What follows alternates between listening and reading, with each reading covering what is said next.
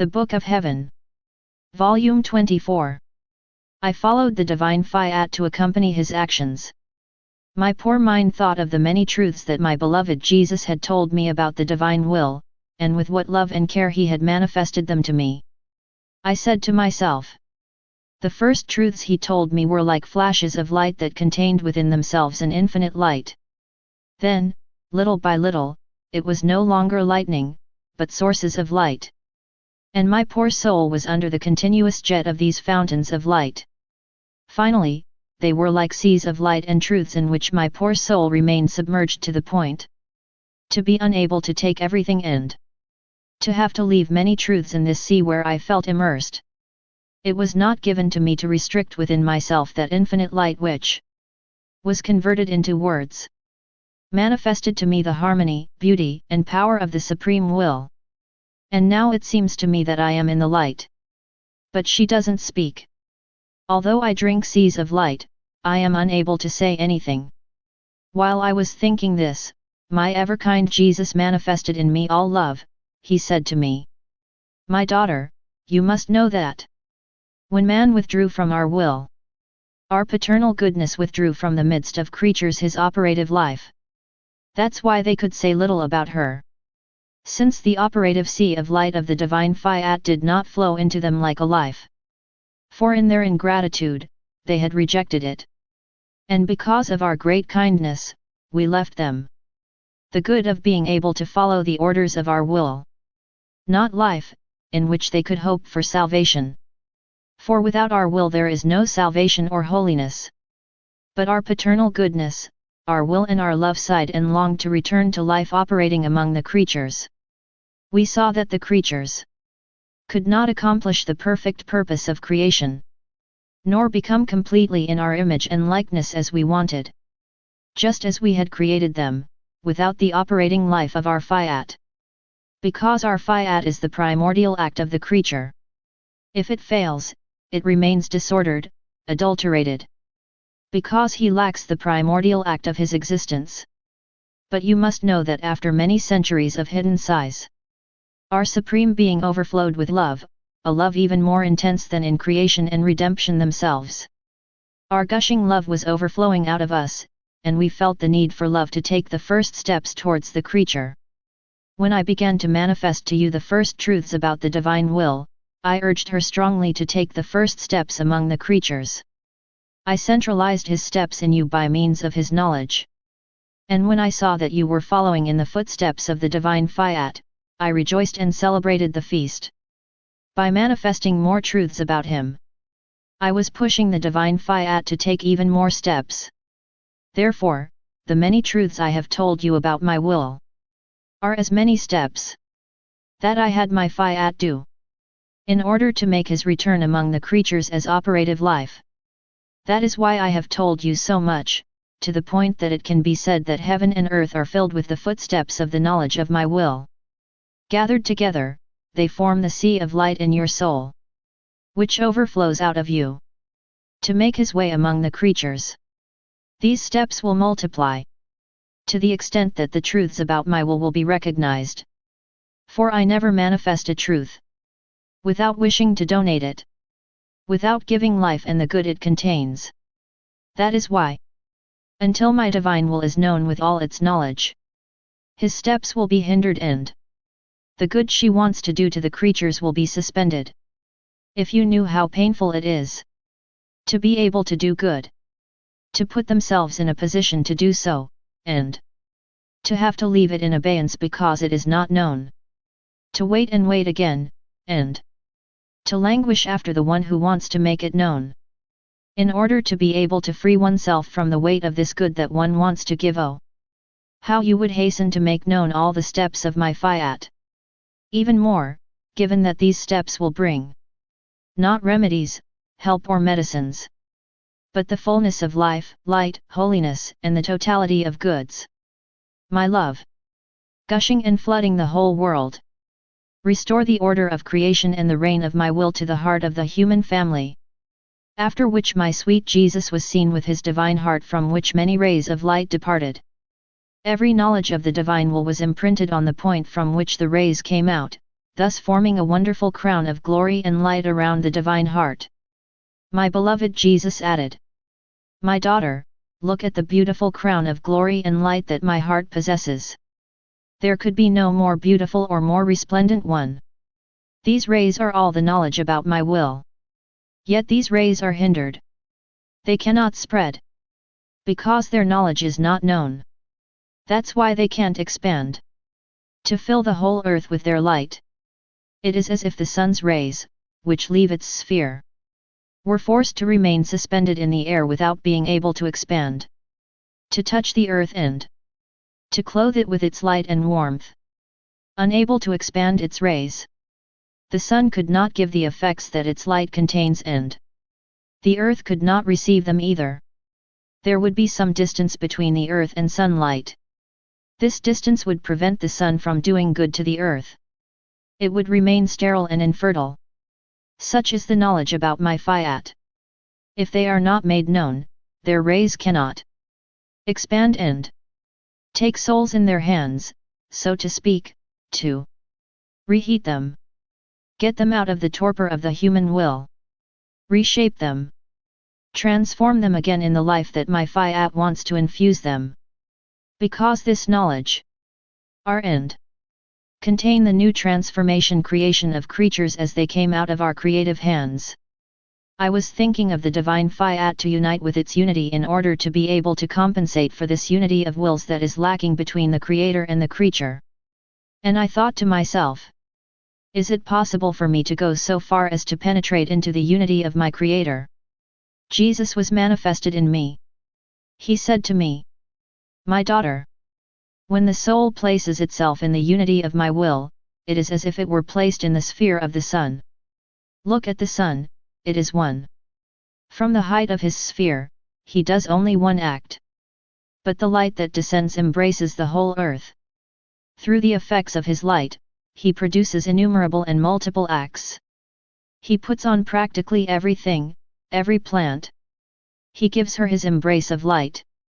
And he said to her, 'What do you desire? Sweetness? I give it to you. How about you? Heat? There she is. What about you, perfume? I give it to you as well.' His light pours out with passion almost on everything he gives him what suits his nature. To form his life and to grow in accordance with the order created by God.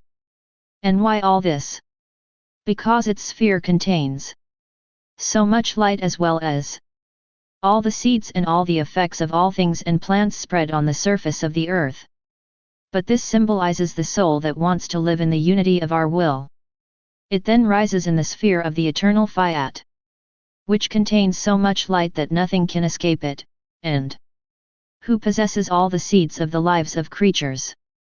Its light coats and shapes each of them, and prays that all may receive the life, beauty, and holiness desired by their Creator.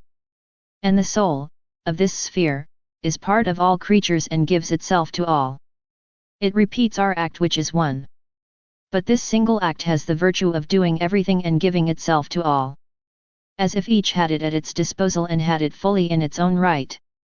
In fact, unity is in us a nature, and in the soul, it can be a grace. We feel multiplied in the soul that lives in our unity. Oh! How we like to see the smallness of the creature go up, then go down and spread in our unity to be the repeater of her Creator. After which, I wondered how my blessed Jesus would bring the kingdom of his will, how the creature could embrace everything together. And almost all at once. So much knowledge about his will. Such large goods. Such divine manners. Beauty and holiness. That contain a reflection of the likeness to his Creator?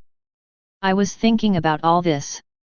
Then my beloved Jesus manifested himself in me and he said to me, "My daughter, by her nature, the creature cannot receive such a great good, a light without limit, altogether. She must take it in small sips and wait until she has swallowed the first one before taking another. And if she were to take everything at once, the poor woman would be drowned. it would be forced to return what it cannot contain.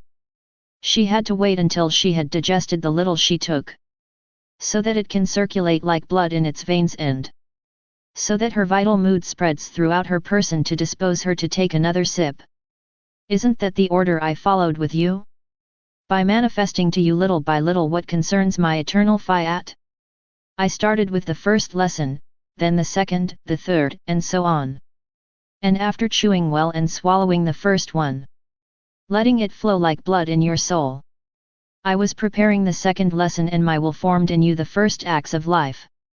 And I celebrated His glory by fulfilling the purpose of creation, impatiently waiting to be able to give you other sublime lessons and filling you so much that you did not know where to take to repeat them.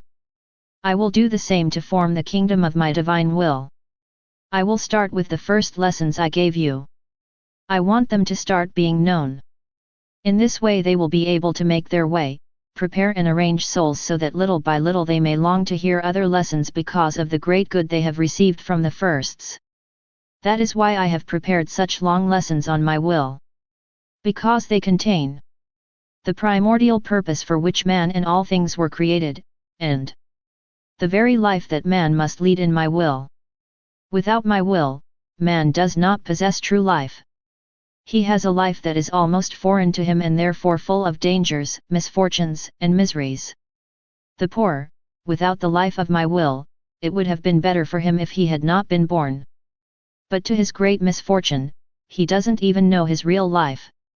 For until now, there has been no one to break the true bread of the knowledge of my will in a way to form pure blood and allow its true life to grow in the creature. They broke for him a stale and medicated bread. This bread, if he did not kill him, did not allow him to grow up healthy, vigorous, and strong with divine strength, as does the bread of my divine will. My will is life, and it has the virtue of giving His life. It is light and it dispels darkness. It is immense and it takes man from all sides to give him strength, happiness, holiness, in such a way that everything is safe around him. Ah!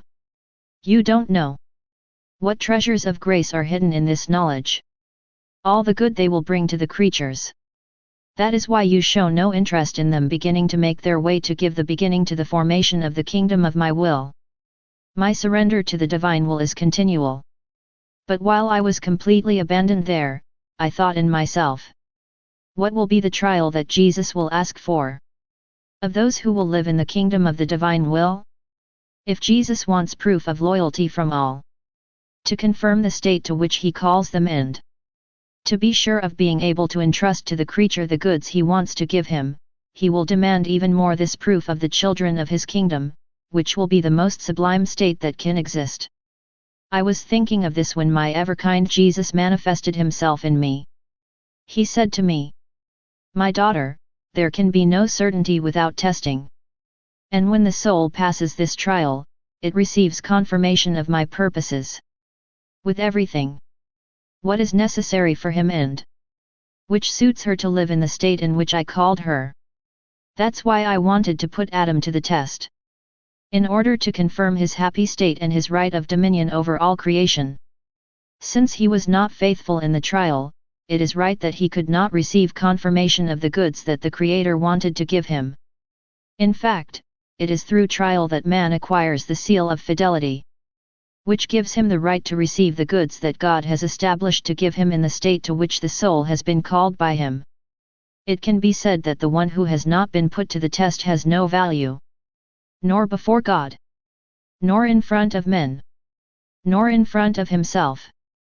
God cannot trust man without experiencing him, and man himself does not know that it is his own strength.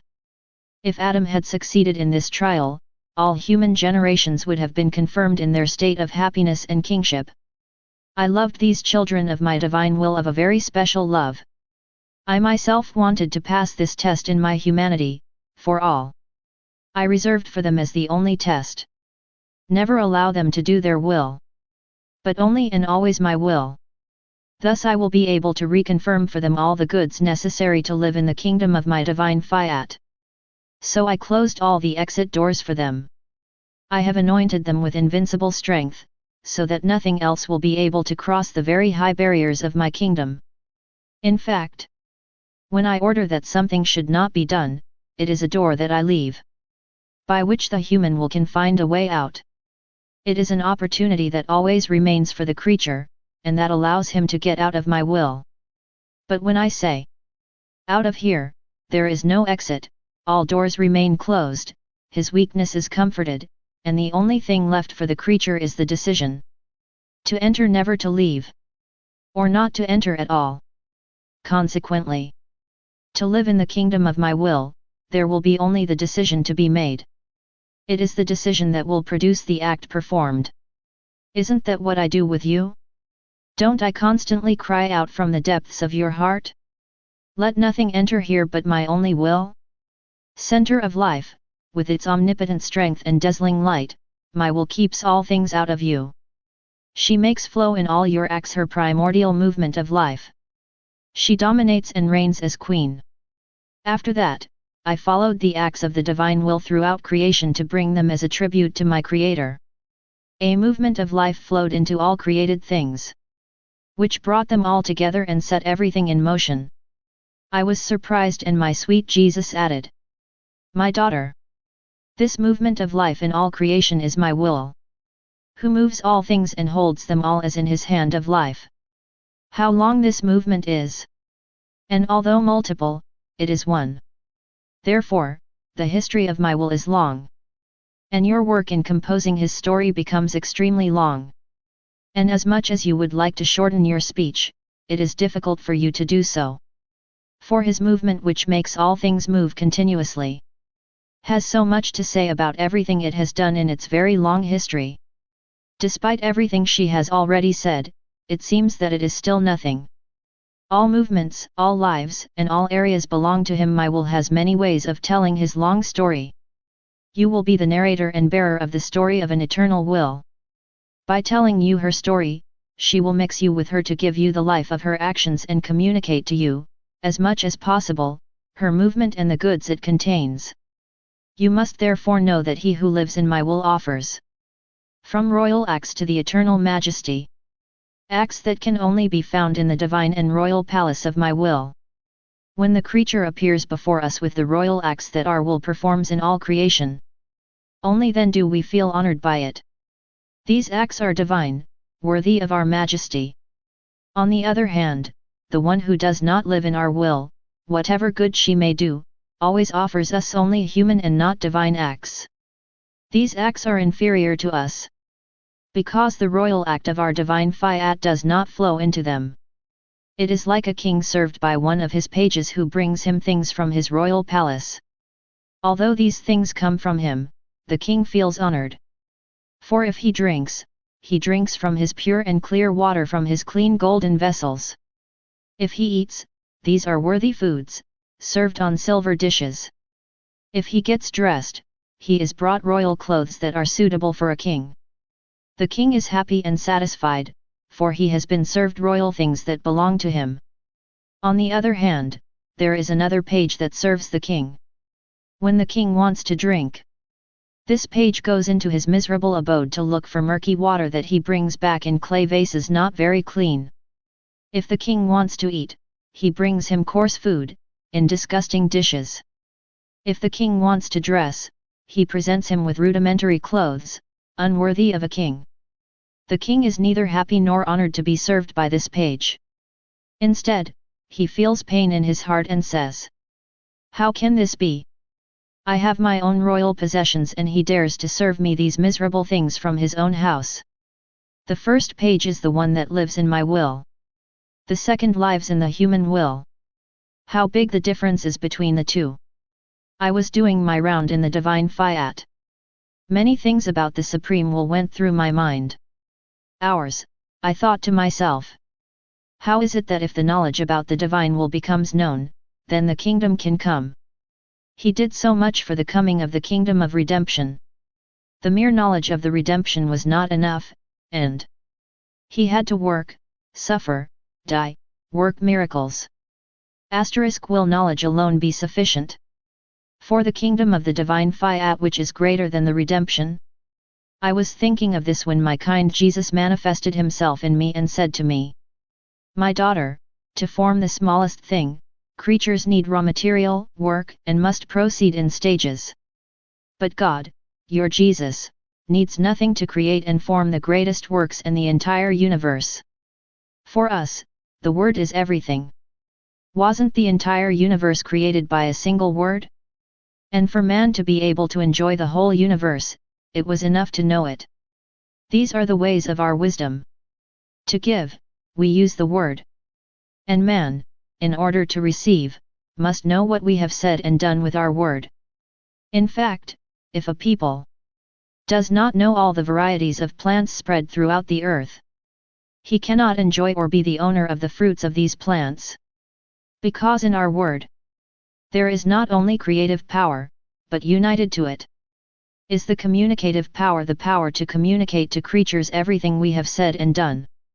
But if they don't know it, nothing is given to them. What did the man add in order to enjoy the sunlight and to receive the effects? Nothing. And he didn't add anything either. The water he drinks, the fire that warms it, and to all the other things created by me. However, he needed to know them. Otherwise it would have been for him as if they did not exist. Knowledge is promising the life of our act and the possession of our goods for creatures. That is why knowledge about my will have the virtue of forming his kingdom among creatures. For that was our intention in manifesting them. And if in the redemption I wanted to come down from heaven to take human flesh, it is because I wanted to descend into all human acts in order to reorder them. In addition, as Adam had withdrawn from our will to satisfy his humanity, and that in doing this he had completely disordered himself, he had lost his original state. I had to follow the same path, descend into a humanity, in order to reorder it. And everything I did in this humanity had to serve remedy, medication, example, mirror, light, in order to be able to put in order a humanity in ruins. Gold. Having done everything necessary, and more. So I had nothing else to do. I had done everything, and I had done it like God, surprisingly and with invincible love in order to reorder this ruined humanity. And man cannot say, Jesus did not do this to heal, put us back in order and make us safe. Everything I did in my humanity was only preparation and the remedies I prescribed, so that the human family may recover and return to the order of my divine will. Thus, after 2000 years of remedy, it is just and suitable for us and for man, that he is no longer sick, but healthy again, so that we can enter the kingdom of our will. That is why knowledge about our will was necessary, so that our creative power that speaks and creates, speaks and communicates, speaks and transforms, speaks and wins, can talk and form new horizons, make new suns rise for each knowledge it manifests, so as to form such a great number of sweet enchantments, that the creature, stunned, will be conquered and will be clothed with the light of my eternal will. De facto, he lacks nothing else in the coming of his kingdom than the exchange of a kiss between the two wills. One dissolving into the other. My will that gives, and the human will that receives. Therefore, my word was enough to create the universe, will be enough to create the kingdom of my Fiat. But it is necessary that the words I said and the knowledge I have manifested is known, to be able to communicate the good that my creative word contains. That is why I insist so much that knowledge about my will and the purpose for which I have manifested them are known, so that I can realize the kingdom that I so desire to give to creatures. And I will move heaven and earth to achieve this goal. Jesus, my life and my heart, here I am again for this great sacrifice to start writing yet another volume.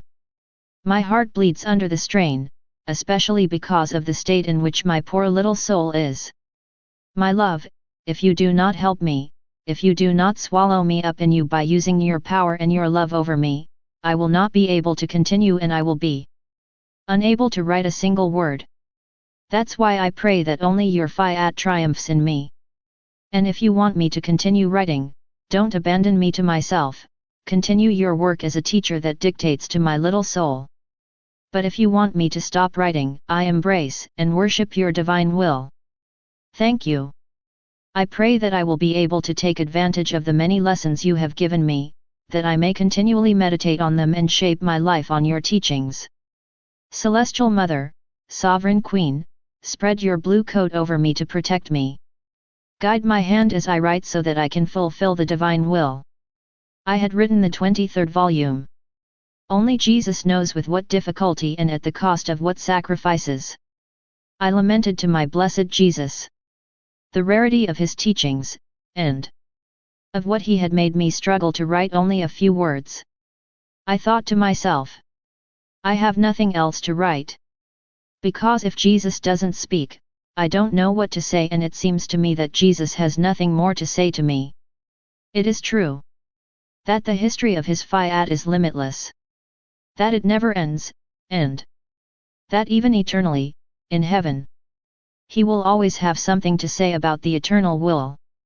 Being eternal, it understands the infinite and that the infinite has infinite things and knowledge to tell, so that it never stops. It is like the sun which, by giving its light, always has more light to give, without its light ever being exhausted. But is it possible that for me he puts a limit to his word, and let him pause in the account of the long history of his eternal will? I was thinking of this when my sweet Jesus manifested himself in me and he said to me, my daughter, how little you are. And we see that as you continue, you become even smaller. So small, you want to compare our greatness to your smallness, our eternal word to the limits of your word. And the little child that you are is satisfied that your Jesus may have nothing more to say to you. You would like to rest and return to your previous distractions, because you have nothing else to do. Poor little girl! Don't you know that it is only brief pauses that your heavenly Jesus makes for reasons which belong to it, which are not obvious to you, that when you least expect it, he will repeat his very important discourse on the long history of his eternal will. After many difficulties, the writings on the divine will finally arrived here, from Messina. I felt some satisfaction because I could finally have them close to me. I thanked Jesus from the bottom of my heart. But Jesus manifested himself in me. He looked sad and he said to me, my daughter, you are happy and I am sad. If you knew what a huge weight weighs on those of Messina. They had shown interest in these writings, and they let them sleep. They had the responsibility of a divine will. Seeing their inaction, I allowed these writings to be returned to you. All this weight now rests on those who have insisted so much on bringing them back. If they do not take care of it themselves, they too will be responsible for a divine will. If you knew what it means to be responsible for such a holy will. It means holding her shackled, while she longs to be freed from her bonds. It is by making it known that these links can be removed from her.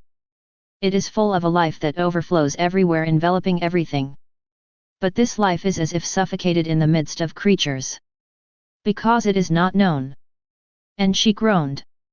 Because she wants the freedom of his life, and it is forced to keep within itself the rays of its eternal light, for lack of being known. But who is responsible for so much suffering for my divine will? Those who have to take care of making it known and who do not. Was my intention to make so much known about my Fiat without desiring the fruit? No, no. I want the life of what I said. I want to make the sun shine. I want the fruit of all the knowledge I have manifested. I want my work to receive its desired effect. Indeed, how much have I not worked to dispose you to receive such important knowledge about my will? And yourself? How many sacrifices have you not made, and how many graces have I not given you so that you can do them? My work has been long. When I saw you sacrificed, I looked. The great good that my knowledge of the Fiat would produce among the creatures. The new era that was to rise by virtue of this knowledge. While he was suffering sacrificing you, my tender heart felt immense pleasure in seeing the property, order and happiness that my other children would receive by virtue of this sacrifice. When I do great things in a soul, manifesting important truths and renewals that I want to operate in the human family, it is not for this creature alone that I act, because I want to include everyone in this good. Like the sun, I want my truths to shine on everyone so that all who want it can receive their light. Isn't that what I did with my Heavenly Mother? If she had wanted to keep hidden the incarnation of the Word, what good would my coming into the world have brought? None. I would have gone to heaven without giving my life for anyone. And the Sovereign Queen, if she had hidden from me, would have been responsible and thief of all the good and many divine lives that creatures were to receive. In the same way, these will be declared responsible and thieves of all the good that the knowledge about my divine Fiat will bring. Because it will bring lives of light and grace, and the immense goods contained in a divine will. Consequently, a heavy responsibility lies with those who should take care of it. If they continue to leave inactive the sons, so beneficial, of so many truths about my eternal will. And if you, first of all, wanted to oppose making known what concerns my will, you would be the first thief of these many sons and of all the goods that creatures must receive through this knowledge.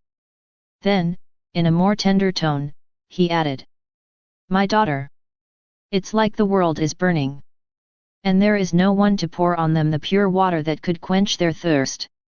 The little they drink is the murky water of their will that burns them even more. Even the good ones, the children of my church who are trying to do good after doing it, they do not feel the happiness of this good. They rather feel its weight, which brings them sadness and fatigue. Do you know why? Because in this property itself, the life of my Fiat is absent. This life contains the divine force that removes all fatigue. The light and warmth of my will are absent. These, who have virtue, remove any weight and to soften any bitterness. The beneficial dew of my Fiat is absent. This adorns the actions of creatures and makes them beautiful to the point of bringing with them the life of happiness. The eternally gushing water of my will is absent. This one, fruitful in a divine way, gives life, soothes their thirst. That's why they drink, but they burn even more. See how much it is then necessary that his knowledge are known and make their way among the creatures, in order to offer to each one the life of my will, with the source of the goods it contains. Even those who are said to be the best feel that something is missing. They feel that their works are not complete, and each one languishes after another good. But they themselves don't know what it is. It is the fullness and totality of my divine Fiat that is missing from their actions. Therefore their works are half-made. For it is only with my will and in my will that one can make complete works. That is why my will aspires to be known for bringing his life and fulfillment to the works of his creatures. Especially since I am preparing big events, sad and happy punishments and graces, unforeseen and unexpected wars. All this in order to dispose them to receive the good of the knowledge of my Fiat. If they let them sleep without spreading them among the creatures, they will render useless the events I am preparing. What will they not have to tell me? Through this knowledge, I am preparing the renewal and restoration of the human family. Therefore, on your side, does not present any obstacle. Pray that the kingdom of my divine will come soon. I was doing my round in the divine Fiat. I accompanied my sweet Jesus in the pains of his passion. I followed him to Calvary. My poor mind stopped to think of Jesus' atrocious sufferings on the cross. Jesus manifested himself in me and said to me, My daughter, Calvary is the new earthly paradise where humanity regains what it had lost by withdrawing from my will. In paradise, man has lost grace. On Calvary, he acquires it. In paradise, heaven has been closed to him. He has lost his happiness and he has made himself the slave of the infernal enemy. Here, in the new paradise, heaven is open to him again. He finds lost peace and happiness. The demon is chained while man is delivered from his slavery.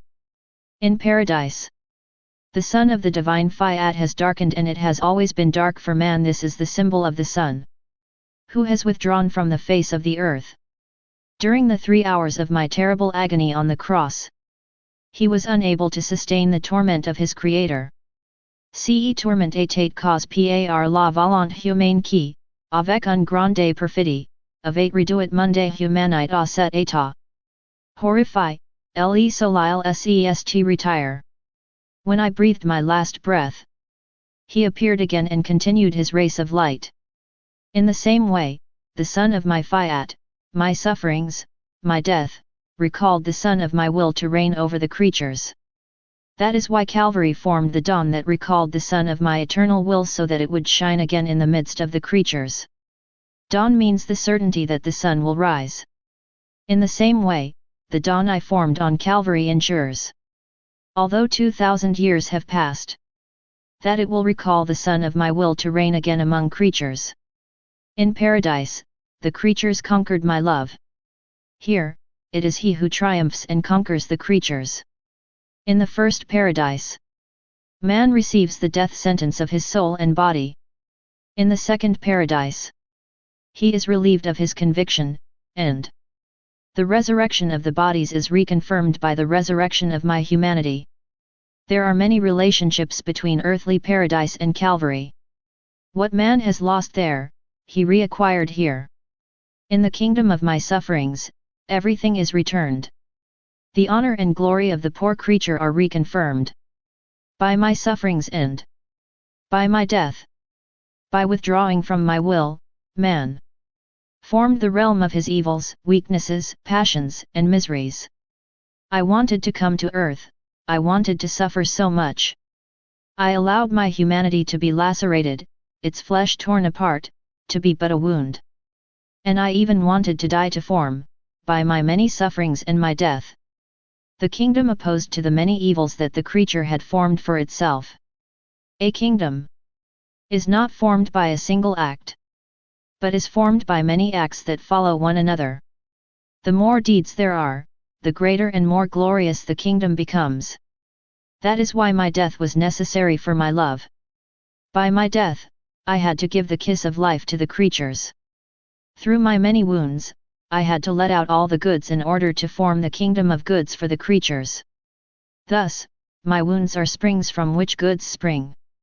My death is a spring of gushing life for all creatures. And just like my death, my resurrection was necessary for my love. For in doing his will, man had lost the life of my will. I wanted to be resurrected in order to train not only the resurrection of the body, but in it the resurrection of the life of my will. If I hadn't been resurrected, the creature wouldn't have been able to resurrect in my Fiat. He would have missed him. Virtue. The bond of his resurrection in mine, and my love would have felt incomplete. I would have felt like I could do something more than I was doing. And I would have remained with the harsh martyrdom of a love that is not complete. If, therefore, the ungrateful man does not take advantage of all that I have done, the evil is all his, but my love knows its triumph and enjoys it fully. I was thinking about the divine will, and 1,000 thoughts were trotting in my head. How can his kingdom come? How will creatures be able to receive such a great good and rise so high to enter this Fiat from which creation came out? I was thinking about all this when my beloved Jesus manifested himself in me, and he said to me, "My daughter, my will possesses virtue to purify, cleanse, beautify, and change nature itself. The human will is like a seed, spoiled inside, while it looks good on the outside. The garment that covers it seems to be in good condition. But if we remove it, we realize that this seed is half rotten, and another empty. Still others who possess life do not expose it to the sun and wind, and it ends up rotting. On the other hand, if it is exposed to sun and wind, light, heat, and wind, detach the spoiled part. Purify the seed and will give it a new life. This is the human will. A spoiled seed, full of smoke and rot, half putrefied. However, not all seeds are completely dead. Some still have a net of life. If these are exposed to the sun of my divine will, its light, its warmth, and its penetrating wind will invest the seed of human will. And light and heat will clean the seed by removing what is spoiled. They will fill it with life. And the prevailing wind of my Fiat will play with her. Will raise it to the enclosure in this Fiat from which it came out. With his virtue, he will change the nature of the seed and return its original life. It is enough for him to do this. To expose himself to the sun of my will and to the burning and brilliant rays of his knowledge. To let oneself be invested, caressed by its light, warmed by its heat, transported by the force of its wind.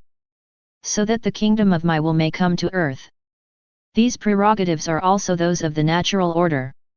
If the air we breathe is heavy and oppressive, a breath of wind is enough to empty the air of this weight and allow us to breathe clean air. If one feels excessive heat or freezing cold, a breath of wind is enough to temper this heat or reduce this cold. If thick clouds cover the horizon, the wind and the sun are enough to dissipate them and make the blue of the sky reappear, more beautiful than ever. If a field threatens to rot because of stagnant water, a strong wind is enough to dry it, and the light and heat of the sun can bring it back to life. Si la nature put faire cela, anime par la puissance de ma volonté. Ma volonté le put plus encore sur les aims qui se les sent investir parl. Ma volonté va les remodeler par sa chala. Elle détruira ce qui était gate en elles.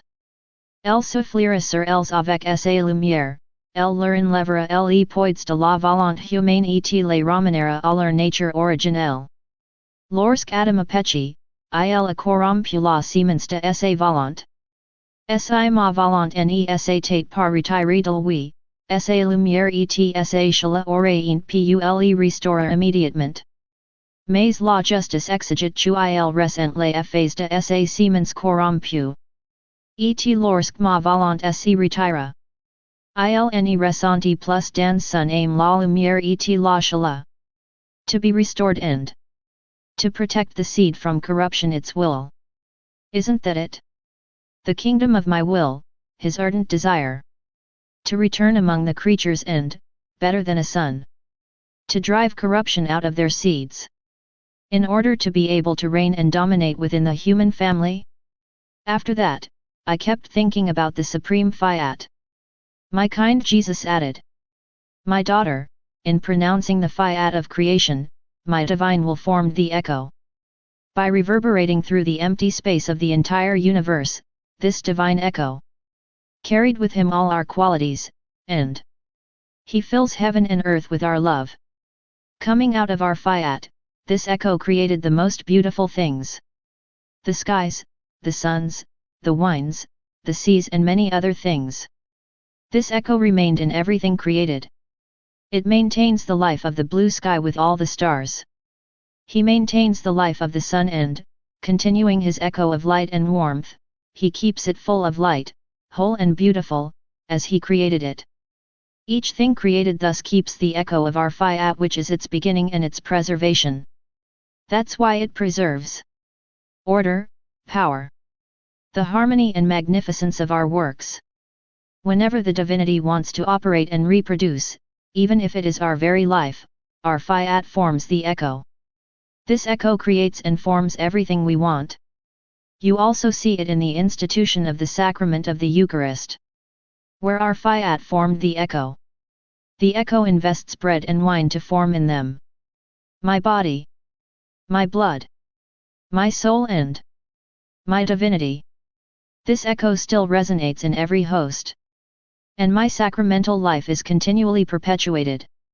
But this echo resonated in the creation of man. By withdrawing from our will, man has lost his echo. He no longer felt inside and outside of him the soft, powerful, and harmonious sound. who had the virtue of preserving it as it had come out of our creative hands, he then became weak and disharmonious. Poor man, without the echo of our Fiat that had given him life. He was unable to reorder himself. He no longer felt in himself the echo of the light of its creator. The echo of love, order, power, wisdom, gentleness, and divine goodness. Without the echo of our Fiat, the man became like a child growing up without a mother, who has no one to teach him to speak and walk. Or as a student who does not have a teacher to teach him to read and write. If he does something on his own, it will be messy. Such is the man without the echo of our Fiat, a child without a mother, a student without a master. But if the soul continues to call my will as the beginning of its whole being, it will feel its divine echo. This echo will remind her at her beginning. Resonating in her, he will reorder again. Our echo has withdrawn from man because he has evaded our will, but when souls recognize him, love him, and want nothing but our divine Fiat, the echo of our will return among the creatures. The kingdom of our divine Fiat is exactly that, the return of our divine echo. Not the distant echo that often resonated in man's ears when he withdrew from our will. But the continual echo, which will resonate in the depths of souls and which, by transforming them, will form in them a divine life to return man to the order in which he was created. I continue my abandonment in the divine will, with the almost continual torment of the deprivation of my sweet Jesus. I felt the Fiat sea of light flowing in my poor mind, which seemed to want to tell some truths. But the pain I felt from Jesus' deprivation was so great that I didn't want to pay attention to the light that wanted to speak to me. My beloved Jesus manifested himself in me and, hugging me, said to me, "My daughter." When the light of my Fiat wants to manifest itself and the soul does not take it into consideration, the light to which it wants to give birth to communicate it to creatures is aborted. And they do not receive the light of this birth of light. If you knew what it means to be the cause of an abortion of our light, you must know that when our Fiat wants to manifest a truth, it puts our whole being into activity and it overflows with love, light, power, wisdom, goodness, and beauty. He forms the birth of the truth he wants to deliver. All our qualities come into action and we cannot contain this truth. We give birth to it in order to give it to the creature. And if the creature does not take this truth into consideration, it causes the abortion of our love and our light. It causes the abortion of our power, beauty, wisdom, and goodness by causing them to die at birth. She loses this dear birth and she does not receive from us the life we wanted to give her by means of this truth. We still have the sadness of having had an abortion and the feeling of seeing the good that we wanted to give to the creatures return to us. In fact, if the creature aborts, it loses that birth. We do not lose it, because it enters into us. It is for the creature that it is aborted.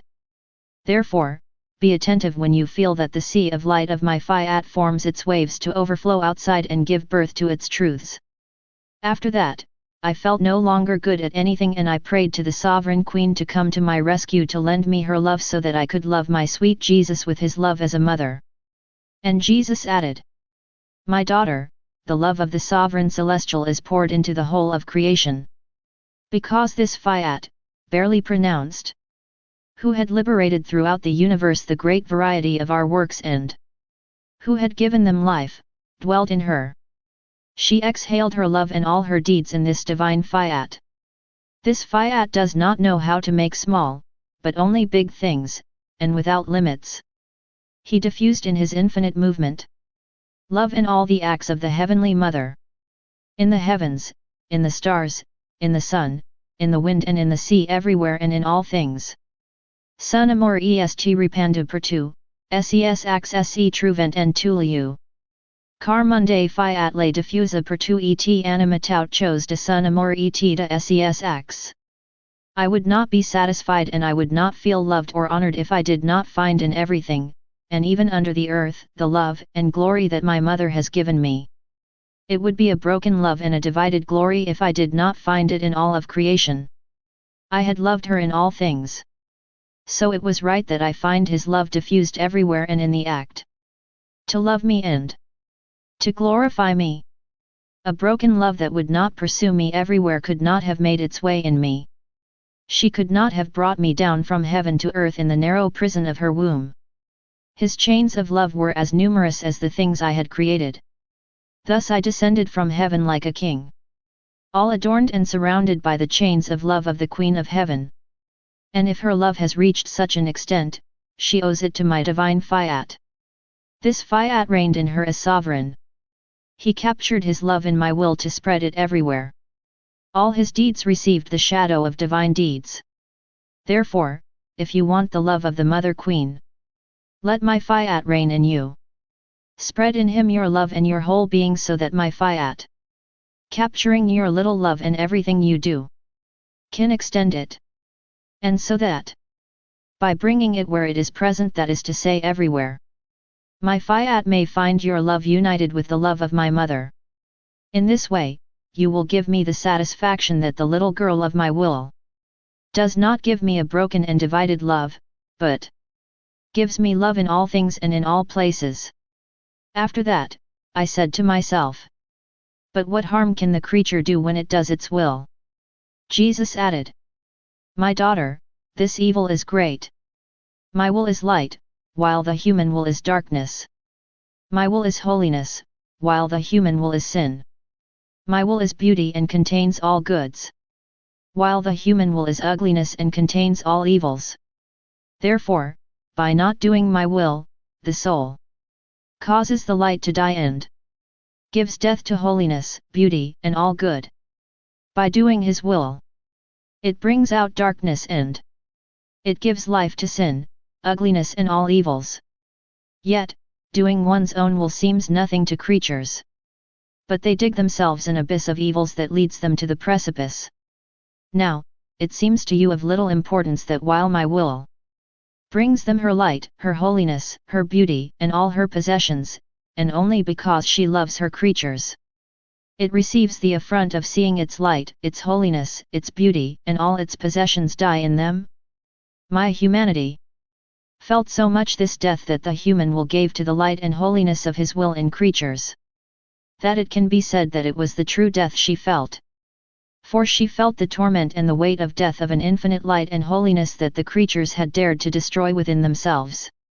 And my humanity groaned and felt crushed by as many dead as the creatures had dared to give death to the light and holiness of my divine will in them. What harm would not be done to nature if they caused death? Sunlight, the wind that purifies and the air they breathe? The disorder would be so great that all creatures would die from it. Nevertheless, the light of my will is more than a sun for your souls, more than the wind that purifies and more than the air that forms their breathing. By the disorder caused if they could cause sunlight, wind, and air to die, you can understand the harm of not doing my adorable will. It is the primordial act of life and the center of all creatures. I was doing my round in the divine Fiat. According to my habit, I invested all the creation of my chorus. I love you, I adore you, I bless you. As I did this, I thought to myself, what do I give to my God with all these I love you? My sweet Jesus then manifested himself in me and said to me, my daughter, pure, holy, and upright love is a divine birth. He comes from God and he has virtue to rise up and enter into God, to multiply its births and to bring God himself to all creatures who aspire to love him. Therefore, when the soul is invested by this love and receives this birth, she can form other births as many times as she says her I love you. His I love you flies to God. The Supreme Being, look into this I love you of the creature. He sees himself whole in this little I love you. God feels that it is he as a whole who is given to him by the creature. This little I love you contains a prodigious secret. In its smallness it contains infinity, the immensity, power. He can say, I give God to God. In this little I love you of the creature, the infinite being feels that all his divine qualities are gently caressed. This birth is from him. Thus it is found in her entirety. This is what you give me with your I love you. You give me to myself every time. You could not do anything greater, more beautiful, or more pleasant than to give me entirely to myself. My Fiat, which forms for me the life of your I love you in you, makes its delights by forming of us these many births. He thus keeps the rhythm of the I love you in you. With the ardent desire to always mint this divine currency with your I love you for everything created. He then looks to see if all the things created are adorned with the pearl of the prodigious secret of your I love you. My daughter. We don't look to see if what the creature is doing is big or small. We look to see if the prodigy of our secret is present. If his tiniest deeds, thoughts and sighs are invested with the power of our will. It's all there, and that's it for us. After which I continued my round in the Fiat, to accompany all that Jesus had done in the redemption. I thought to myself, how I wish I had done all that the Sovereign Mother did when she was with Jesus. She certainly followed all his actions and did not let any of them escape him. I was thinking about this and other things when my ever-kind Jesus added, my daughter, it is true that nothing escaped my mother, for everything I did and suffered resonated like an echo in the depths of her soul. She was so attentive in waiting for the echo of my actions that this echo, with all that I have done and suffered, remained imprinted in her. And the Sovereign Queen echoed mine. She made it resonate in the depths of myself. So that torrents were running down between her and me.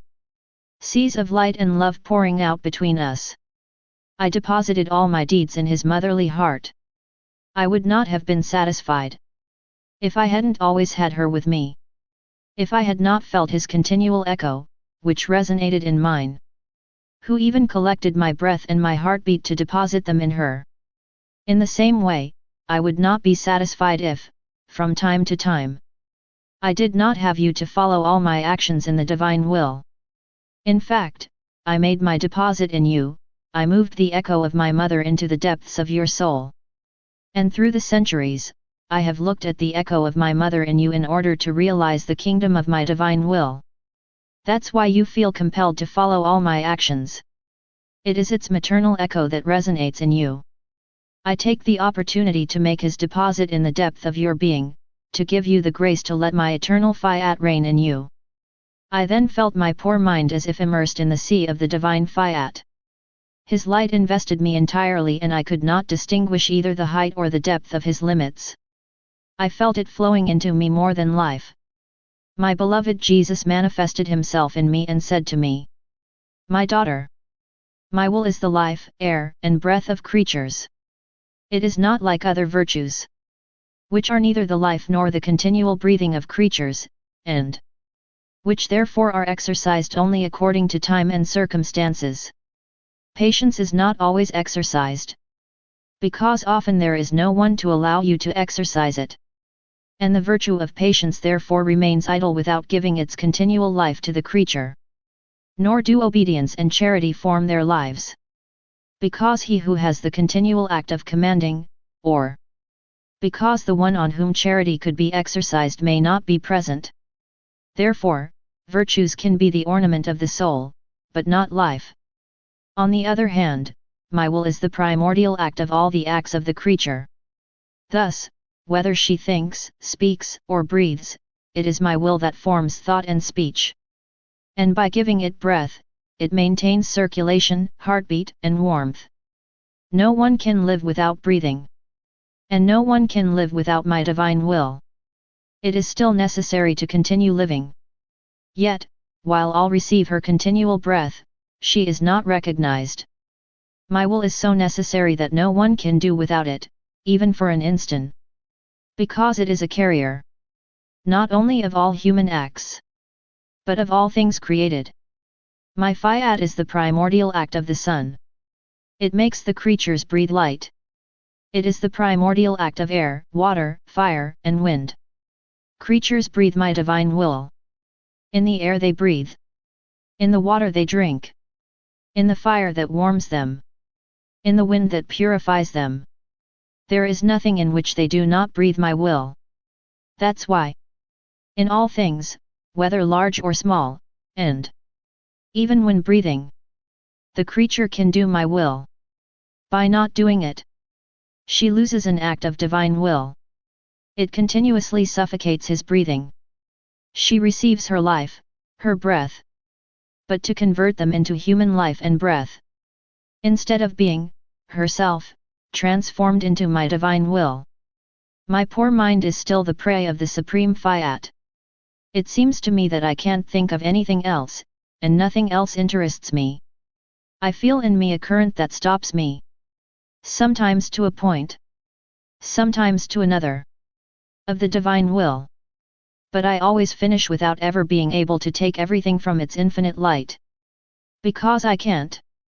My kind Jesus manifested himself in me to surprise me, and he said to me, "My daughter, when the soul practices a virtue, the first act it practices forms the seed, and by practicing the second, the third, and so on, it cultivates the seed, waters it. And the seed becomes a plant that produces its fruits. If the soul practices this virtue only once, or a small number of times, the seed is neither watered nor cultivated, it dies. And the soul remains plantless and fruitless. For a virtue is never formed by an act alone, but by repeated acts. It happens as on earth. It is not enough to sow the seed in the ground. It must be grown often and watered if you want to have the plant and fruits of this seed. Otherwise the earth hardens and covers it without giving it life. The one who wants to acquire a virtue such as that of patience, obedience, or other, must sow the first seed, then water it and grow it with other acts.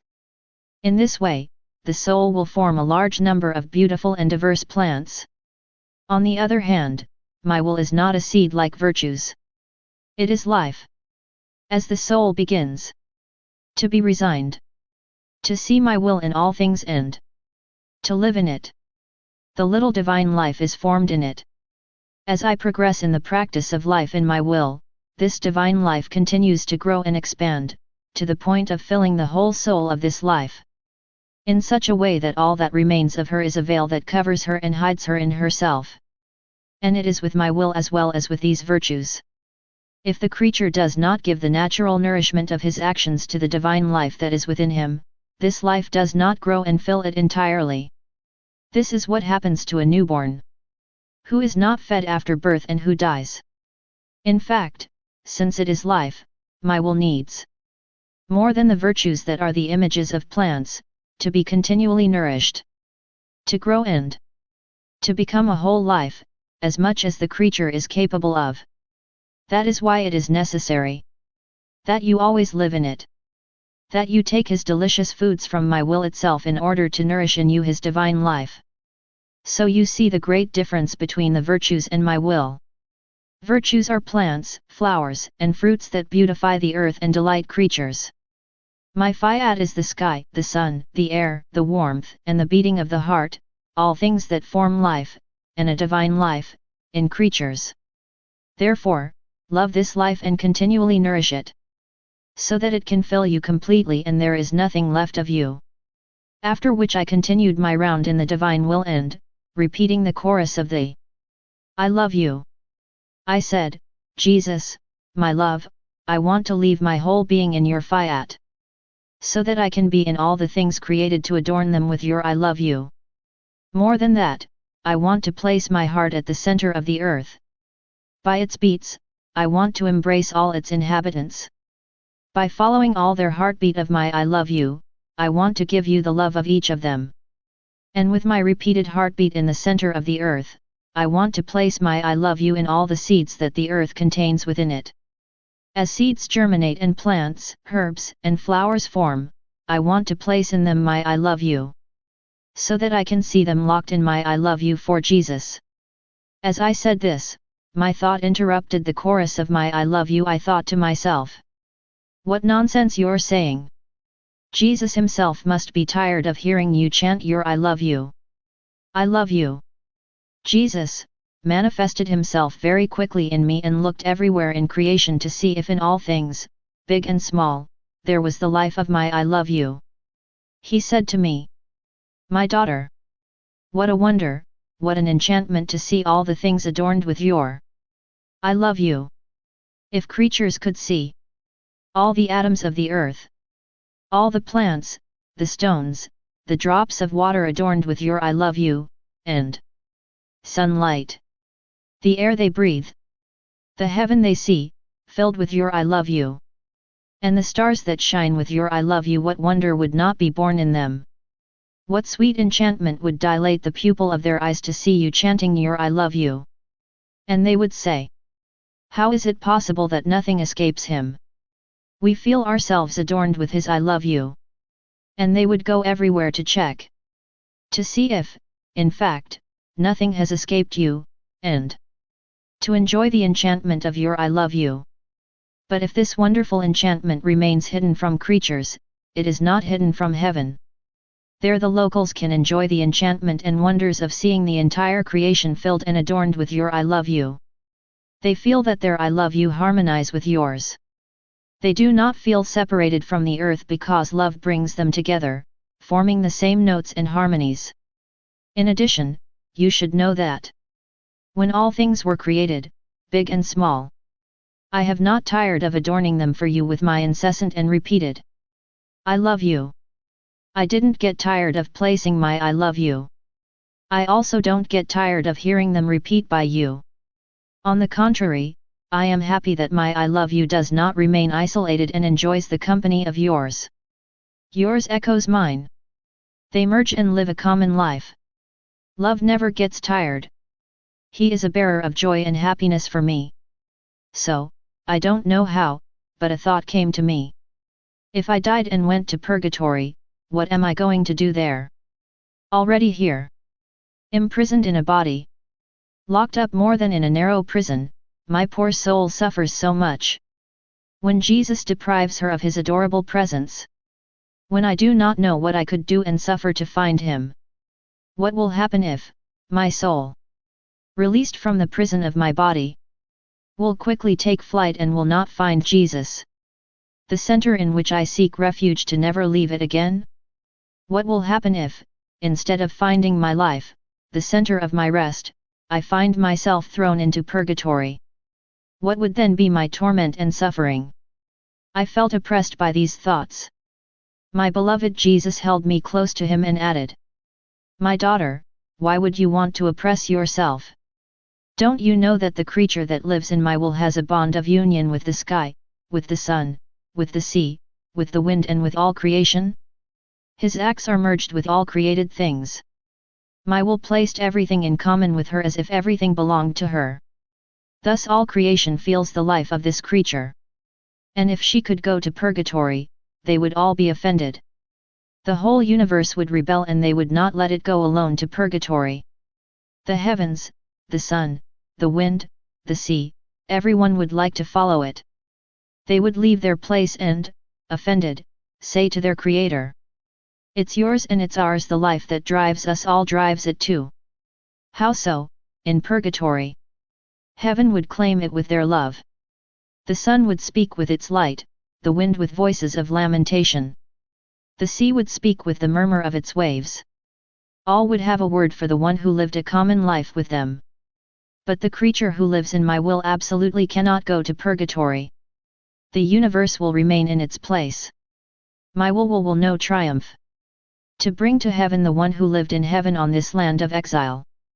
Therefore, continue to live in my will, and do not seek to darken your mind and to overwhelm you with things that do not belong to you. I was thinking of the divine will. Oh! How many thoughts came to my mind!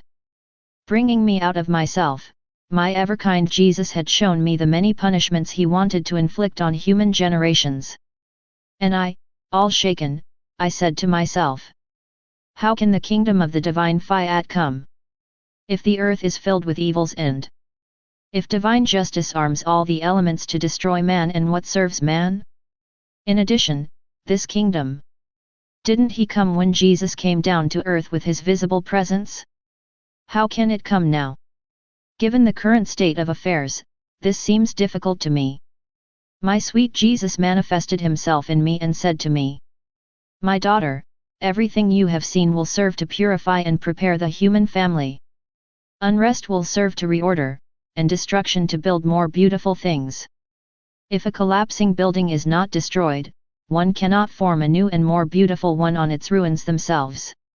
I will do everything for the fulfillment of my divine will.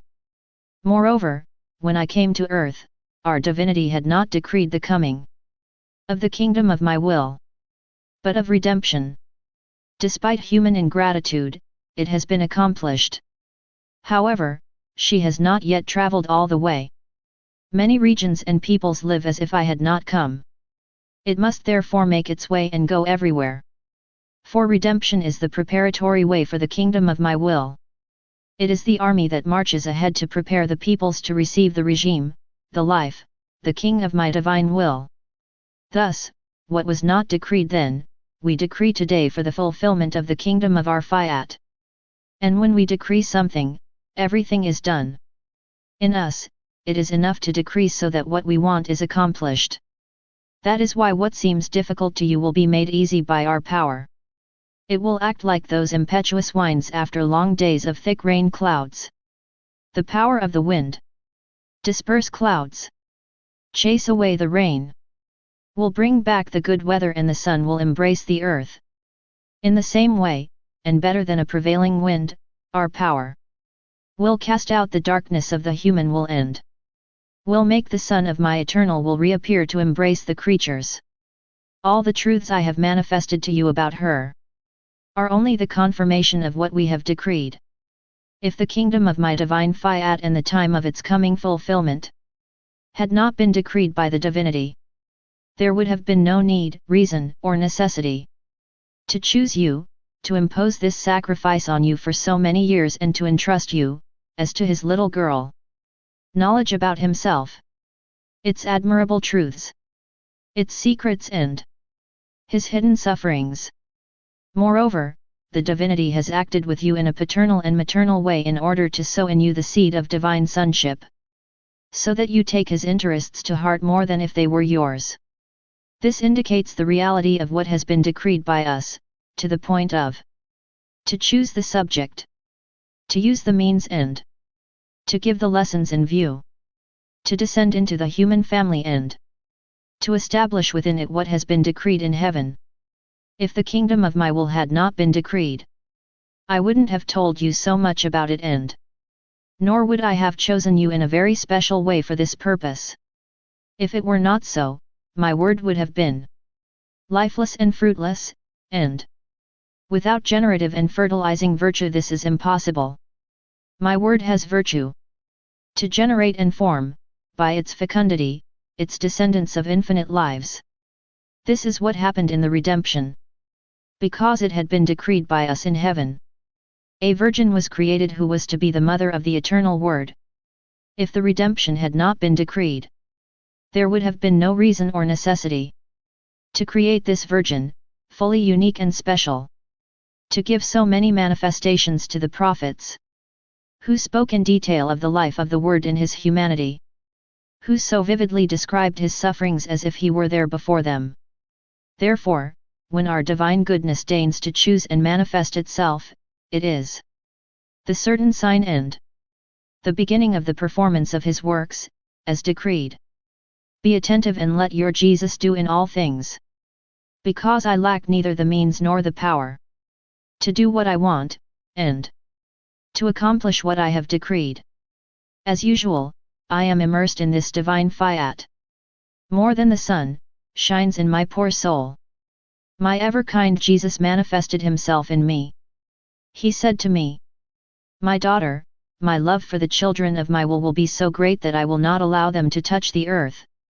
I will put my steps under their feet so that, if they walk, they can touch my footsteps and not the earth in such a way that they will feel in them the life of my steps. Who will communicate the life of the footsteps of the divine will to those of the children of my will? If they work, they will feel the touch of my works. These, one after the other, will communicate to their works the virtue of my will. If they speak, if they think, they will feel the life of my words and thoughts which, by investing them, will communicate to their minds and to their words the virtue of my Fiat. I myself will be the bearer of the children of my will. I will watch jealously That they do not touch anything, that they do not participate in anything, and that they may feel my life flowing continuously in them, forming in their lives that of the eternal will. They will therefore be the most beautiful works of my creative hands. Oh! How the work of creation will be reflected in them! They will be the triumph of my redemption, everything will triumph in them. That's when I can say, my works are complete. I will take my rest among the children of my supreme Fiat. After what has been written in recent days, my mind was still harassed by fear and doubt. It was not my blessed Jesus who had told me all these things, but rather it was the fruit of my imagination. And I thought to myself, if it were not Jesus who spoke to me, these writings would be lifeless. Because it is only when Jesus speaks that life runs in his word. And when I write, the life of the truths that Jesus told me dwells in them, so that those who read them will feel the communicative virtue of life infused into them, and they will feel transformed into the very life of the truth they will read. But if it is not Jesus, these writings will be lifeless, empty of light and goods. So why make the sacrifice of writing them down? I was thinking about this when my sweet Jesus came out of me. Placing his head near mine with an air of sadness, he said to me, "My daughter, you put bitterness in my party. In fact, when I manifest a truth, I do so because I want to celebrate with the creature. But if she does not have full confidence in me and begins to doubt, the party is interrupted and turns into bitterness. I act like the one who has a close friend, loving that friend very much. He wants to pour into his friend's heart all that his own contains. By entrusting him with his secrets and hidden joys, he reveals to her all that he possesses. But the friend who listens to him shows that he does not believe it, and he doubts what his friend tells him. He fills his friend with bitterness and turns his outpouring into sadness. So, in his sorrow, he almost regrets his confidences and, with sorrow, he withdraws. On the other hand, if he believes it, not only does this friend fill him with bitterness, but he participates in his property. It is together that they celebrate the joys that his friend possesses, and their friendship is linked by a double bond of love. I'm like that, and even more than a friend. I love so much the one I chose as my little secretary that I want empty my heart and entrust to him my secrets, my joys, my hidden sorrows, my surprising truths, for celebrate with her and to communicate to him as many divine lives as I manifest truths to him. If I see that she believes me, I rejoice and I go out celebrating the joys and happiness of a divine life that possesses the infinity of all goods. And the soul is filled and celebrates with me. But if I see her hesitant, I am in bitterness, and she remains deprived of the life I wanted to entrust to her. You often repeat these scenes of distrust of me. Also, be attentive, and do not turn my joys into sorrows." I was still confused and didn't know what to answer. After which I continued my rounds in the divine will. My sweet Jesus added, "My daughter, when the soul enters my will, she connects her electrical wire, which can go wherever one wants to form light. In fact, light is not formed where the thread takes place, but at its end.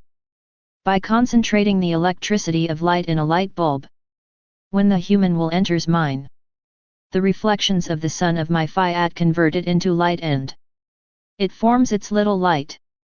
And the electricity of my will extends the thread of human will and, more than a light bulb, forms its little light on the point that the soul would like to reach before God. And God, seeing the little light of the human will, invests it, and with the electricity of his divine light, he converts it into sun and forms the most beautiful ornament of his divine throne. This is so beautiful and admirable to see that the soul of the earth, by entering into my divine will, puts in it its electric wire for heaven. And this thread extends until it reaches the center of my will, which is God, to form its ornament of light. And these lights convert into sunshine. I had the feeling of being in a nightmare of infinite weight. My poor mind was suffocating as I groaned without being able to find relief because of the deprivation of my sweet Jesus. And while I felt consumed by the terrible suffering of being deprived of my life and my all, this very suffering, making me fearless, destroyed in me the life of pain. And if I found myself immersed in suffering, unable to express myself, it was nevertheless a suffering without pain, a sorrow without pain in my bitterness, I said to myself. Why am I unable to get in pain? I feel within me an infinite suffering, as infinite as the one that left me. Yet when I try to penetrate such righteous and holy suffering, the deprivation of my Jesus, I remain without the life of suffering. My Jesus, have mercy on me, do not leave me in such a sad state. I thought of this when my kind Jesus manifested himself in me. He said to me, "My daughter, the soul that lives in my will enters into the divine order. Our divinity is incapable of suffering. Nothing, not even the smallest thing, can in the slightest darken our perpetual and infinite happiness. Creatures can offend us as much as they want. Suffering, offenses remain outside of us, never within us. And if suffering could enter us, it would immediately lose its nature of suffering and turn into joy. Thus, suffering cannot enter the soul that lives in my will, especially since, feeling in it the light, the strength, the happiness of my divine will, it already feels in possession of this Jesus of which it seems be private. How can she suffer if she already possesses him? Suffering, therefore, remains outside the soul, that is, in human nature. If the soul feels all the spasm of my deprivation and the weight of infinite suffering, which is the deprivation of me, it seems incapable of suffering. Because it is invested by the divine Fiat. She thus experiences suffering without suffering, a sorrow without sorrow. Because suffering and sorrow cannot penetrate the sacrarium of my will, they are forced to stay outside. The soul can feel, see, and touch them, but they do not enter its center. And if they did, my will would lose its happy nature in you, which cannot be done. It is like the sun that is incapable of darkness. All the human forces together could not bring an atom of darkness into its light. Darkness, however, can extend outside the light. But the sun loses nothing, neither its warmth nor its admirable effects. It is always triumphant in its state of light. Darkness cannot weaken it or take anything away from its light. However, if the sun could suffer, it would be unfortunate to be surrounded by darkness. Although she cannot harm her center or her happiness. But this is a pain that surpasses all other pain. For it is a pain of divine order. How many times my humanity has experienced it! I felt crushed. All the pains weighed on me. But within me, my divine will was untouchable by all my sufferings. She possessed immense happiness and endless beatitudes. It can be said that there were two natures in me, one was opposed to the other. One of happiness. The other of pain. Oh! My human nature has felt the pains more vividly than the immense joys of my divine nature. This is the reason why you are unable to express yourself, because they are pains of divine order. If before, when I hid from you, you had the impression that everything became suffering in you, it was because the life of my will was not in you in its entirety. Therefore, these voids were filled with suffering. You were sensitive to a pain that made you not unperturbed and at peace as today, but agitated and without that firmness that the divine gives. And I immediately came to support you. For I did not see the indelible characters of my will. In fact, what my will places is never erased. And I, trusting him, I leave this work to my divine Fiat. I prayed. I felt like I didn't know how to pray, love, and thank Jesus. So, I thought to myself, how I would like to have in my power the love and prayers of the Sovereign Lady and all the saints in order to be able to love and pray to Jesus. With his love and prayers, and with those of the whole of heaven. And my sweet Jesus manifested himself in me. He said to me, "My daughter, when a soul lives in my will, everything is in his power. For my will is custodian and guardian. of all that my mother and all the saints have done.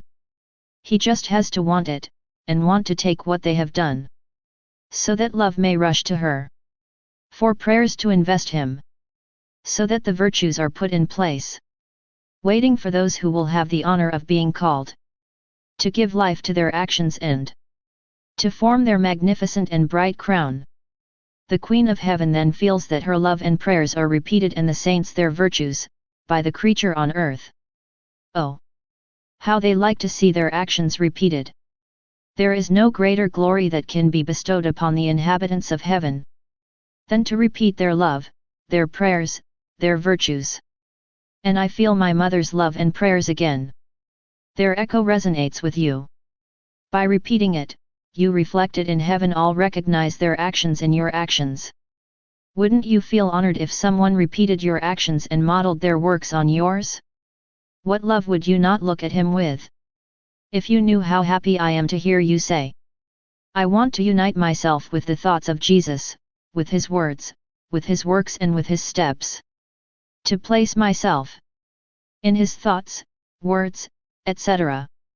On every thought, word, work, and not creatures in order to repeat with him, for all and for each one.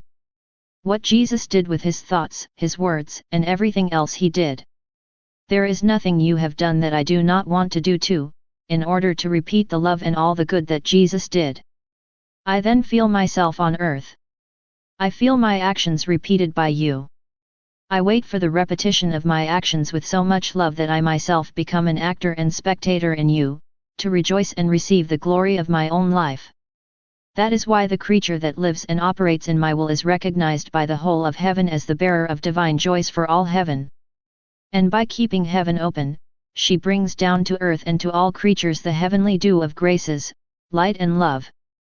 I was worried about a circular I had received from the House of the Divine Will, that house that Venerable Father de Francia desired so much, that he looked forward to and that he did not have the consolation of seeing finished and opened according to his desire. Finally, according to what this circular said, this day was coming. And I was thinking, is it really God's will that I go there? And will the members of this house be real little girls of the divine will? I was thinking of this when my sweet Jesus manifested himself in me and he said to me, my daughter, every word, every work, and every sacrifice made in my will is made to obtain his divine kingdom. Many messengers are sent to the heavenly homeland to carry the divine circular and circulate it among the saints, angels, the sovereign queen and the Creator himself.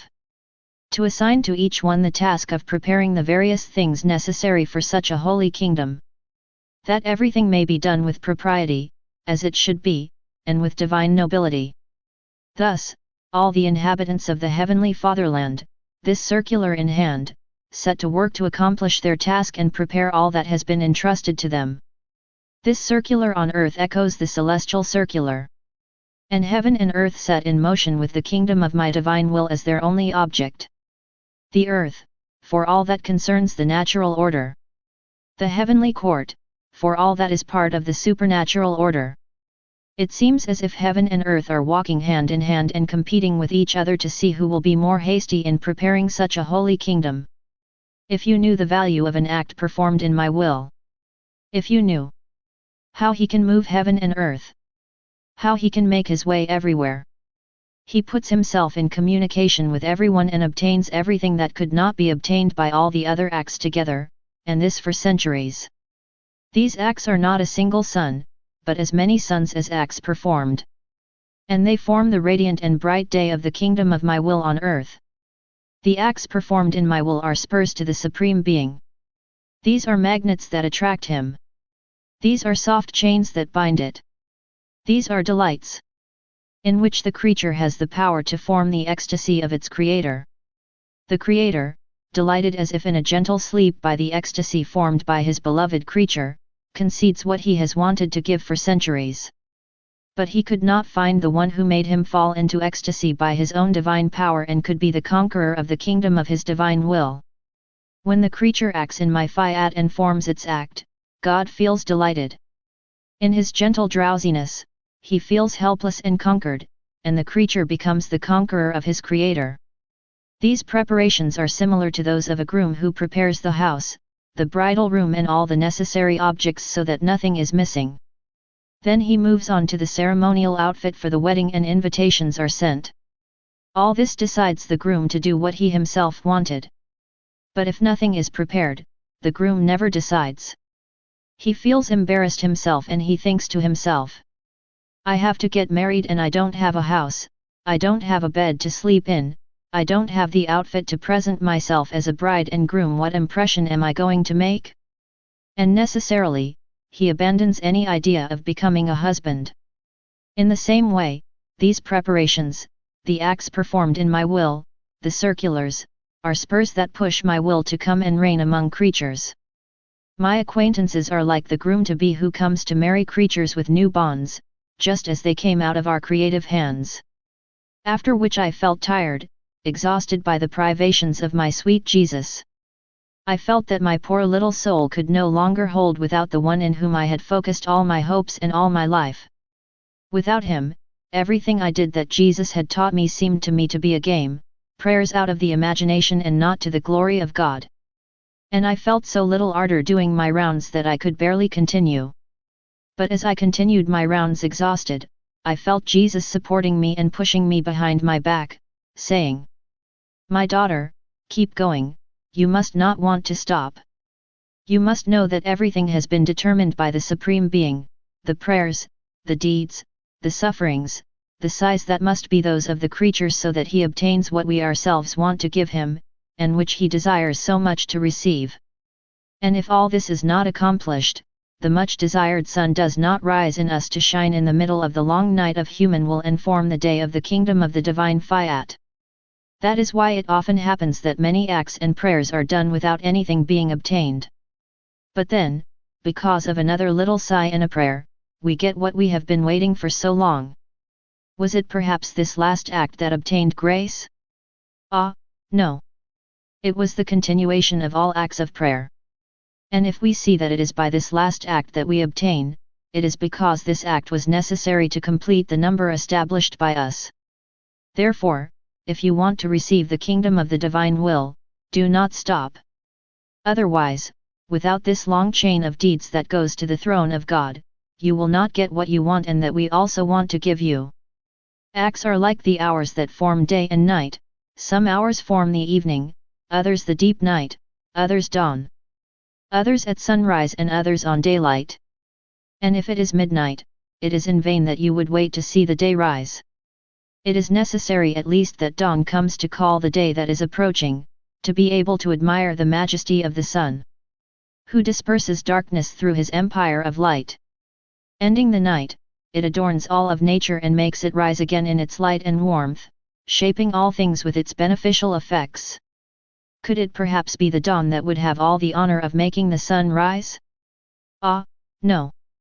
Dawn was the last hour, but if it had not been preceded by the other hours, dawn could never have said, I am the one who calls for the day. These are the acts and prayers to obtain the dawn of the kingdom of my divine will. All these acts are many hours. And every act has its place of honor. It is hand in hand that they call the radiant sun of my divine will. The final act can be like dawn. If it is not accomplished, dawn is absent. And it is useless to hope that his day of light may soon rise on earth, a day that will shape and warm all things. And more than a sun, it will make its beneficial effects and its divine regime felt, a regime of light, love, and holiness. The same thing happened in the redemption. Redemption did not come for many centuries because patriarchs and prophets were by their deeds in the hours of the night. They were waiting for the day from afar. When the Virgin Queen came, she formed the dawn. Embracing altogether the hours of the night, she made appear on earth the day of the Word. And the redemption was accomplished. Therefore, do not stop. The series of acts is so necessary. If all is not accomplished, there is a risk that the desired good will not be obtained. I continue what is written above. I was worried about everything about the kingdom of God's will. My ever-kind Jesus added, My daughter, God is order. When he wants to grant good to creatures, he always establishes his divine order. Everything that is done to obtain such a great good begins with God. Since He places Himself in the lead to make the commitment, and He then orders the creatures for the same purpose. This is what I myself did to grant redemption so that creatures could receive it. In forming the Lord's Prayer, I placed myself at its head and made a commitment to form this kingdom. In teaching it to my apostles, I arranged the order in the creatures so that they could obtain such a great good. This is how the whole Church prays. He is not a soul that belongs to Him and does not recite the Lord's Prayer. Even if many recite it without being interested in wanting and asking for such a holy kingdom that the divine will be done on earth as in heaven. L'intérêt est en celui qui est insane. It is my interest that is renewed when they recite it. I hear my own prayer that asks, "Let your kingdom come, let your will be done on earth as in heaven." If the creature, in reciting the Lord's Prayer, had this interest in ardently wanting and desiring my kingdom, his will would be merged with mine for the same purpose. However, my will and interest always remain in every Lord's Prayer. See what the divine order is, all ask for the same thing. Among those who ask, there are those who want to do my will, and those who want to do my will. Who do it? All this is intertwined, and the creatures knock on the door of my will. They continue to strike, some with force, others more gently. However, there is always someone knocking to ask that the doors be opened so that my will can descend and reign on earth. And as everything is established and ordered by the Divinity, she awaits the one who must give the greatest blow that will force the doors of an invincible force. The very strength of my divine will open all the doors wide. With her gentle chains of love, she will bind the eternal will to bring it and reign among creatures. She will be like a bride who, adorning the groom with her chains of love, transports him triumphant among the creatures. And just like the Blessed Virgin ended the hours of the night of the patriarchs and prophets, and formed the dawn for the Son of the Eternal Word to rise, it will also form the dawn that will make the Fiat voluntas to rise on earth as in heaven.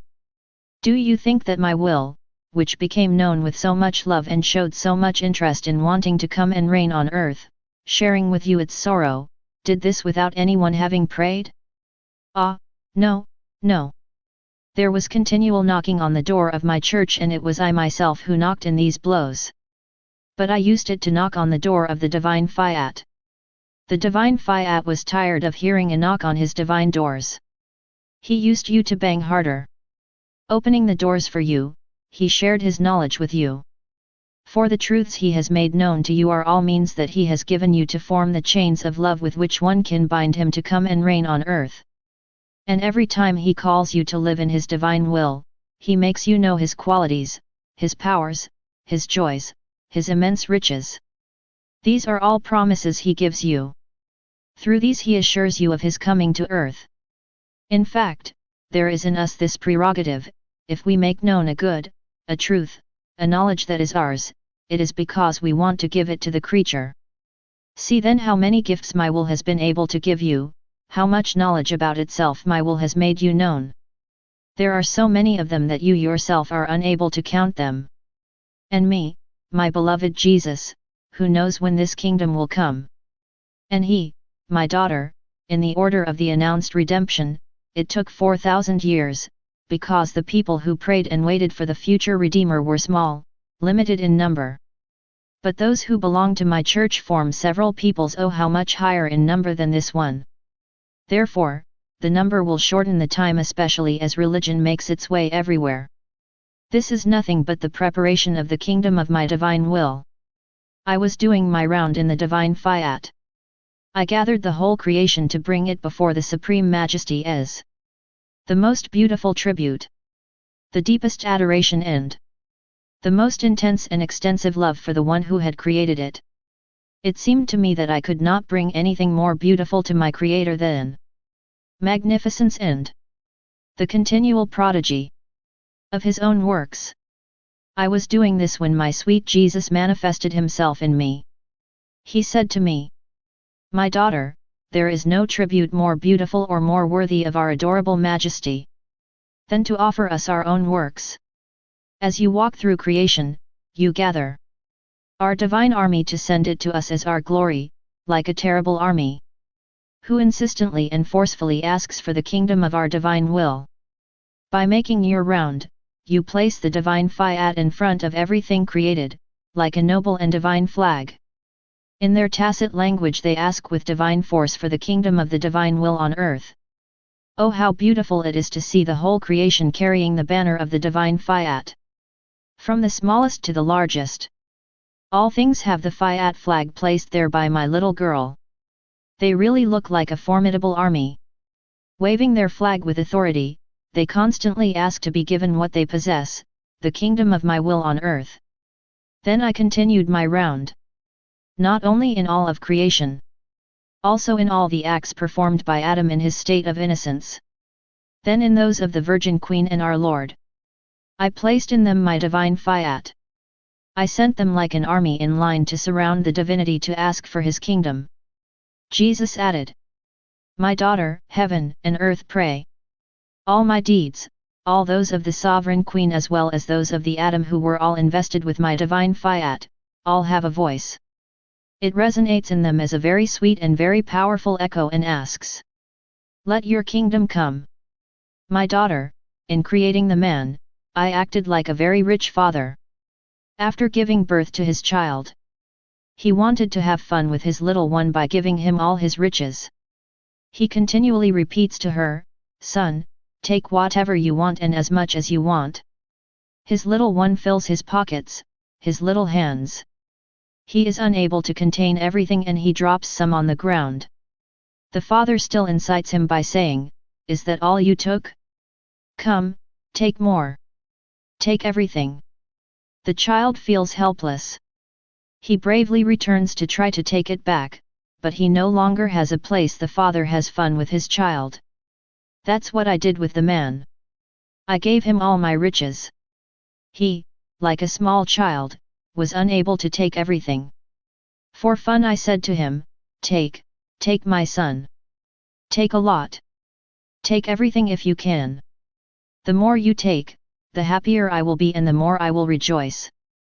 Isn't that what I do with you, to the point of wanting to give you the kingdom of my divine will? That's why I make you do your round. In the whole creation. In the works of my redemption. Nor do I deprive you of the possessions of the sovereign Queen of Heaven. As you make your rounds in our works and possessions, I continually whisper in your ear, 'Take whatever you want, my little girl.' To give you the right, I make you mark all our works and all our possessions. Of your I love you. In this I love you, which repeats its refrain, give me your divine Fiat. The Fiat and the I love you seem intertwined. I know you want and ask for the greatest thing.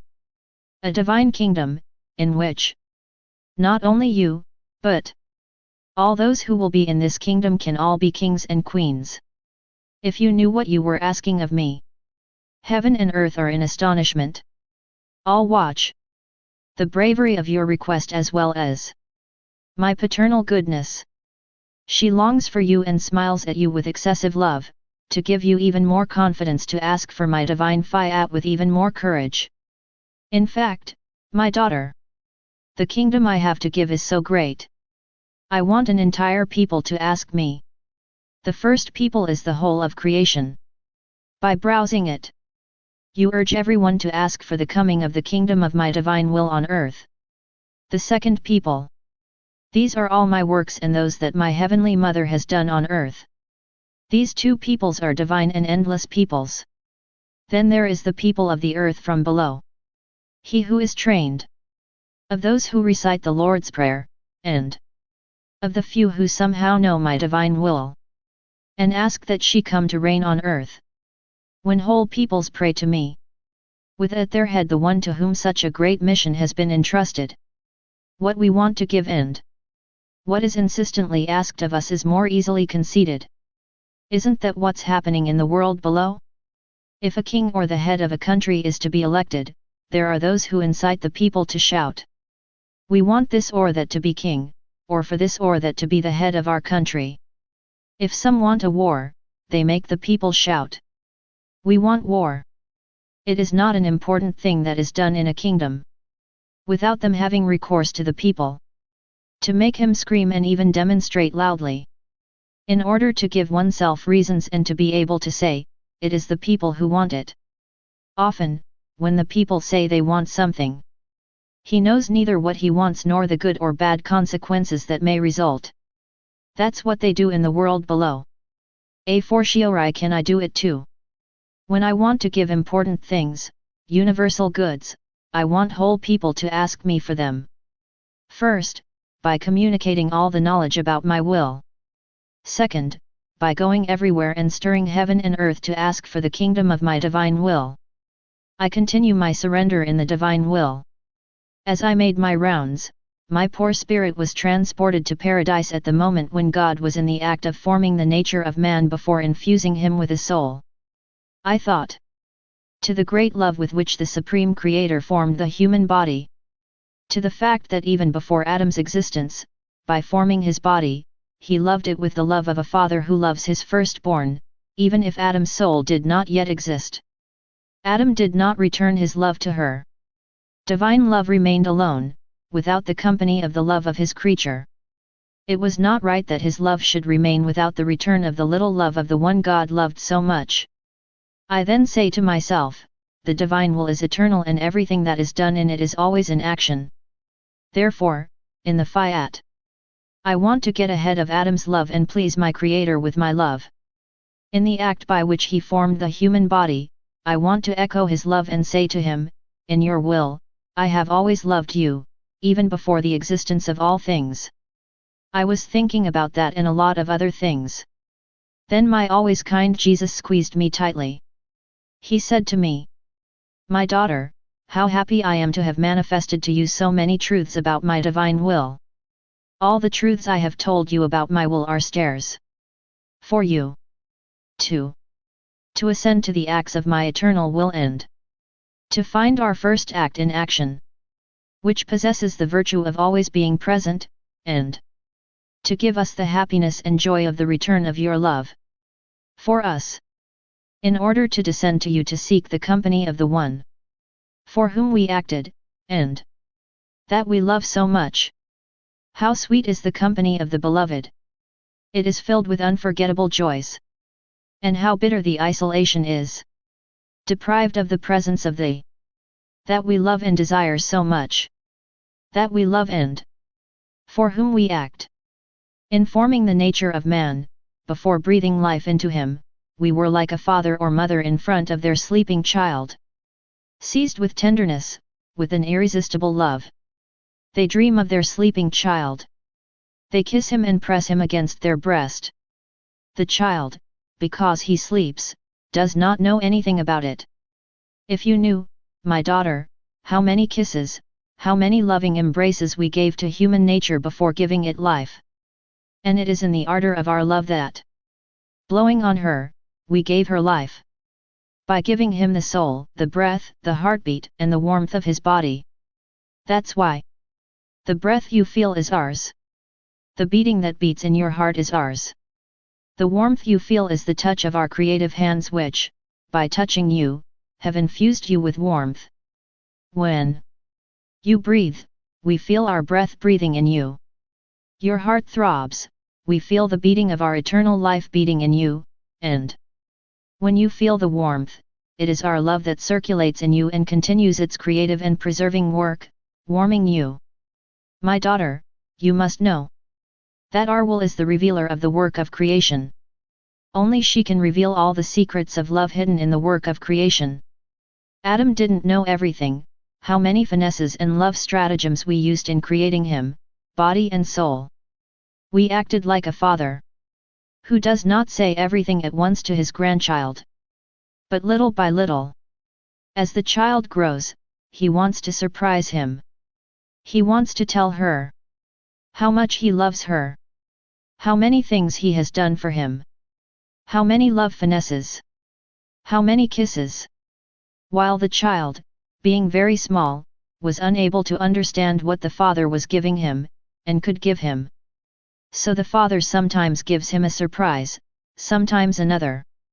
This allows to maintain the life of love between father and son, and to increase their joy and happiness with each surprise.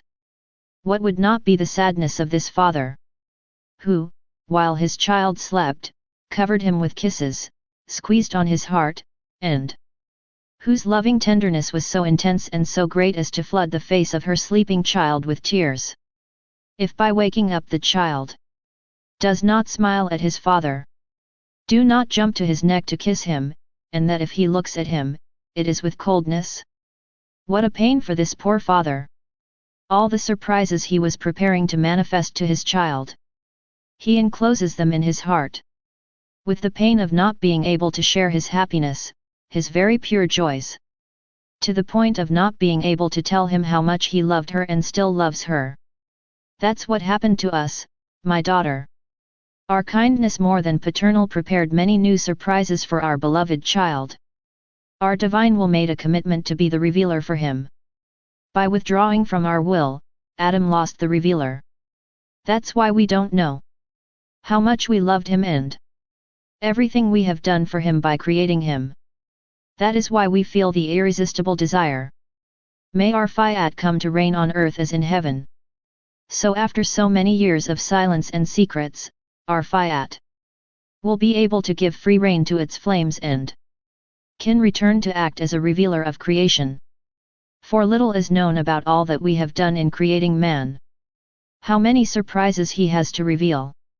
How many joys and happinesses to communicate. Don't you hear yourself how many things he tells you concerning my divine will, as well as on the love surprises of all creation and especially of the creation of man? My will is the book of creation. Therefore, his reign within the creatures is necessary. To know how to read it and to be able to read it. The human will keeps the poor man as if in a sleep. He's asleep. This sleep prevents him from feeling and seeing all caresses and the loving finesses that his heavenly Father gives him, as well as the surprises he wants to let her know. His sleep prevents him from to receive the joys and happiness that his Creator wants to give him, and to understand the sublime state of his creation. Poor man! Asleep to the real good. Deaf listening to my will, which is its revealer. Its noble history, its origin, its grandeur, and its wonderful beauty. And if he wakes up, he listens. Either sin, either his passions, or things that do not have an eternal origin. He acts like that sleeping child who, if he wakes up, shouts, made a fuss and torments the poor father who almost regrets having such a nervous child. This is why my divine will reveals so much of his knowledge. To get the man out of his long sleep. So that, waking up in my Fiat, he loses the sleep of the human will. That he can acquire again what he has lost, and may feel the kisses, the love, the loving embraces within his Creator. Thus, every knowledge concerning my will is a call.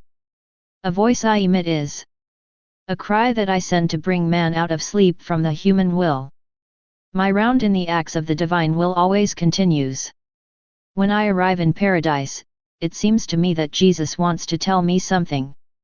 Memories, the place where he created man. His creative will.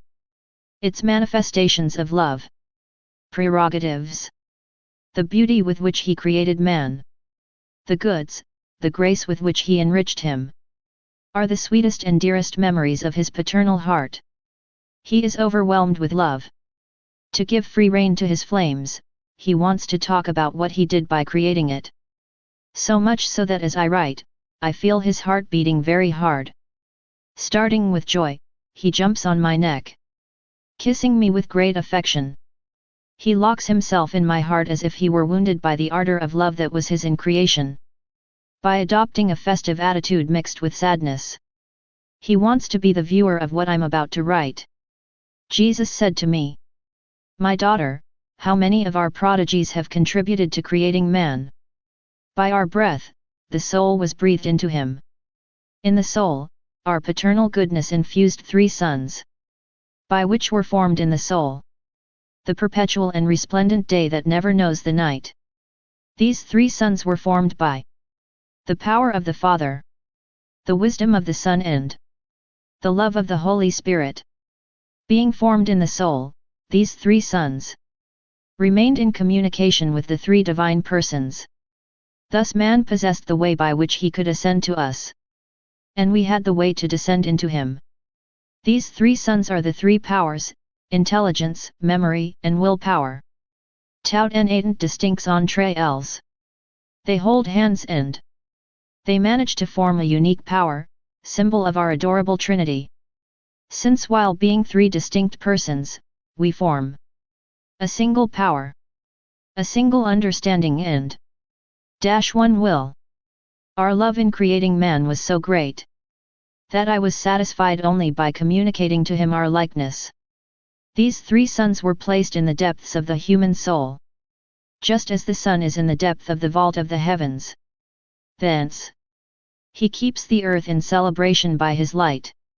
It gives life to all plants by its admirable effects, giving each one the flavor, sweetness, color, and substance that suits it. In its tacit silence, the sun guides the earth, instructs everyone.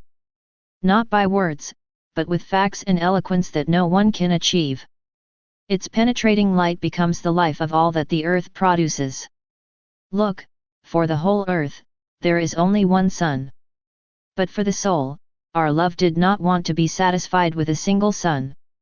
In the ardor of our love to give and give, we have formed three sons, by whom all human acts were to be directed, animated, and receive life. What order, what harmony we have placed in this dear and beloved Son! Now, my daughter, these three sons exist in man.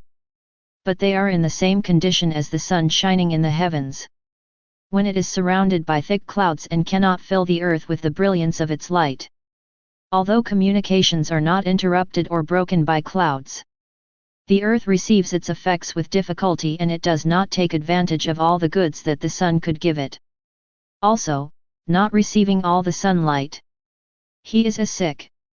Its fruits are green and tasteless, and many plants do not bear fruit. The earth is therefore melancholy, without festive air, because the clouds have prevented it from receiving the fullness of sunlight to be crowned with glory and honor. This is the condition of man. Everything is in place. Between us and him nothing is broken or interrupted. But the human will has formed thick clouds. That is why we see man without the glory, order, and harmony of his creation. His works are fruitless, spoiled and without beauty. His steps are uncertain. It can be said that he is a poor sick man. This is because he does not let himself be directed by the three sons he possesses in his soul. That is why, coming to reign, the first thing that my will come to bring down is human volition. By blowing, it will disperse the clouds. Man will then let himself be directed by the three sons that he possesses in the depths of his soul, and who hold our communication. Our will then immediately rise to our origin. All will be celebration and glory for us and for him. I continue my round in the acts performed by the divine Fiat in creation. He keeps them in his hand until now, with as much power and wisdom, that if he repeated the act already performed, whereas it is nothing other than the continuation of a single act. My spirit moved into paradise. My sweet Jesus said to me, "My daughter, you make your round in my will, to trace all his actions, to woo them, love them, and make them one with yours. When you arrive in paradise, the joys, feasts, and happiness experienced by our divinity in creation are renewed. Oh! Like seeing you sink in the sun, the wind, the sea, and in the heavens reminds us forcefully of the rapid flights of the first creature when it came out of our creative hands. In fact, as Adam was in the unity of our will, of all our acts performed in creation for his sake, his act was unique. By this single act, he brought us all our own as if in triumph. He thus brought us all the joys and all the things that we had spread, ordered, and harmonized throughout the universe. Oh! As we were happy to see, so rich, so strong, so powerful, and of delightful beauty, come to us, endowed with all our works, and bring them to us, to make us happy and glorify ourselves, and to live happily with us. Also, seeing you continue its flights and go everywhere to do your round, we see how beautiful the life of the creature can be in our will. It seems that she wants to enter into all our actions. She wants to take everything, but to do what? To give us everything and to make us happy. And we give him everything in return, saying, all these things are yours. It is for you that we created them and came out of ourselves. And seeing this, we feel the desire to restore the creation of man and to give him the kingdom of our will. Then, in a more tender tone, he added, my daughter, I lack neither power nor will. It is therefore up to me to raise up the decadent man and restore him. For the human will has made the work of our creative hands a ruin. Moved to tears and filled with sadness for the unfortunate man, he kept silent, and I thought to myself, how can we return to the original state of creation, since man has fallen into an abyss of misery, almost distorting the way he was created? And my sweet Jesus added, my daughter, my will can do anything. Just as I created man out of nothing, it can also remove man from his miseries, and without changing the method of the way we created him, leaving him his will free, we will use another love combination. The light of our will release with more power its brightest rays. She will draw closer to him so as to look face to face at his human will. She will receive the enchantment of a penetrating light which, by dazzling her, will gently attract her to her. And the human will, attracted by such a radiant light and of such rare beauty, will have the desire to see what is so beautiful in this light. Looking, she will undergo enchantment, she will feel happy.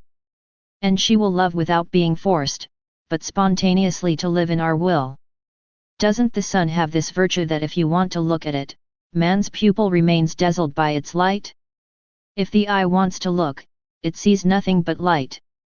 For the power of light prevents the pupil from seeing all the things around it. If man is forced to lower his eyes to free himself from the light, it is because the excess of light bothers him and he does not feel well. But if he felt good, he wouldn't easily remove his pupils from sunlight. On the other hand, the light of my will not disturb the pupils of the soul. On the contrary, the soul will have the happiness of seeing the very acts of the human will transformed into light. She will long for this light to release her rays more powerfully in order to see her actions in the enchantment and beauty of this divine light. My will has the power to solve man's problem. But she must use a more excessive act, of greater magnanimity of our supreme Fiat. You, therefore, prays and pleads for such a holy cause in the name of the poor creatures. It was Corpus Christi. I thought to myself that this day was the feast of marriage that blessed Jesus made with souls in the most blessed sacrament of love. My beloved Jesus manifested himself in me. He said to me, my daughter, true marriage to humanity was made in creation. Nothing was missing, neither the soul nor the body. Everything was done in a royal sumptuousness. A huge palace was prepared for human nature, a palace such that no king or emperor could have a similar one. This palace is the entire universe. A starry sky in its vault. A sun whose light would never go out. A flourishing garden in which a happy couple, God and man, had to walk, have fun and maintain the continual and uninterrupted feast of our marriage. Clothes woven not of matter, but formed of the purest light by our power, as befits royal people. Everything was beauty in man, body and soul. For he who prepared the marriage and formed it was of unattainable beauty. Thus, given the external sumptuousness of so many delightful beauties present in creation, you can imagine the inland seas of holiness, beauty, light, science, etc., which man possessed internally. All the acts of man, external and internal, were like so many musical keys that formed the most wonderful melodies, sweet, melodious and harmonious. Who maintained the joys of marriage. And every additional act he was willing to perform was like a little sonata he was preparing to invite his wife to revel in it with him. My divine will ruled over humanity and brought it the new and continuous act, and the resemblance to the one who had created and married her. But in this great feast, man broke the strongest bond. in which the full validity of our marriage was based, and by which it had been valid. It withdrew from our will. Because of this, the marriage was broken. All rights were lost. All that remained was the memory. But the substance, life, and effects were gone. Now the sacrament of the Eucharist, in which my love abounded in every conceivable way, cannot be called the first or true marriage of creation. For I do nothing but continue what I was doing when I was on earth. According to the needs of souls, I make myself, with some, compassionate doctor in order to cure them. With others, master to instruct them. With others, father to forgive them, and avec d'autres, lumière pour leur donner la vue. J'ai donné de la force auxiliary faibles, du courage auxiliary timides, de la paix auxiliary inquiets. En somme, j'ai continue ma vie redemptrice et de vertu.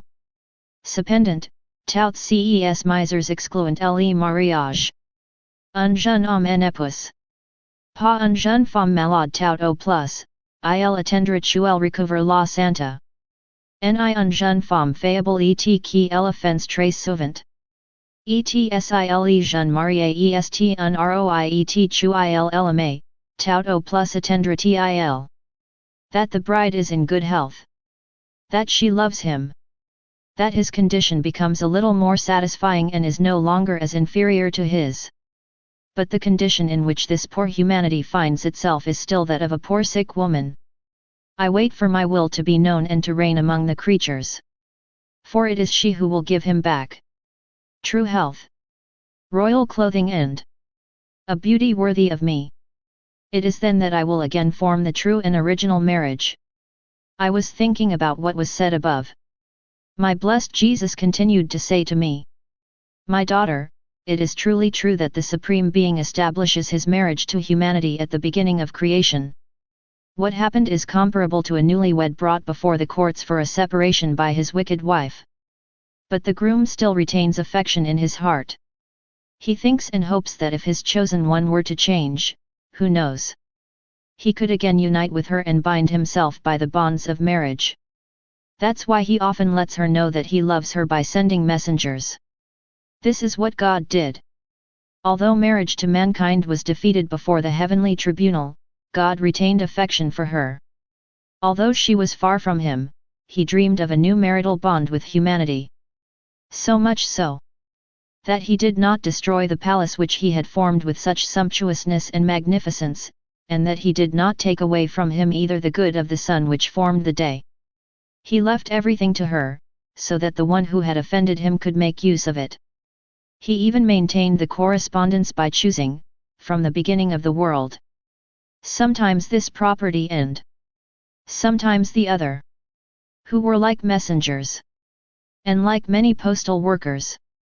Some brought small letters, other telegrams, still others phone calls from heaven announcing that the distant husband had not forgotten her, that he loved her and that he was waiting for the return of the ungrateful wife. Thus, in the Old Testament, the more I multiplied the good, the patriarchs and the prophets, more pressing were the mail and invitations that were exchanged between heaven and earth, with the news announced by God that he desired this new union. This is so true that, unable to contain the ardor of his love any longer, and seeing that corrupt mankind was not yet disposed, God made an exception. By uniting the Virgin Queen and the humanity of the Word, by the bonds of a true marriage, so that by virtue of their union, fallen humanity can be lifted up and that he may form his marriage with all mankind. My humanity then formed my new engagement with her on the cross. All that I did and suffered, until I died on the cross, was preparations for the desired marriage in the kingdom of my divine will. However, after the engagement, there are promises and gifts that must be exchanged. Ce sont les connaissances concernant monde divin Fiat. C'est parles que l'humanité recueille à nouveau le grand don qu'elle homme origine au paradis, le don infini, eternal et interminable de ma volonté. Ce don attirera à ce point l'humanité corrompue. Tu nous feras en retour le don de sa pauvre volonté. Ce qui sera la confirmation et tlec à l'union des épaux, après un aussi long chaîne de correspondance. De fidélité de la part de Dieu, et inconsistency, ingratitude, and coldness on the part of creatures. My daughter. Man has degraded himself and lost all his possessions because he has come out of my divine will. To regain his nobility and all that he has lost, and to receive the rehabilitation of marriage with its creator, he must enter again into the divine Fiat from which he came out. There is no middle way. Not even my redemption can be enough to bring man back to the beginning of the happy time of his creation. Redemption is the means, the way, the light, the help but not the end. The end is my will. Because my will was the beginning. It is right that what was the beginning is also the end. Therefore, humanity must be enclosed in my divine will. To receive again his noble origin and happiness, and so that the marriage with its creator regains its validity. That's why the great good that my redemption has brought to man is not enough for our love. Expect more. True love is never satisfied. He can only be by saying, I have nothing else to give. Knowing that man can again be happy, victorious, and glorious in the noble state in which he was created by God. And this by means of the kingdom of my will among them. We see why all divine desires, manifestations, and sighs are intended. To make our will known. That she may reign and be able to say to our love, calm down, for our beloved child has come to his destiny. He is now in possession of our heritage, which was given to him in creation, and which is our Fiat. And when he possesses what is ours, we possess him. Therefore, marriage is established again. The spouses have returned to their place of honor. There is no left than to celebrate and enjoy such a great good, after such a long time of sadness. My abandonment in the supreme Fiat and my flights in all acts are continuous. As I went through creation, I thought to the order and harmony of all things created, and to the multiplicity of acts of the eternal will throughout the universe.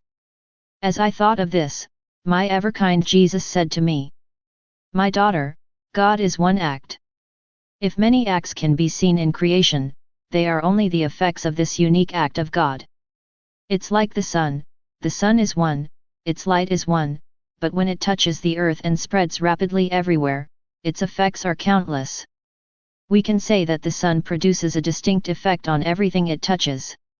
In color, softness and the substance he infuses into everything he touches with his fingers of light. It seems that the sun creates many subsequent acts, all more beautiful than the others. Mas this is not true.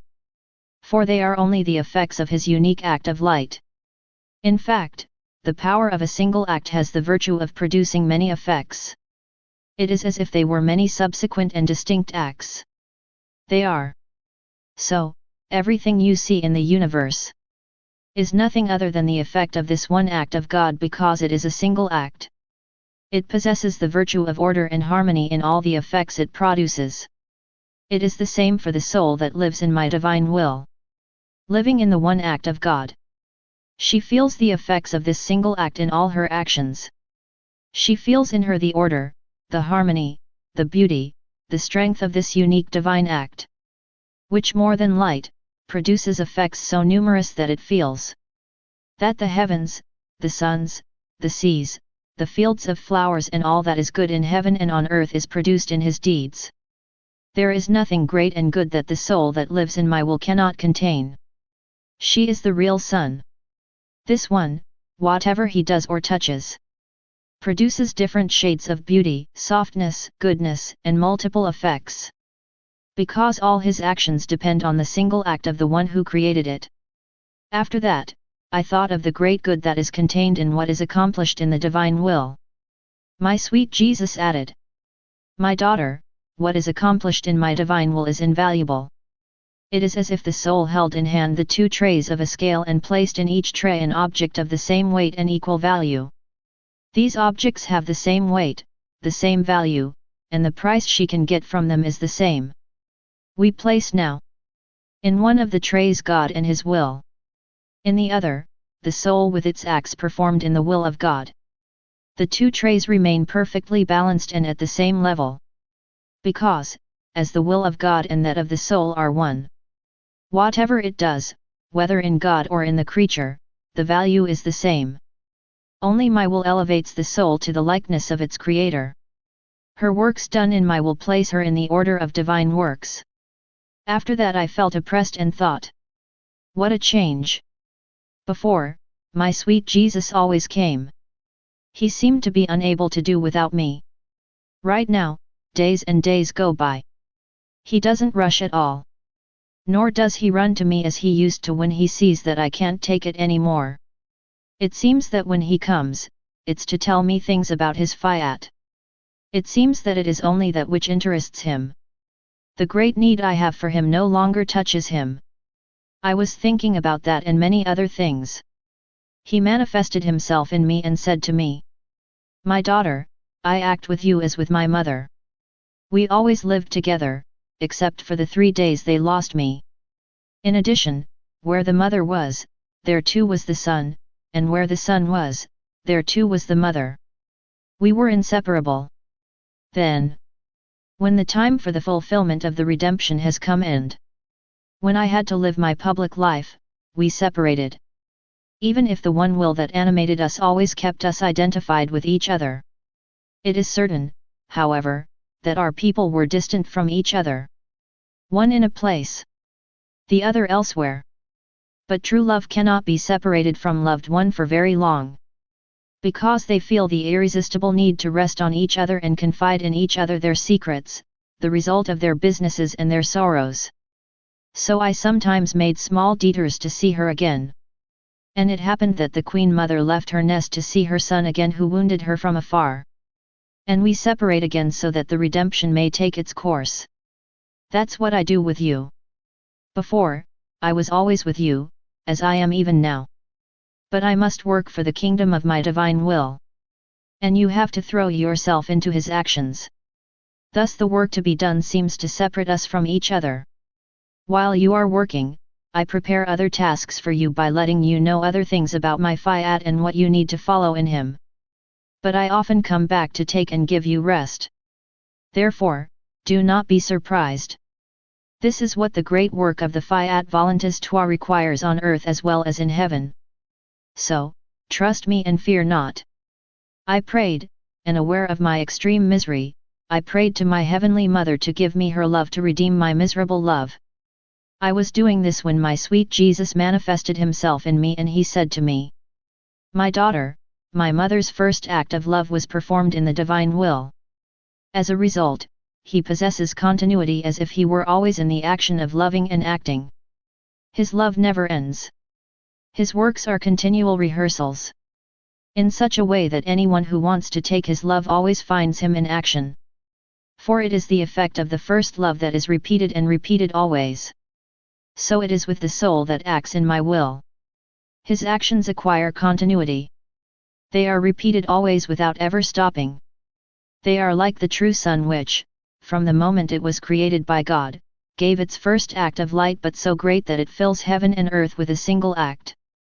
And he repeats this act again and again. In such a way that all can take his act of light. Although this act which constituted itself an act of perennial light for all was unique. If the sun could repeat its act, we could see as many suns as repeated acts. But the act of light he performed is unique. So we can only see one sun, and no more. But what the sun did not do, the sovereign queen did. The soul that operates in my will also does so many suns for so many acts. These suns are fused.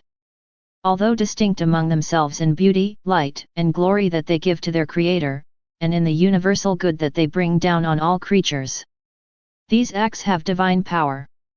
It is by virtue of these acts that the Blessed Virgin was able to obtain the coming of the Word on earth.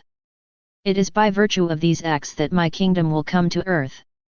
An act repeated incessantly in my Fiat has a conquering virtue. Delight and of enchantment before our divinity. This continual repetition in the divine will is the strength of the soul, the invincible weapon. Who disarms his creator and conquers him with weapons of love. He feels honored to be conquered by the creature. After that I continued my round in the divine Fiat. I was following my Jesus on my way to the desert. I thought, why did Jesus go to the wilderness? There were no souls to convert there, but nothing but deep loneliness, while it was souls he was looking for. I was thinking of this when my sweet Jesus manifested himself in me and he said to me, "My daughter, the company breaks the pain and weakens it, while loneliness strengthens it, redoubles it, and makes it harder." I wanted to go to the desert to feel in my humanity all the harshness of the isolation that the divine will had endured for centuries from creatures. My humanity had to rise to the divine order and descend into the human order, in order to encase the sufferings of both, taking entirely upon myself the painful part that separated man and God. My humanity had to do that men become attached again to the embrace and kiss of their Creator. But that wasn't the only reason I left for the desert. You must know that our adorable Majesty, in forming creation, establishes that each place had to be inhabited and populated, and that the land had to be extremely fertile and rich in many plants, so that all would live in abundance. Man, by sinning, attracted the indignation of divine justice.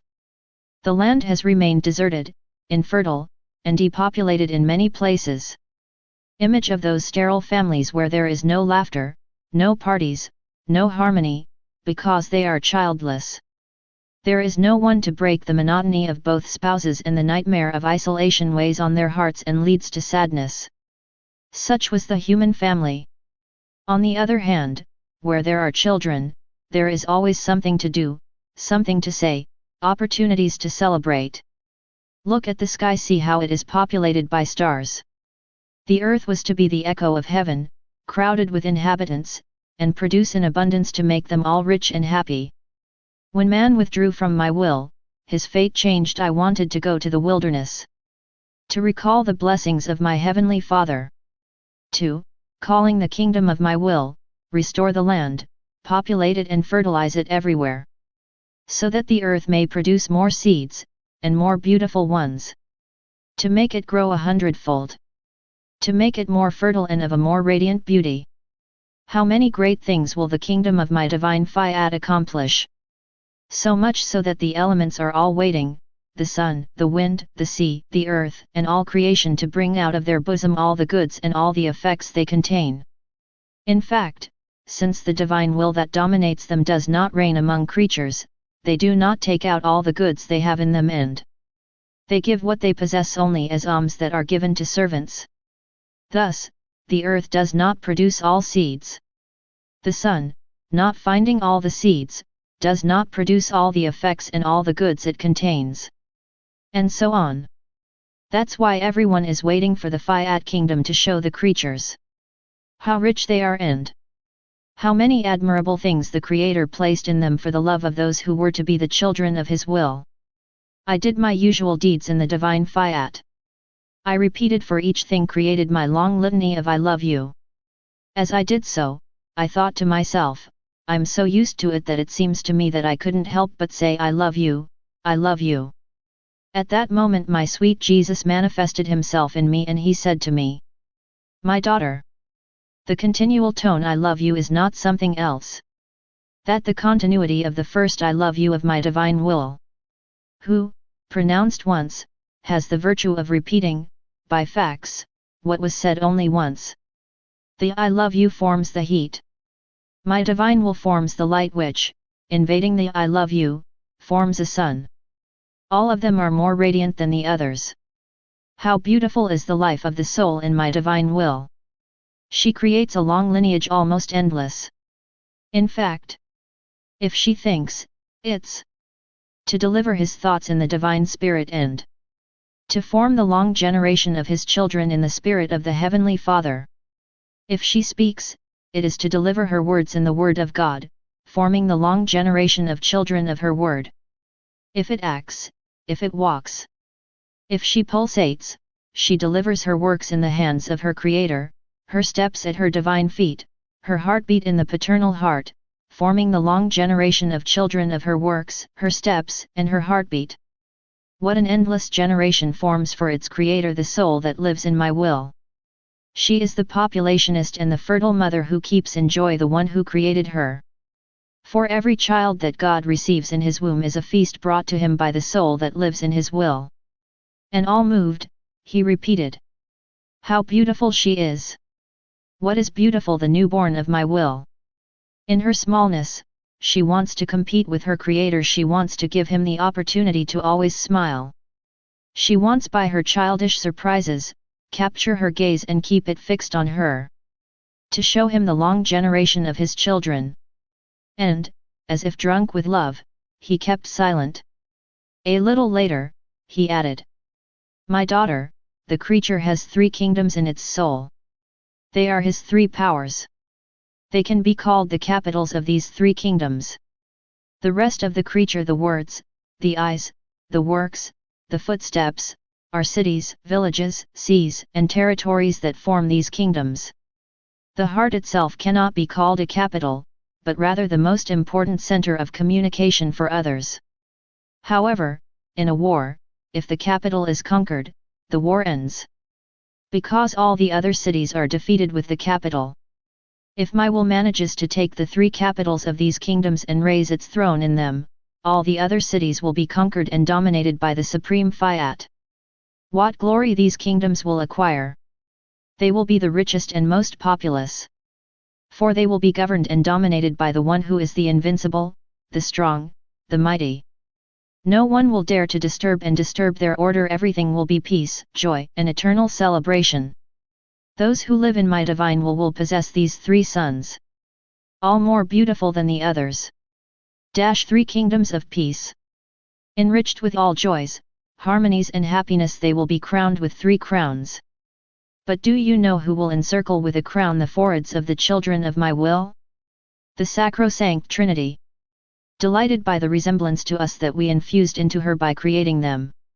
Seeing that our Fiat raised and trained them as we wanted, and wounded at the sight of our own features in them, the ardor of our love will be so great, that each of the 3 divine persons will place its own crown, as a special and distinctive sign that they are the children of our divine will. After which I felt so immersed in the supreme Fiat, that I felt like a sponge saturated with its light. It seemed to me that all created things brought me the kiss of the divine will. In this kiss I could feel the lips of my Creator rest on mine. It seemed to me that the Fiat carried within it the 3 persons. I felt my mind dissolve in the light of the Fiat. Then my sweet Jesus manifested himself in me and said to me, My daughter, when my will has her kingdom on earth and souls live in it, there will be no more shadows or riddles in the faith. Everything will be clarity and certainty. The light of my will bring into the created things themselves the clear vision of their Creator. Creatures will touch him with their own hands in all that he has done out of love for them. The human will is now a shadow of faith. Passions are clouds that obscure their clear vision. This is so for the sun when thick clouds form in the lower atmosphere. Although the sun is there, the clouds advance against the sun and it seems to be as dark as if it were night.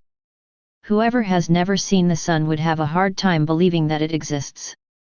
But if an impetuous wind dispersed the clouds, who would dare to say that the sun does not exist? While they would touch with their own hands his radiant light. This is the condition in which faith finds itself. Because my will does not reign, creatures are almost like blind people, who must rely on others to believe that God exists. But when my divine Fiat reigns, its light will make them touch with their own hands the existence of their Creator. The others will no longer have to say so. The shadows and doubts will be gone. By saying this, Jesus brought out of his heart a wave of joy and light that will give more life to creatures. With a loving insistence, yetted. How impatiently I await the kingdom of my will. I will put an end to the troubles of the creatures and to our suffering. Heaven and earth will smile at each other. Our feasts and their feasts will find the order of the beginning of creation. We will place a veil over all things so that the holidays can never be interrupted again. Continuing my round in the divine Fiat, I said to myself, what is the point of continually repeating these requests of the kingdom of the divine will? And why the continual repetition of these rounds? To commit his will to grant his kingdom, so that she may come to reign among her creatures? My beloved Jesus then manifested himself in me, and he said to me, my daughter, when someone wants to buy something, they pay in advance. The larger it is, the more assured the purchase is and the less it has to pay when it comes time to settle accounts. Now, since you want the kingdom of my will, you must pay advances. And every time you make your round by continually asking for it by your actions on behalf of all, you add one more advance to ensure the purchase of the kingdom of my divine Fiat. And since it is he that you want to acquire, it is necessary that your actions be fulfilled in him and acquire the value of the currency minted by my divine will. Otherwise, it would not be a valid currency that would be put into circulation for purchase. It would be a foreign currency to the kingdom. In fact, she who wants to acquire my divine will must give advanced acts in my will. My will then deign, in its goodness, to strike them with the value of his Fiat in such a way that the soul will be able to pay the deposits necessary to acquire it. Such is the usefulness of your little rounds in my Fiat. The acts that you emit in him, your repeated requests for my kingdom, are necessary things for you to make this great purchase. Isn't that what I did in the redemption? I had to pay the advance of my actions before Heavenly Father. I had to pay for all of them in order to obtain the kingdom of redemption. When full payment has been made, it was then that the divinity signed that the kingdom belonged to me. Therefore, continue to pay your deposits, if you want the signature that the kingdom of my Fiat is yours. After which I say to my Jesus, in your will, I take all the creation in my arms, the heavens, the sun, the stars, and everything else, to bring them before the Supreme Majesty, as the most beautiful prayer and adoration in order to ask for the kingdom of Fiat. But as I did that, I thought to myself, how can I embrace everything if my smallness is such that I could not even kiss a single star, let alone everything? All this is not feasible. My kind Jesus manifested himself in me and said to me, my daughter, the soul that possesses my will can take everything. My will has the virtue of making everything light. It makes the heavens, the stars, the suns, the whole creation, the angels, the saints, the Virgin Queen and God himself as light as a feather. In fact, only the soul that owns my Fiat can take everything and give me everything, because having the virtue of extending the heavens and forming the stars wherever it is, it has the virtue of taking everything and embracing everything. This is truly the great wonder of life in my divine will. Smallness can carry and embrace immensity. Weakness can carry strength, nothing can possess the whole. The creature can possess the Creator. Where the life of my divine will is, there too are all the wonders together. The infinite, the eternal lets himself be carried as if in triumph in the little arms of the one who lives in my will. For when he looks at this soul, he does not see, not her, but the divine will, who has a right over everything, can do everything and embrace everything. The soul can therefore give everything to its Creator as if everything belonged to it. Wasn't it actually my Fiat that spread the heavens and the few stars? He had the virtue of doing them. He also has the virtue of embracing them and letting them carry in triumph, as a light feather, by the creature who lives in his divine will. Therefore, keep flying in my Fiat. Thou shalt do all things, to give me everything, and to ask me everything. I followed my sweet Jesus in his public life. I was thinking of all the human diseases that Jesus had healed. I thought to myself, why has human nature changed so much that some have become dumb, deaf, blind, others covered with wounds and victims of so many other ailments? If it was the human will that did evil, why did the body suffer so much too? My sweet Jesus manifested himself in me. He said to me, my daughter, you must know that the body has done nothing wrong, but that all the damage was done by the human will. Before sin, Adam possessed the full life of my divine will in his soul. It can be said that he was filled to the brim, to the point that it overflowed out of him. By virtue of my will, the human will transfused the light and exhaled the fragrances of his Creator. Perfumes of beauty, holiness, and full health. Fragrances of purity and strength, which emanated from his will like so many luminous clouds. And the body was so embellished by these exhalations that it was wonderful to see it. Beautiful, vigorous, bright, in such good health and of such a delightful grace. After Adam sinned, his will remained alone and no one was broadcasting in it any more. Light. The great variety of fragrances which, transfused externally, preserved the soul and body as they had been created by God. On the contrary, they were thick clouds, a putrid air, smells of weakness and misery, which began to emanate from his human will, in such a way that the body also lost its freshness and beauty. He became weakened and subject to all evils, sharing all the evils of the human will just as he had shared all its goods. And if the human will is healed by receiving again the life of my divine will, all the evils of human nature will cease to have life, as if by magic. Isn't that also what's happening? When a putrid, evil, and stinking air surrounds the creatures, how many evils does it not entail? The stench becomes so great that it takes its breath away and penetrates into the bowels, to the point of producing contagious diseases that lead to the tomb. And if a little air from the outside can cause so much harm, how much greater can be the evil caused by the foggy and putrid air of the human will?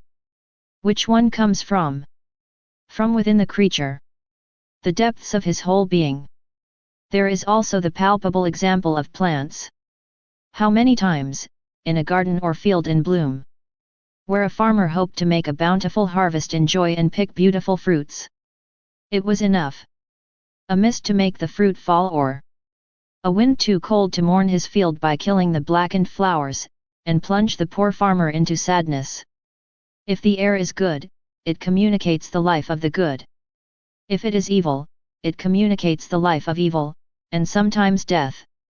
Exhalation of air, if it is good, can be called life. If it is evil, it can be called dead to poor creatures.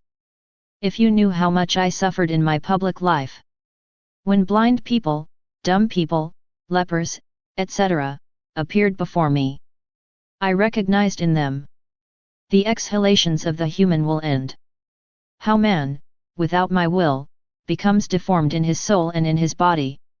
In fact, my Fiat alone has the virtue of preserving our work whole, fresh, and beautiful, as it came out of our creative hands. After which, I accompanied my sweet Jesus to the small room of Nazareth, to follow his actions. I thought to myself, my beloved Jesus certainly had the kingdom of his will during his hidden life. The sovereign lady owned her Fiat. He was the divine will herself. Saint Joseph, in the midst of these seas of light, how could he not let himself be dominated by this most holy will?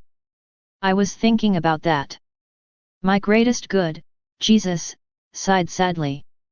He said to me internally, my daughter, it is true that the divine will reigned in the house of Nazareth on earth as it reigns in heaven. My heavenly mother and I knew of no other will. Saint Joseph lived in the reflections of our will. But I was like a king without people, isolated, without procession, without army. My mom was like a queen without children, for she was not surrounded by children worthy of her and to whom she could entrust her crown of queen so that the descendants of her noble children would be kings and queens. I had the sadness of being a king without a people. If those around me could be called a people, it was a sick people, blind, dumb, deaf, infirm, others covered with wounds. It was a people who brought me dishonor, not honor. Moreover, he didn't even know me and didn't want to know me. So I was king only for myself. My mother was a queen without the long generation of her descendants of royal children. But to be able to say that I had my kingdom and to rule, I had to have ministers.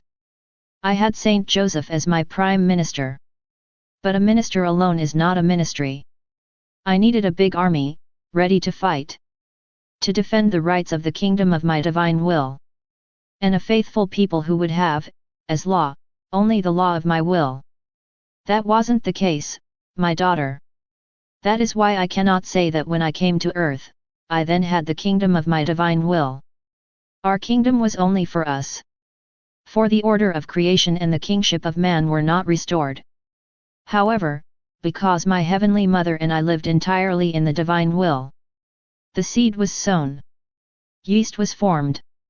That our kingdom may rise and grow on earth. Consequently, all preparations were made. All the graces requested. All suffering endured. So that the kingdom of my Fiat may come to reign on earth. That is why Nazareth can be called the point of reminder of the kingdom of our will. I was writing. While writing, I felt a desire to sleep and I was not free to write. I thought, why this drowsiness? Until now, I felt so awake that if I wanted to get some sleep, I couldn't. Now it's just the opposite. How many changes you have to go through once like that, once otherwise. It shows how much patience is also needed with Jesus. Awake, I could have done more, but after all, it's also with sleep that I have to say Fiat. It was then that my sweet Jesus manifested himself in me and he said to me, my daughter, don't be surprised. My divine Fiat wants to extend its reign over all human acts. He wants everything to be his property and his territory. He jealously defends that the slightest comma is absent. That is why he has established his reign over your vigil, working with you himself. To place the seal of his Fiat marking his domain and his property. He also wants to place the seal of his Fiat on your sleep, as property of his eternal rest. He wants to find all his similarities, his incessant activity, and he gives you the day before. He makes you embrace all things, and he gives you his immensity. He makes you sleep, and he gives you his eternal rest. In short, he must be able to say and do. Whatever I can do myself in my will, I must be able to do with my little girl. For as she lets me rule over everything, everything becomes my will. Therefore, I can say, everything in it is the property of my Fiat. She no longer has anything that belongs to her, everything is mine. In return, I give him what belongs to my divine will. After which I followed the divine will with my actions. The heavens, the stars, the sun seemed so beautiful to me that, from the depths of my heart, I kept repeating, what are the beautiful works of my Creator, and how admirable are the order and harmony that the Almighty Fiat has arranged in all creation. Oh! If this order and harmony were present among creatures, the face of the earth would change. My beloved Jesus added, my daughter, when my will prevail over the earth, then there will be a perfect union between heaven and earth. One will be order, one harmony, one echo, one life. For one will be the will. Even more, we will see in heaven many mirrors. The creatures, putting themselves in themselves, will look at what the blesseds are doing in heaven. They will hear their songs, their celestial melodies. By imitating what the blessed do their songs, their melodies, there will be among the creatures the life of heaven. My Fiat will put everything in common. There will be the true life of the Fiat voluntas tua on earth as in heaven. It is then that my will sing victory. The creature will sing the hymn of his triumph. Then he kept silent. After a while, he added, my daughter, the human will produced all the evils that formed the unfortunate state of the poor creature.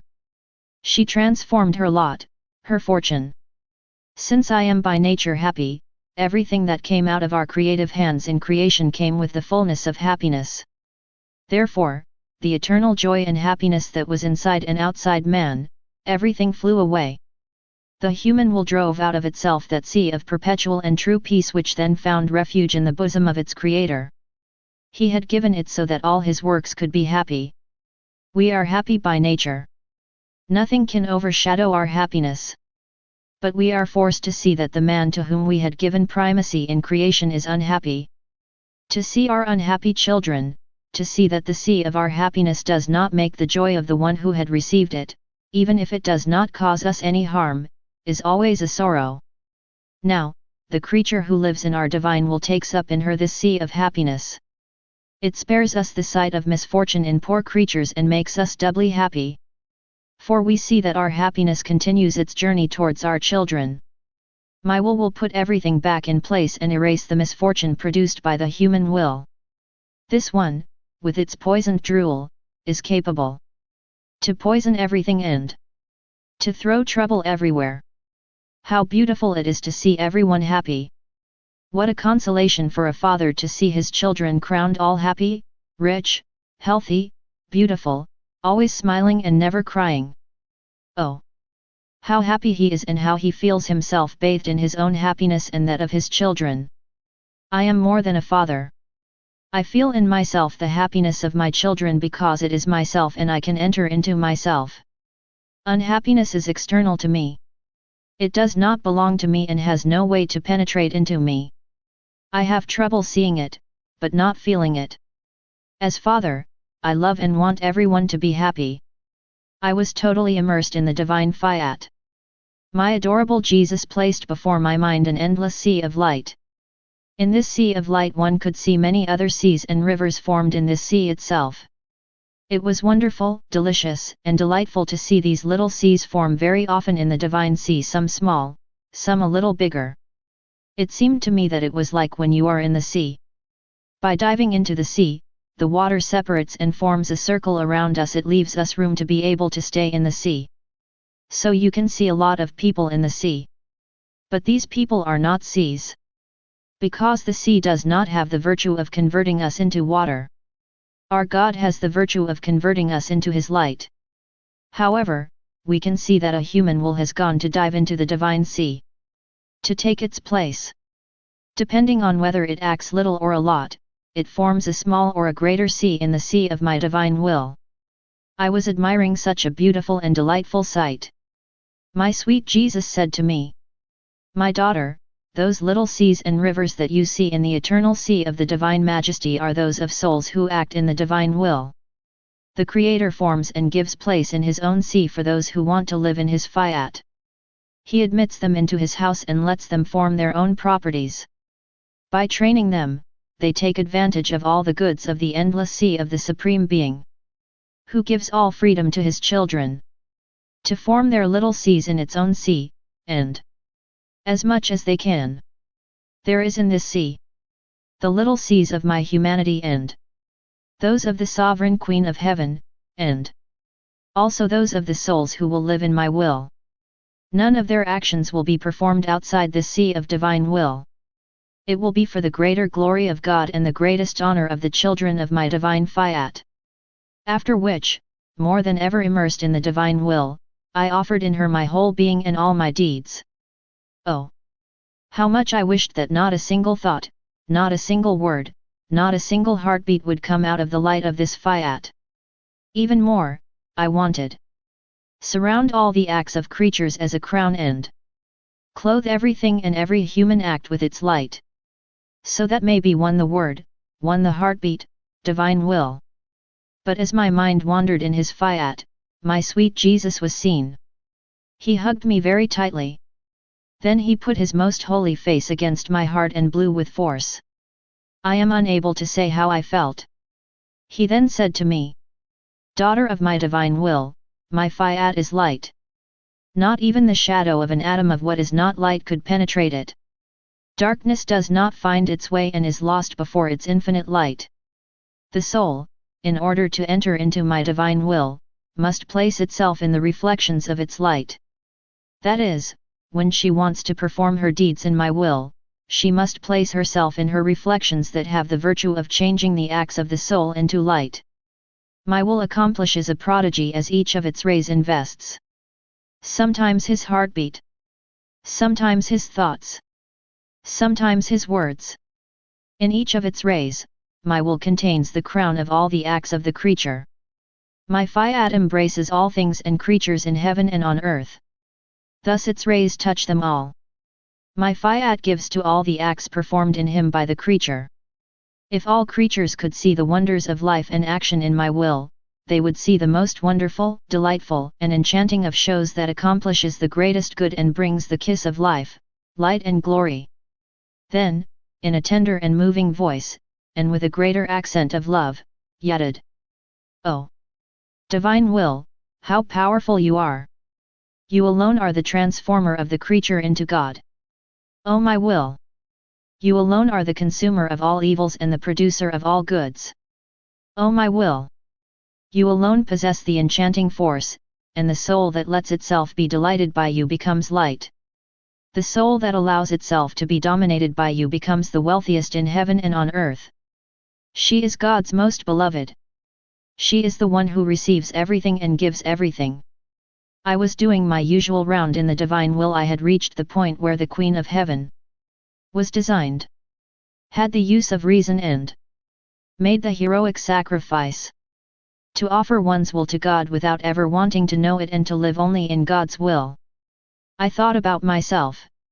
How I would like my Heavenly Mother take my will, unites it with its own end, donate it to the Supreme Majesty, so that I would not even know my will in order to live only in the will of God. I was thinking about this when my beloved Jesus manifested himself in me. In a light brighter than a flash, he said to me, "My daughter, 3 acts of the Trinity have worked together in creation: power, wisdom, and love. All our works are always accompanied by these 3 acts. Since our work is always perfect, our works are executed with the greatest power, with infinite wisdom and with perfect love. They have communicated these 3 immense goods to the work we are performing. We have given man the great good of intellect, memory, and will, that the kingdom of my divine will may come. 3 wills offered as a holocaust to the divinity are necessary. These, having no life of their own, will give way to mine to let it reign and dominate freely. Thus she will be able to take her royal place in all human acts, the place due to it. For this is what we had established at the time of man's creation. He, with ingratitude, gave this place to his human will and made me lose my place. In our eyes, there is no greater sacrifice than a human will which, having life, does not exercise it in order to give free life to our Fiat. And this has a great benefit for the soul. For it gives a human will and receives a divine will. It gives a finite and limited will. It receives one that is infinite and limitless." While Jesus was saying this, I thought, the first was certainly the Queen of Heaven who made the heroic sacrifice of not giving life to her will. But the other 2 wills, who are they? Jesus added, "My daughter, what do you do with me? Do you want to put me aside? Don't you know that I had a human will that did not have even the slightest breath of life, giving way in everything to my divine will? So I had to sacrifice it so that the divine will could extend its entire kingdom in my human will. And have you forgotten that your human will is continually sacrificed? So that it never has life end. That my divine will may use it as a stepladder at his feet so that I can spread my kingdom over it. Now you must know that between the will of the Heavenly Mother and yours, there is my human will which is first and sustains both so that they can be constant in the sacrifice. Never to give life to the human will, and so that the kingdom of my divine will can extend over these 3 wills and to have the triple glory of our power, our wisdom, and our love. Have the triple repair of the 3 powers of man, all of which have contributed to the removal of the great good of our divine will. The sovereign Queen of Heaven obtained grace by virtue of the merits of the future Redeemer. You have received grace by virtue of the Redeemer already come. Millennials are for us only 1 point. So I've been thinking about everything since that time. I supported the 3 wills over which my eternal will was to triumph. That's why I always tell you, be attentive and know that you have 2 wills that support you. That of the Celestial Mother and that of your Jesus. They strengthen the weakness of your will, so that she can endure to remain sacrificed for such a holy cause, and for the triumph of the kingdom of my Fiat. Then my spirit became present at the conception of the Sovereign Lady. I say to myself, Queen Immaculate, the little girl of the divine will comes to prostrate herself at your feet to celebrate your conception and pay you the honors due to a queen. And with me, I call the whole creation to surround you like a crown. Angels, saints, heavens, stars, sun and the whole world. To recognize you as Queen, to honor and love your greatness, and to declare your subjects. Don't you see, O Heavenly Mother and Queen? As all created things surround you to tell you. We greet you, our Queen. Finally, after so many centuries, we received our Empress. The sun greets you as Queen of Light. The heavens as Queen of Immensity and Stars. The wind as Queen of the Empire. The sea as Queen of Purity, Strength, and Justice. The earth greets you as Queen of Flowers. All greet you in chorus, you are welcome, our Queen. You will be our smile, our glory, our happiness. From now on, we will be hanging on your desires. But in saying this, I was thinking about myself, obviously, my usual nonsense. I am celebrating my Heavenly Mother, and she is not thinking of celebrating the little girl of the divine will? I would like nothing but the feast of taking me on his lap like a little child, to feed me with the air, the breath, the food, and the life of the divine will. I was thinking about that and many other things. My sweet Jesus manifested himself in me and said to me, "Little daughter of my will. She who lives in my divine will is celebrated by all and is the feast of all. Do you want to know? Why do you celebrate, since its very conception, the state of Queen of my Mother? Because she began her life in the divine will. And the divine will makes you present its glorious state of Queen that it makes you celebrate with all created things, just as it was celebrated at its conception. The festivities started in the Fiat are eternal. They have no end. Those who live in my Fiat find them present and participate in the celebration. Although the little Queen of Heaven perceived from the very moment of her conception that all revered her, smiled at her, waited for her end. That it was welcomed by all. However, she did not know from the beginning the mystery that she was to become my mother, the mother of the one she herself had been waiting for. For she only knew it when the angel announced it to her.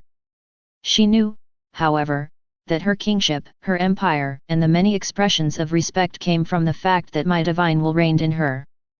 But you must know that when you celebrate the mother and her sovereignty, the mother celebrates the firstborn of this Fiat that she loved to the point of making it her life.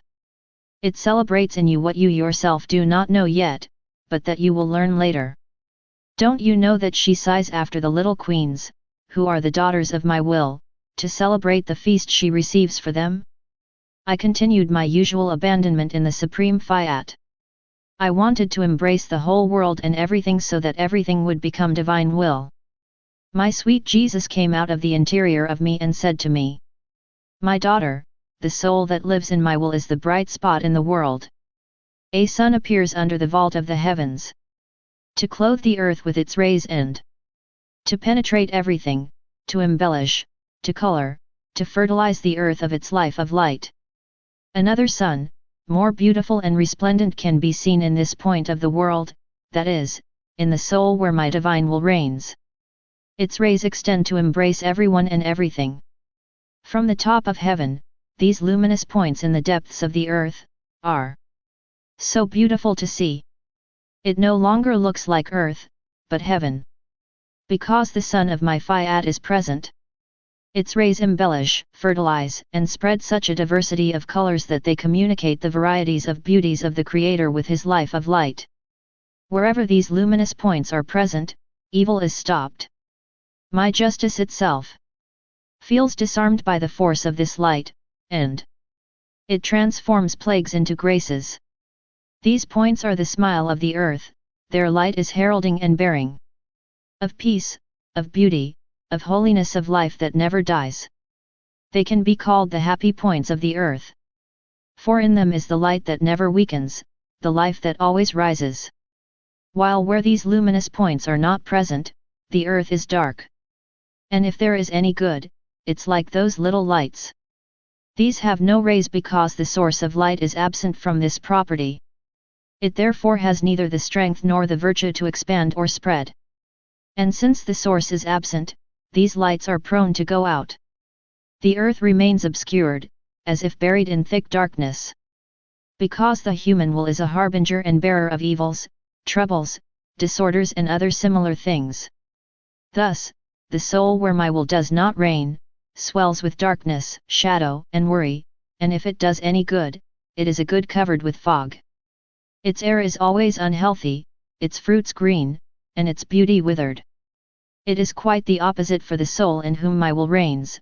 She is the true queen, who dominates over everything, gives peace to all, does good to all and is welcome everywhere. To do good to all, she does not need anyone because the source of my will that she possesses brings out in her all the goods. I then continued my round in the divine will to bring to my Creator all the created things, the heavens, the sun, and all things, in deep worship of my God and so that he could say to him, "You have given me the heavens, the stars, the sun, the sea. My love brings you everything in return." I was thinking of this when my sweet Jesus said to me, "My daughter." "Oh, yes. I created everything for you and gave you everything. For everything created, I first thought of donating it to you, and then I took it out. I gave you so many gifts that you had no more places to put them in my love, so that you would not be embarrassed. Gave you the space to place them, so that, taking advantage of one thing and sometimes another, you are not embarrassed because everything has its place to remain at your disposal. If you knew how happy we were to see our little girl take flight in our will, to bring us the heavens, the stars, the sun, and all the rest, and to pay us back with the very donations we had made to him. We feel our own glory, our love, and the repetition of our works, knowing that if she had the power, she would do it for us. In order to always surpass ourselves in our love for the one who lives in our Fiat, we give him credit as if the creature had done, for the sake of us, the heavens, the sun, the sea, and the wind, in short, everything. We reward her as if she were holding the whole creation to give glory and tell us that she loves us. My will loves so much the one who lives in her that there is nothing that he has done or that she can do, of which she does not say to the soul, "Let us do it together," in order to be able to say, "What I did out of love for her, she did out of love for me." My days are getting longer and more bitter because of the deprivation of my sweet Jesus. The hours are centuries, the days never end. When I make my rounds in creation, I want to invite everyone to mourn the one who, fleeing away from me, leaves me alone and abandoned to my hard martyrdom, living as if I had no life. Because the one who formed my true life is no longer with me. So, in my bitterness, I ask the sun to shed tears of light to excite Jesus' compassion so that he may return to his little exile. I ask the wind to have tears of moans and cries to deafen Jesus from his mighty empire in order to force him to come. I ask the sea to help me by converting all its waters into tears, so that, by the murmur of his tears and with its tumultuous waves, she can create a tumult in her divine heart. And that he quickly resolves to give me back his life, my whole. But who can say all my nonsense? I was looking for everyone's help to bring my Jesus back, but he didn't want to. I continued my round in his adorable will. I followed all his deeds when he was on earth. I stopped while Jesus was in the process of to bless the children, to bless his heavenly mother, to bless the crowds, etc. I prayed to Jesus to bless his little girl who needed it so much. And he, manifesting himself in me, raised his hand to bless me, and he said to me, "My daughter, I bless you with all my heart in your soul and in your body. May my blessing be the confirmation of our likeness in you. My blessing confirms in you what the divinity has done in the creation of man. That is, our resemblance. You must know that in my mortal life, in all that I have done, I have always blessed. This is the first act of creation that I recalled about creatures in order to confirm it. I invoked the Father, the Word, and the Holy Spirit. It is the sacraments themselves that are animated by these blessings and invocations. Thus, by calling the likeness of the Creator in souls, my blessing also calls for the life of the divine will, so that she may return as at the beginning of creation. To reign in souls. For only my will has virtue. To paint in them, distinctly, the likeness of the one who created them. To make it known and to preserve it with its living divine colors. So you see what the blessing means. It is the confirmation of our creative work. For the work we do once is so full of wisdom, sublimity, and beauty that we like to repeat it over and over again. Our blessing is nothing else.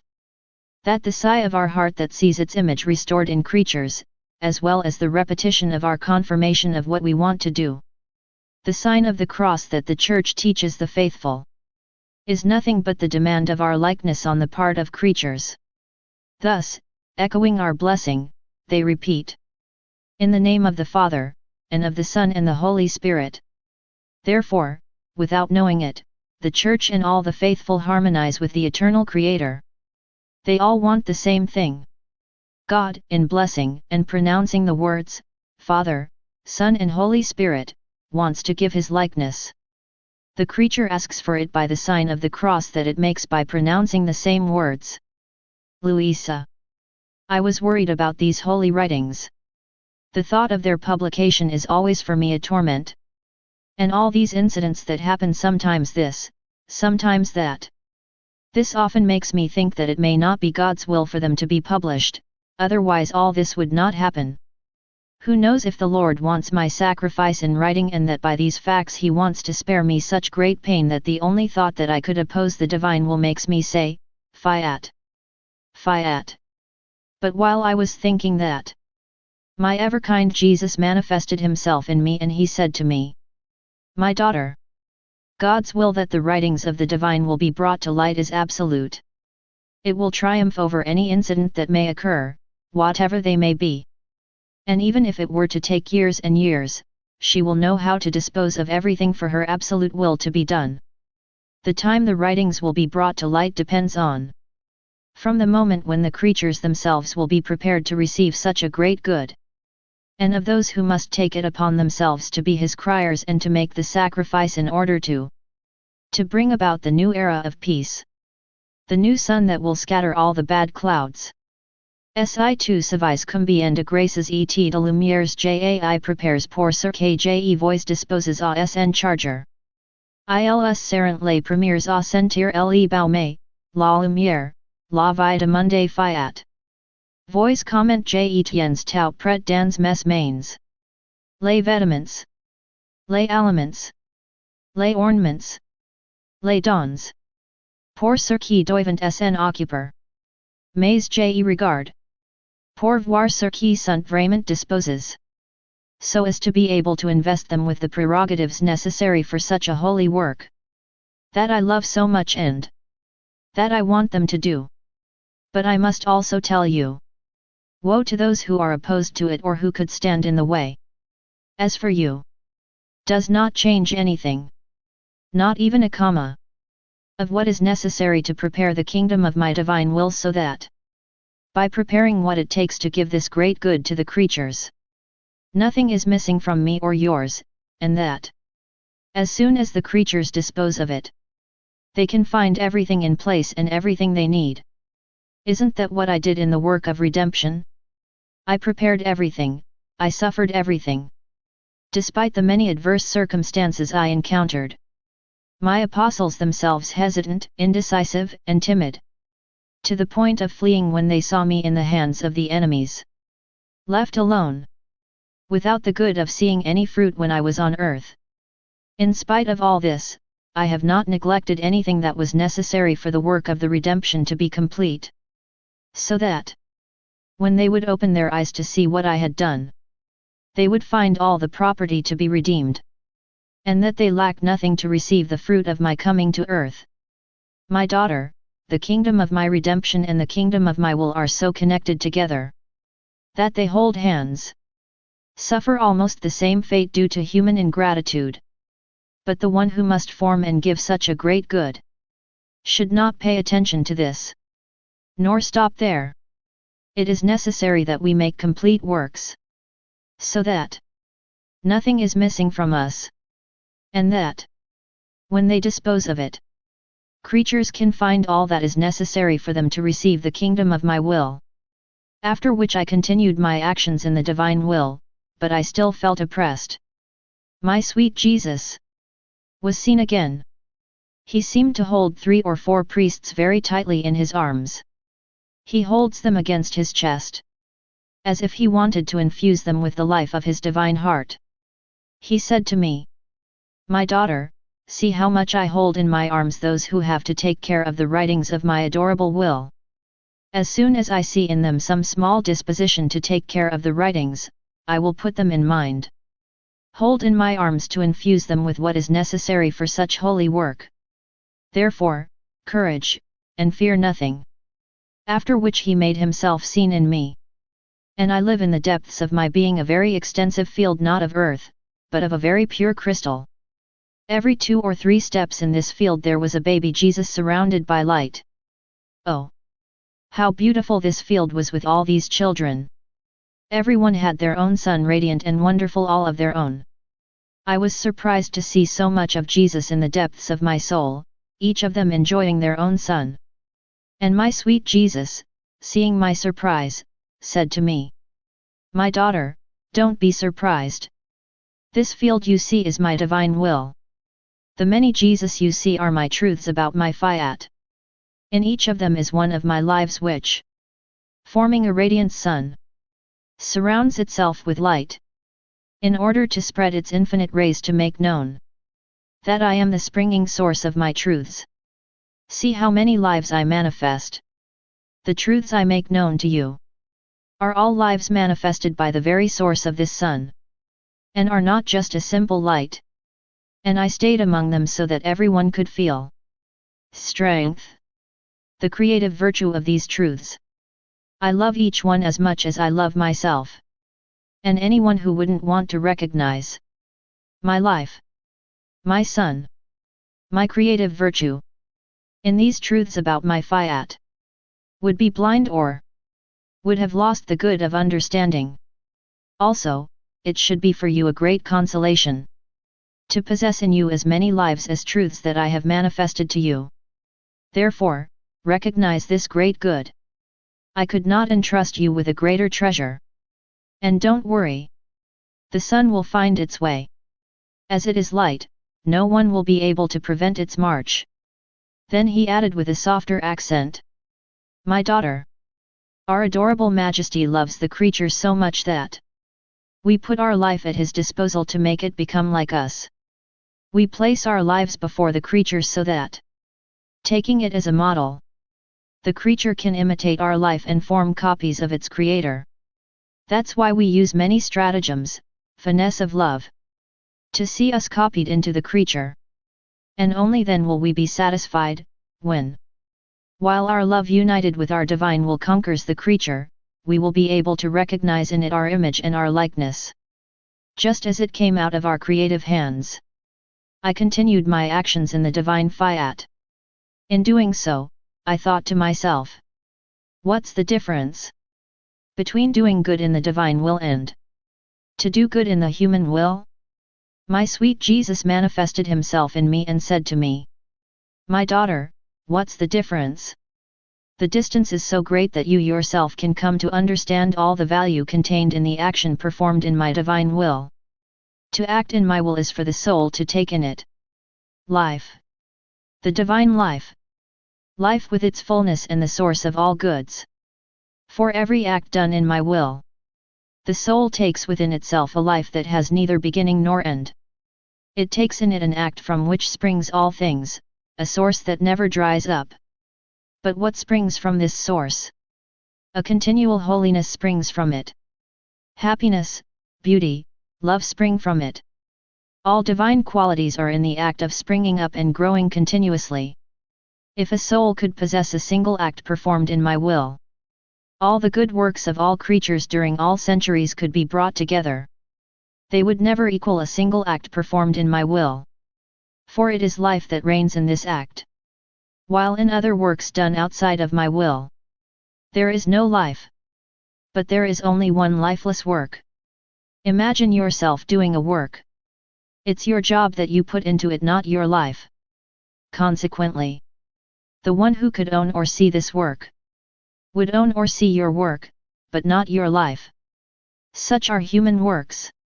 These are the work that creatures do, and not the life they put into their works. They are therefore prone to being soiled, destroyed, or even lost. On the other hand, the love and jealousy of my will for the work done in her is so great, that it places the divine life itself in the midst of this work, at its center. Therefore, the soul that performs all its deeds in my will possesses as many divine lives as acts performed in the supreme Fiat. It can be called the doubling and settlement of divine life in the boundless sea of my eternal will. Therefore, regardless of the acts or sacrifices of other creatures, they will never be able to please me, if I do not see flowing in them the life of my will. In fact, given that their works are lifeless, love that always loves, holiness that always grows, the beauty that is always embellished, and the joy that always smiles are not in them. At most they can be present in the act of their work. But when their work ends, the exercise of their life ends with their work. Not finding the continuation of their lives in their work, I find neither taste nor pleasure, and I wait ardently for the soul that lives in my will, to find his works filled with divine lives that always love. These works are not silent, but speak. They possess a divine life, so they know how to speak to their creators so well that I take pleasure in hearing them. I stay with them with so much love that it is impossible for me to part with them, especially since it is my very life that binds me to them by indissoluble bonds. Oh! If you knew the greatness of the good of having called you to live in my will, the wonders, the infinite riches that you can take, the love with which your Jesus is attracted to love you, you would be more attentive and more grateful. You would eagerly wish that my Fiat is known and forms his kingdom among creatures, for he alone can be the sower of divine V in creation. I then continued my abandonment in the Fiat. My mind wandered in sight, its immensity, its light which takes on everything, of his power which accomplishes everything, of his wisdom which orders and disposes of all things. My poor little mind wanted to take a lot of things, of this light and of this infinite sea, but I could only pick up a few drops. In addition, in terms who were not human, but divine, and that my little ability was unable to put into words, I was immersed in this sea of light. My beloved Jesus made himself seen in this light, and he said to me, "My daughter, my will is light. The virtue and prerogative of this light is to empty the soul that allows itself to be dominated by it of all passion. In fact, its light is placed in its center. With its invigorating warmth and light, it rids it of any human weight. It invigorates and converts everything into a seed of light. It forms in the soul the new life, without any seed of evil, entirely pure and holy, as it came out of our creative hands, in such a way that this happy creature cannot fear to harm anyone. In fact, true light doesn't hurt anyone. On the contrary, it brings to all the goods that my life-giving light contains. This creature also does not have to fear that it may receive any harm, for true light is untouchable, even through the shadow of evil. Therefore, she has nothing to do but to enjoy his happiness and to spread on all the light it possesses. I continued my round in the creation. I stopped, sometimes here, sometimes there, to follow and look at what God had done in creation. Arriving at what Adam had done in his state of innocence, I thought to myself, how I wish I could do what our Father did in his state of innocence, so that I too can love and glorify my Creator as he did in the original state of creation. My beloved Jesus manifested himself in me and said to me, "My daughter, in her state of innocence, Adam possessed the life of my divine will, he possessed universal life and virtue. Consequently, I found the life of all and of all things centralized in his love, in his deeds. All acts were unified. Even my works were not excluded from his act. I found everything in Adam's deeds. I found all shades of beauty, the fullness of love, An admirable and unattainable mastery, therefore, all things and all creatures. Now the one who lives in my will rises to the act of innocent Adam. Making universal life and virtue her own, she makes her act her own. Even more, it rises too. In the acts of the Queen of Heaven. In the very acts of his Creator.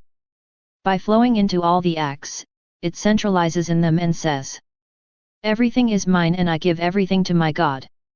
Just as his divine will is mine. Everything also belongs to me. Everything that came out of it. Having nothing of its own. With his Fiat, I have everything and I can give God to God. Oh! How happy, glorious, victorious I feel in the eternal will. I own everything and I can give everything, without exhausting anything of my immense riches. There is therefore no act, in heaven as on earth, in which I do not find a living soul in my will. I then continued to follow the deeds of the divine Fiat. My ever-kind Jesus added, my daughter, my will is order.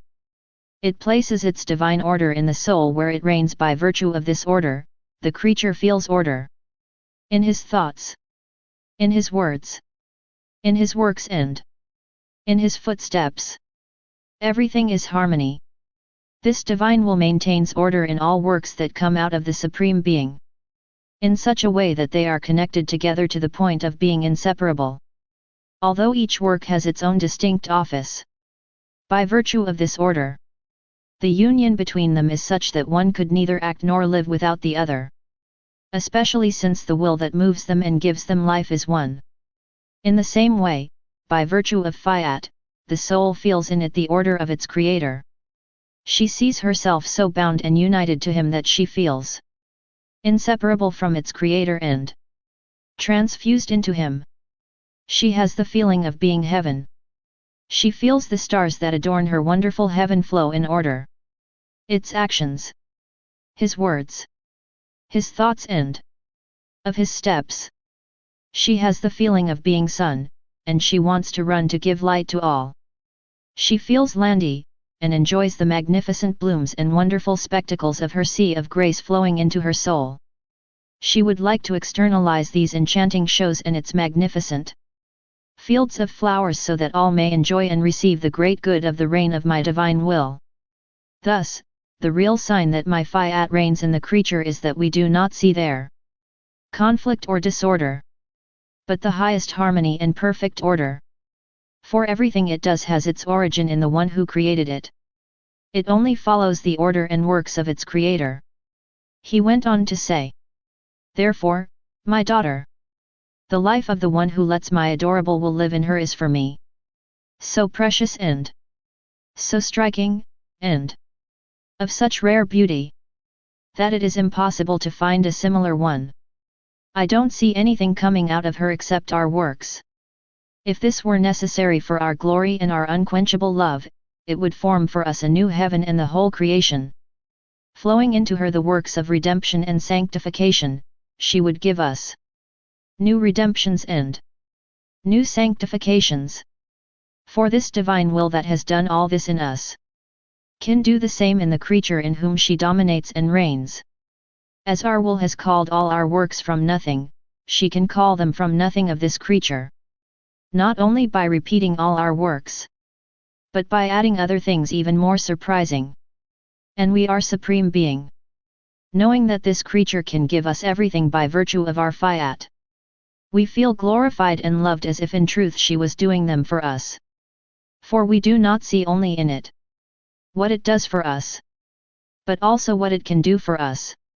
So you see how many precious things she locks up. How amazing she is in all her actions. The nuances of its beauty delight us and form the most delicious shows for our divine gaze. So much so that, in our excess of love, we are forced to exclaim, oh! Our will! How prodigious, admirable, kind, and delicious you are in the creature where you reign!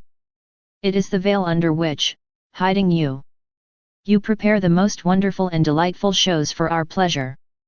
That is why it can be called the wealthiest of creatures. the one who manages to attract the attention of his God to make him celebrate and allow him to enjoy his own works. Who can go so far as to say, by virtue of your will, _J owns everything.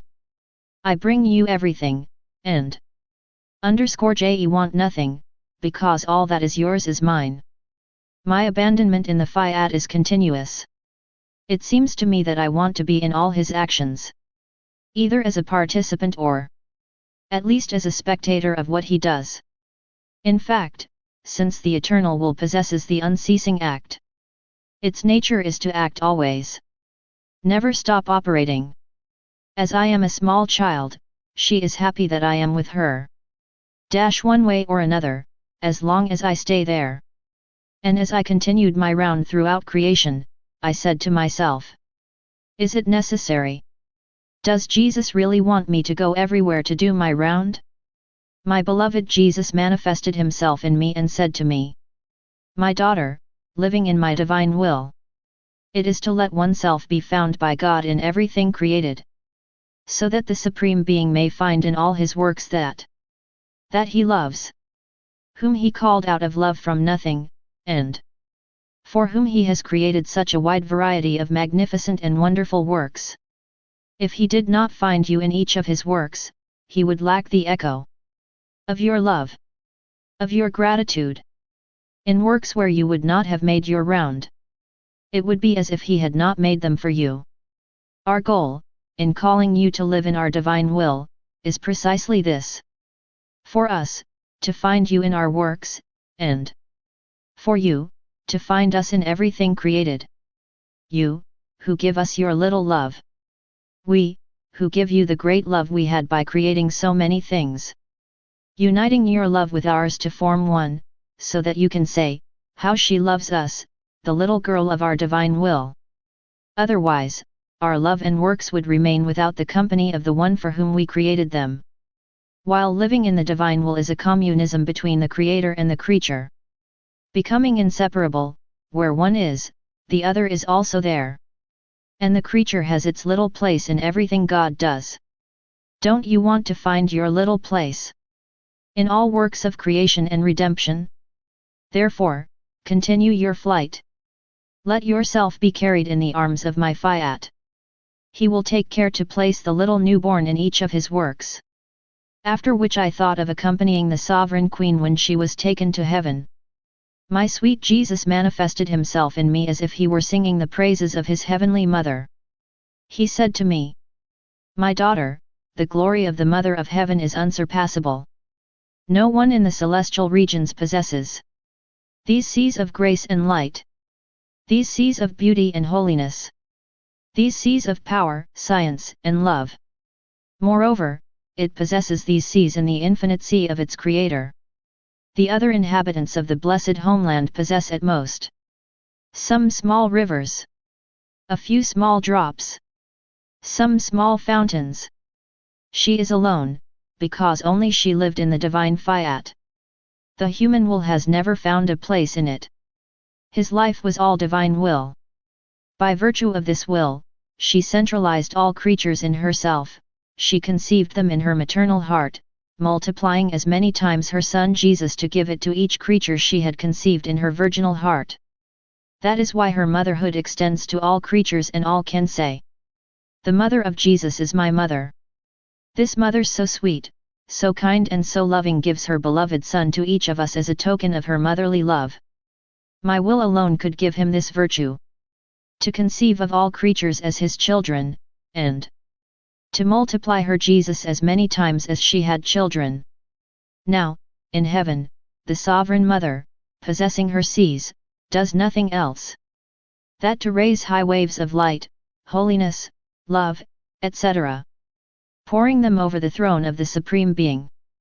The Supreme Being, so as not to be surpassed by his love, having his own wider and deeper sea, forms its own waves, higher, below the seas of the Virgin Queen, and pours them on her. And it is preparing new waves. And God is preparing even more.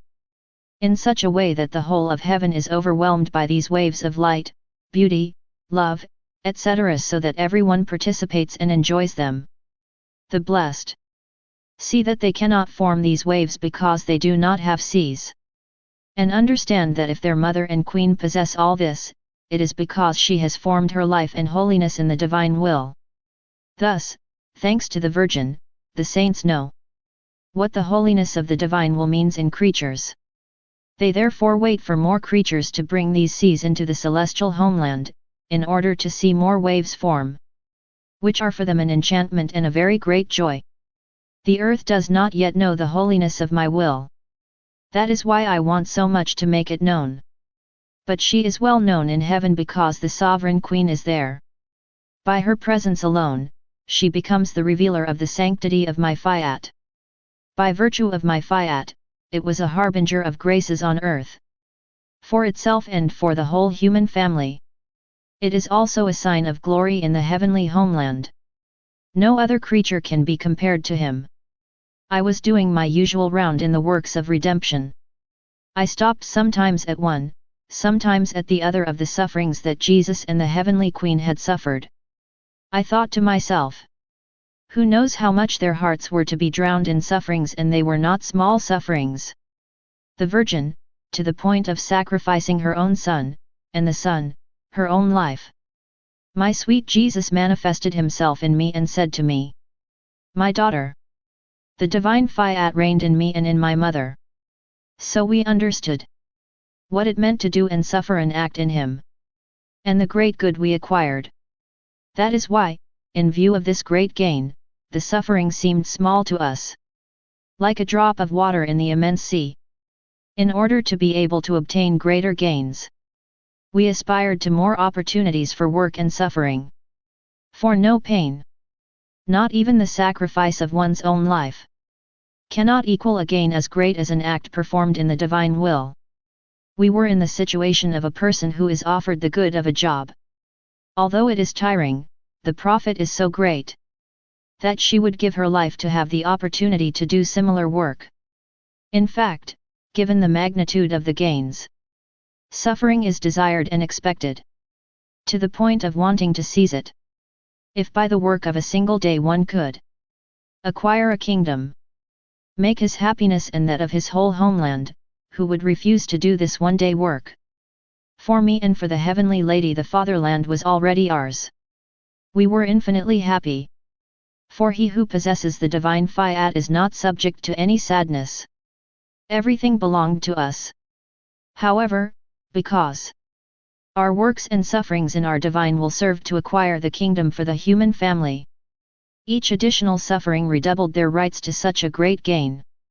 Out of love for them and to see them happy, we were glorious and victorious that the day of our life here on earth was filled with suffering and work for them. Not only for this, that is, for the good of the creatures, but because acting in the Fiat gives a divine will a field of action. By acting in the Fiat, it is heaven that runs in this act. They are suns that are enclosed. They are immense goods that arise. In short, it is this divine Fiat that does everything and owns everything. After which I continued my surrender into the supreme will. I was thinking about the many truths that my great good, my beloved Jesus, had told me about the Fiat.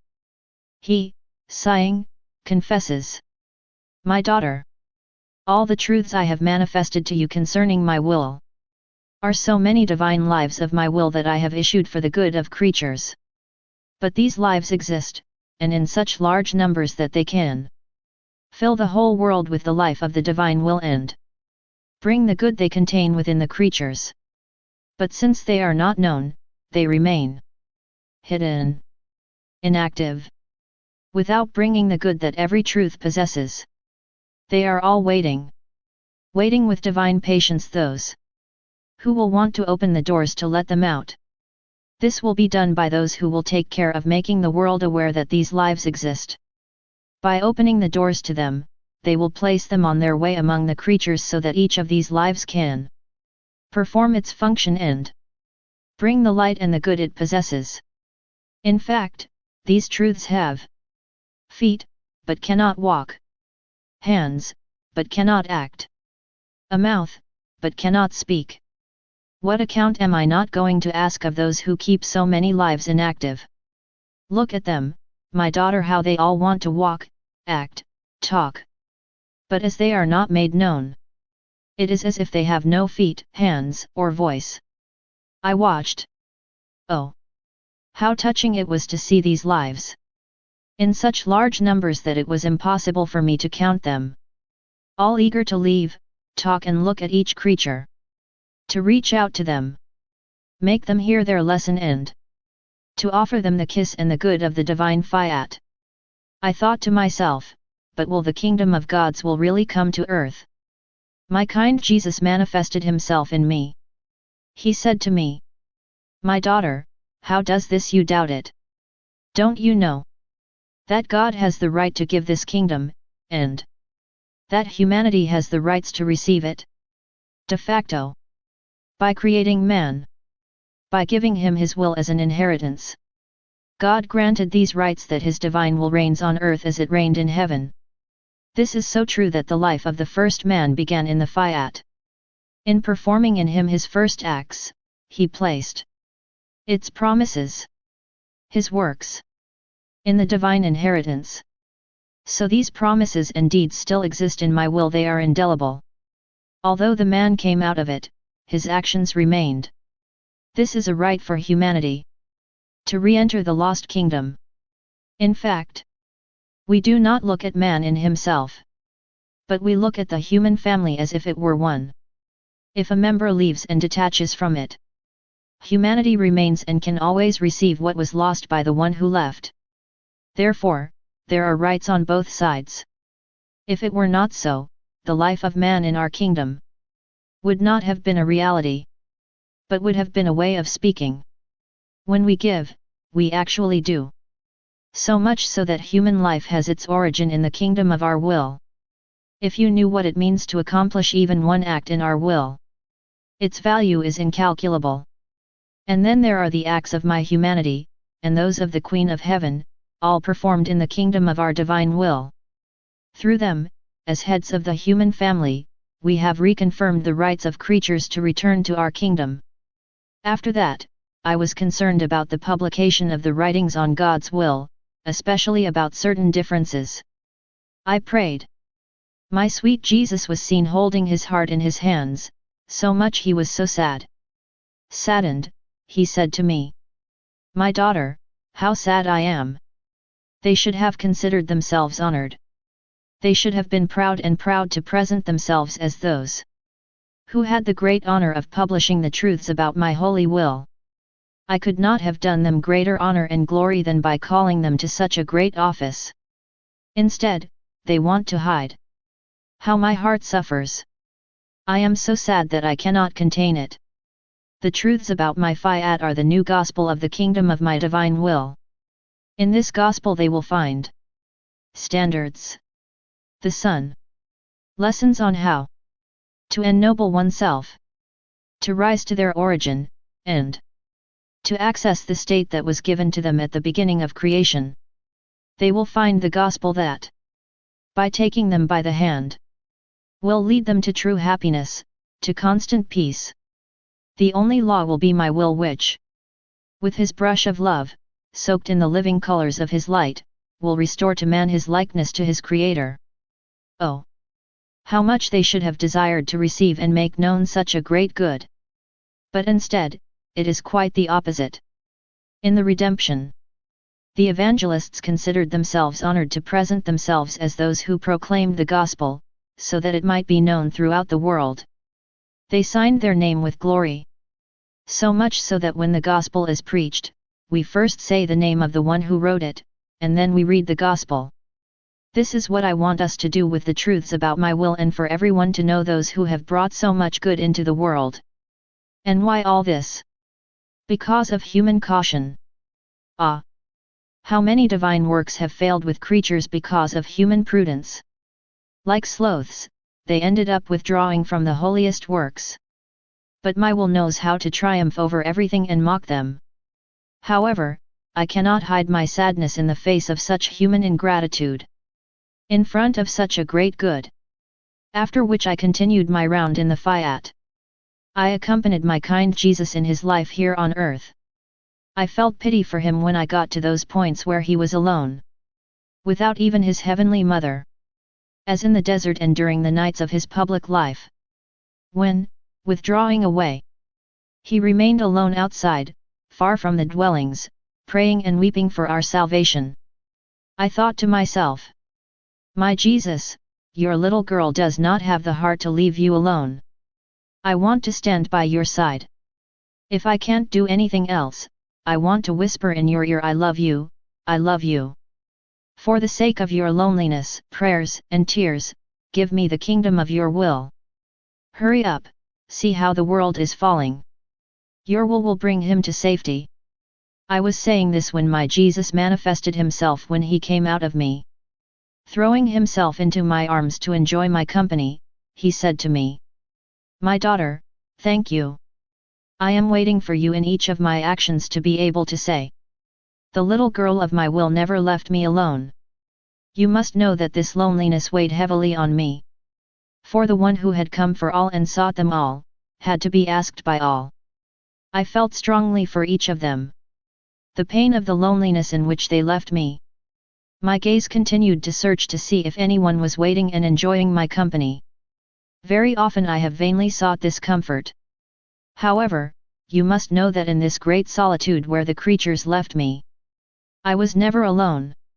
I had the company of the angels and that of my mother. For, although it was far away, my divine will brought me its heartbeat and all its acts that made me procession to keep me company. And also, from time to time, my divine will brought me the newborn of my Fiat with the whole cohort of children of my kingdom for my company. For all times belong to my divine will. It has the virtue of reducing them to a single point, so as to have them in a continuous act at all times, without ever stopping. Moreover, when the soul remembers what I have done and wants to be with me, it prepares the emptiness in itself where to place the fruit of what I have done and suffered. My flight in the eternal Fiat is continuous. It seems to me that I can only be, nor stop, in him. More than life, I feel it in me, and outside of me I may run and fly, I find only his works. An endless and limitless property, and its life pulsating in everything and everywhere. This divine will is present at the top as well as at the bottom.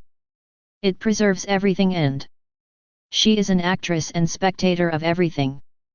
My smallness wandered in the divine Fiat and traveled all over creation, making my I love you resonate in everything created. She asked for the kingdom of the divine will on earth. My kind Jesus made himself seen. He carried me in his arms to make me follow the deeds of his divine will. He said to me, my daughter, how much my will loves you. Better than a mother, she holds you in her arms. By hugging you very tightly against her breast, she is present in you and grows inside of you. It pulsates in your heart, it circulates in your blood, it walks in your footsteps, it thinks in your mind, it speaks in your voice. Her love, her jealousy is so great that if you are small, she becomes very small. If you grow up, it grows with you. If you act, she goes so far as to extend you in all her works. A mother can leave her daughter, she can separate from her and move away very far, but my will, never. For by making herself the life of her daughter, she becomes inseparable from her. So even if she wanted to leave her, she couldn't. For it is his very life that lives in his daughter with what she has formed in her. Who could ever have that unsurpassed power and love to form and grow their own lives with their daughter? No one. With the exception of my will, which possesses eternal love and creative virtue, and creates his life in the one who is born again and only wants to be his daughter. That's why you go through creation.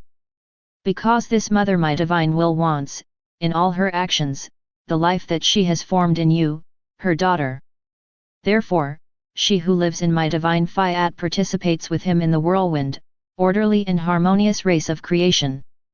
This orderly race of all spheres forms the most beautiful and harmonious of melodies. Thus, the soul that runs with them forms its note of harmony which, by reverberating in the heavenly fatherland, draws the attention of all the blessed who say, How beautiful is the sound we hear in the spheres! Because the little girl of the divine Fiat turns with them. It's one more note and a very distinct sound that we hear. The divine will brings it to us in our heavenly regions. Therefore, it is not you who run, but my will. And you run with her.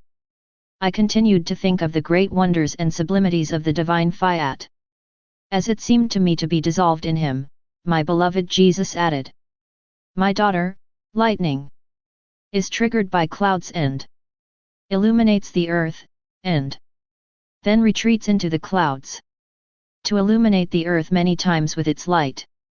In the same way, the soul that lives and acts in my will throws lightning from the bosom of his humanity and form more light in the sun of my divine Fiat. In addition, it illuminates the earth plunged into the darkness of the human will. But the lightning that the clouds throw has limited light, while those of my divine will are limitless. Their light is the bearer of the knowledge of my will. In fact, the action in my will contains a universal and therefore unique force, a new creation, a divine life.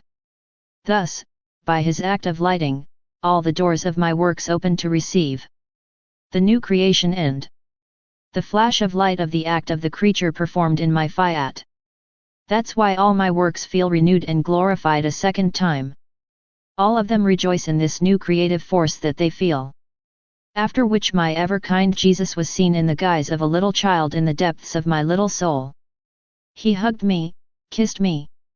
I felt a new life, a new love invade me. I repeated for him what he was doing to me. Repeating his kisses, he said to me, "Little girl of my will, when my breath is upon you, it renews you. By his life-giving power, he destroys in you the infection of the seed of the human will. He vivifies the seed of my divine Fiat. This breath is the origin of the human life of the creature. By withdrawing from my will, man lost my breath. Even though life remained in him, he no longer felt the life-giving force of my breath.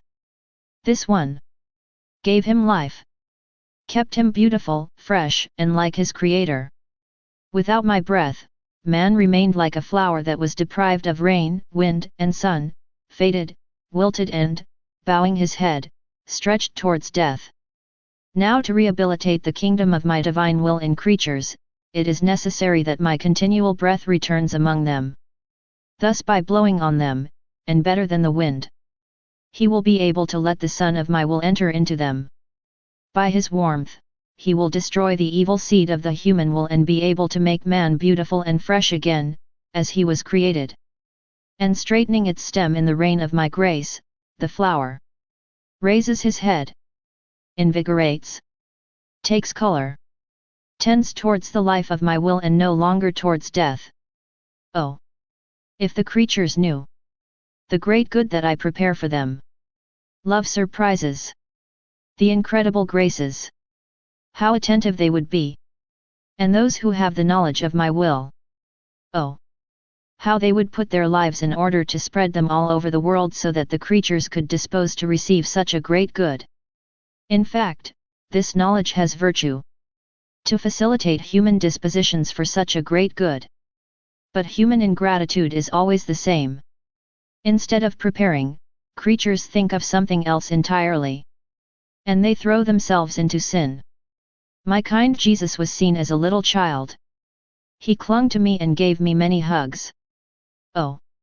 How beautiful it is to see him in his humanity as a child, full of love and trust.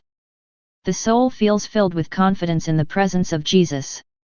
For she sees in him her humanity which is so similar to her own, that they gather as brothers, identify with each other. One is transformed into the other. Thus, the veil of the humanity of Jesus, in which he encloses his adorable divinity, serves to create the trust that makes the poor creature abandons all fear, and all love with Jesus remains better than a son in the arms of his heavenly Father. Jesus' love is so great that he says to the creature, "Fear not, I am yours like you, dressed like you. My love is so great that I hide the infinite light of my majesty in my humanity so that you can be with me like a little child in my arms." On the other hand, when my beloved Jesus shines his divinity through his humanity. His very humanity is eclipsed in this infinite light. Then I feel the great distance that exists between me and my Creator. His brilliant divine majesty annihilates me. I immerse myself in my dust, not knowing how to avoid its light, because there is no point where it is not present. My little atom remains submerged in this very light. It seems to me that I am saying nonsense, so I am leaving. Then my greatest good, Jesus, said to me, "My daughter, the kingdom of my divine will is all prepared in my humanity. I am ready to manifest him to give him to creatures. It can be said that I formed the foundations and raised the buildings. The rooms are countless, all decorated and illuminated. Not with small lights, but by as many suns as there are truths that I have manifested on my divine Fiat. Nothing is missing but those who want to live there. There will be room for everyone, because it is vast, larger than the whole world. With the kingdom of my will everything will be renewed in creation. Things will return to their original state. That is why many scourges are necessary. They will take place so that divine justice can be in balance with all my attributes. In such a way that, in balancing, my divine justice, may the kingdom of my will remain in its peace and happiness. Therefore, do not be surprised that such a great good that I prepare and that I want to give, or preceded by many plagues. It is my justice that claims his rights so that, return to balance, she can put herself at peace with the creatures and no longer worry them. Moreover, as the children of my divine Fiat will no longer offend him, my divine justice will be changed for them into love and mercy. After that, I followed all the acts that Jesus had performed in the redemption. My sweet Jesus added, "My daughter, my language in the redemption was very different from the one I used for the kingdom of my will. In fact, in the redemption, my language was adapted to those who were incapable, weak, deaf, dumb, and blind, and many were at the edge of the tomb. Therefore, to talk to them, I made use of parables and comparisons with the world below, which they themselves could touch with their hands. Also, I talked to them, sometimes as a doctor offering them remedies to cure them, sometimes as a father who waited for the return of his children, even the most undisciplined, sometimes as a shepherd who goes in search of the lost sheep, sometimes as a judge who, unable to attract them by love, at least tries to take them by threats and fear, and many other comparisons. This language I adopted shows that those to whom I was addressing did not know me, didn't like me, and did even less my will. On the contrary, they were far from me. He shows that I, with my parables, I was doing the research and I stretched the nets to take them and give everyone the remedy to cure it. But how many have escaped me? And I intensified my research and teaching so that they could come out of their stubborn blindness. See now how different is the language I have used to manifest the truths about my divine will, that is to serve the children of his kingdom. My language about the Fiat resembled that of a father in the midst of his dear children who love it, all in good health. All of them possess in them my very life. Thus they will be able by virtue of my will to understand my highest lessons. That's why I went further. I placed them in front of the beautiful comparisons. The sun, the spheres, the heavens. Of the divine way itself of acting, which extends to infinity. Having in them my divine Fiat, they will also have the one who created the heavens, the spheres, and the sun, and the one who will give them the virtue of copying into themselves all that he has created and the very means that he has used in his divine operation. They will be the copiers of their Creator. And that's why I took so long to manifest the truths about my Fiat, which I didn't do in my redemption. For they were then parables that contained human and finite manners. That's why I didn't have much material to be able to talk at length. On the other hand, the comparisons that concern my will are divine in nature. So there is so much material to talk about it that they become inexhaustible. Who can measure the magnitude of sunlight and the immensity of its heat? No one. Who can ever set a limit to the heavens and the multiplicity of my divine works? Oh! If you knew how much wisdom, love, grace, and light I have placed in the manifestation of my truths about my divine Fiat, you would be flooded with joy, to the point of no longer being able to live. You would long for the work of your Jesus to be known, so that such an exuberant work, of incalculable price, can have its glory and can communicate its beneficial effects to all other creatures. As usual, I was making my rounds through all of creation in order to follow what the divine will had accomplished in it. Oh! How beautiful everything seemed to me! The divine Fiat loved his triumph, has received his full glory, has obtained its total domination, and extended his life everywhere and in all places. The divine Fiat is light and he extends his life of light. He is power, he is order, he is purity. He extends his light, order, and purity over all created things. So on for the rest of his qualities. That is why everything created is sacred, more than a relic. For it contains in it creative power and the will, and life itself, of the one who created it.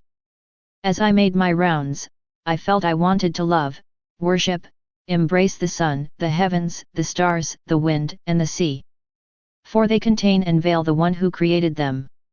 They constitute for himself many residences. As my spirit traveled through creation, my sweet Jesus said to me, "My daughter, look at how beautiful, pure, holy, and orderly our works are. We used creation to form our sails, our vast residences. However, we did not give them the reason. For they were created for man, not for themselves. We have reserved for man the capacity and reason of all creation, so that in possession of his reason, he will give us light from the sun, the heavens, the wind, and everything else. So we have placed created things as members of man, possessing the reason of its members. He can use them to rise in these sails and find the one who dwells in them as king. He can bring to him the glory and love of those members who are given to him. For man to do this, to possess the reason that the sun, the heavens, the wind, and all the rest have had, to keep the created things as its own members, it must possess the life and kingdom of our divine Fiat. This will give him the capacity, a vast and sufficient reason for all creation, to maintain communication, connection, and inseparability with all these members of the created things. Only our divine will possesses the full reason for what it has done. We have given this will to man, so that she may give him the reason for all our works. Everything came out of us orderly, and connected as so many members to the body of man. For he is our first love, the goal of the whole creation. We have centralized in him all the reason necessary for creation. Now, my daughter, withdrawing from our divine will, the man dealt a blow that separated him from his dear and holy members. That is why he knows little about the value, holiness, power, light which, like its members, have already belonged to him. And the divine Creator remains without the glory, love, and gratitude of the heads of his members.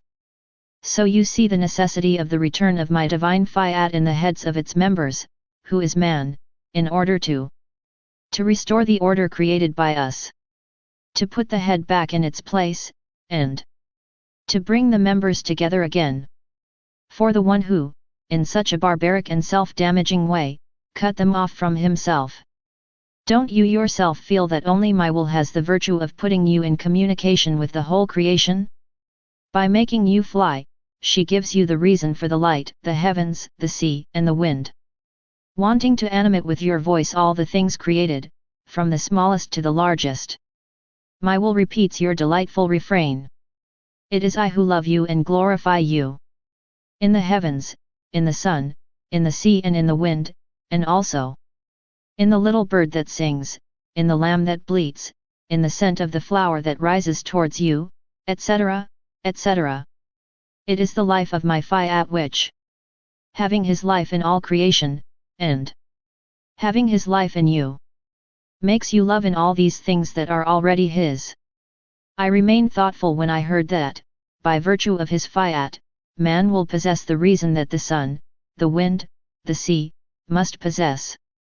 My beloved Jesus added, "My daughter, man does this too, he does not leave his reason in the works he does. If he builds himself a house, if he owns land and places different plants in it, and if he does one job or another, these are works that do not have the reason. He keeps reason to himself. Etsil done un raison. It is to his family that he gives it, which is not a work, but his own children. If he wants them to have the reason for his works so that they can use them according to the will of the Father, so he will be able to receive from them the glory of his works. If man does this, why can't I do the same?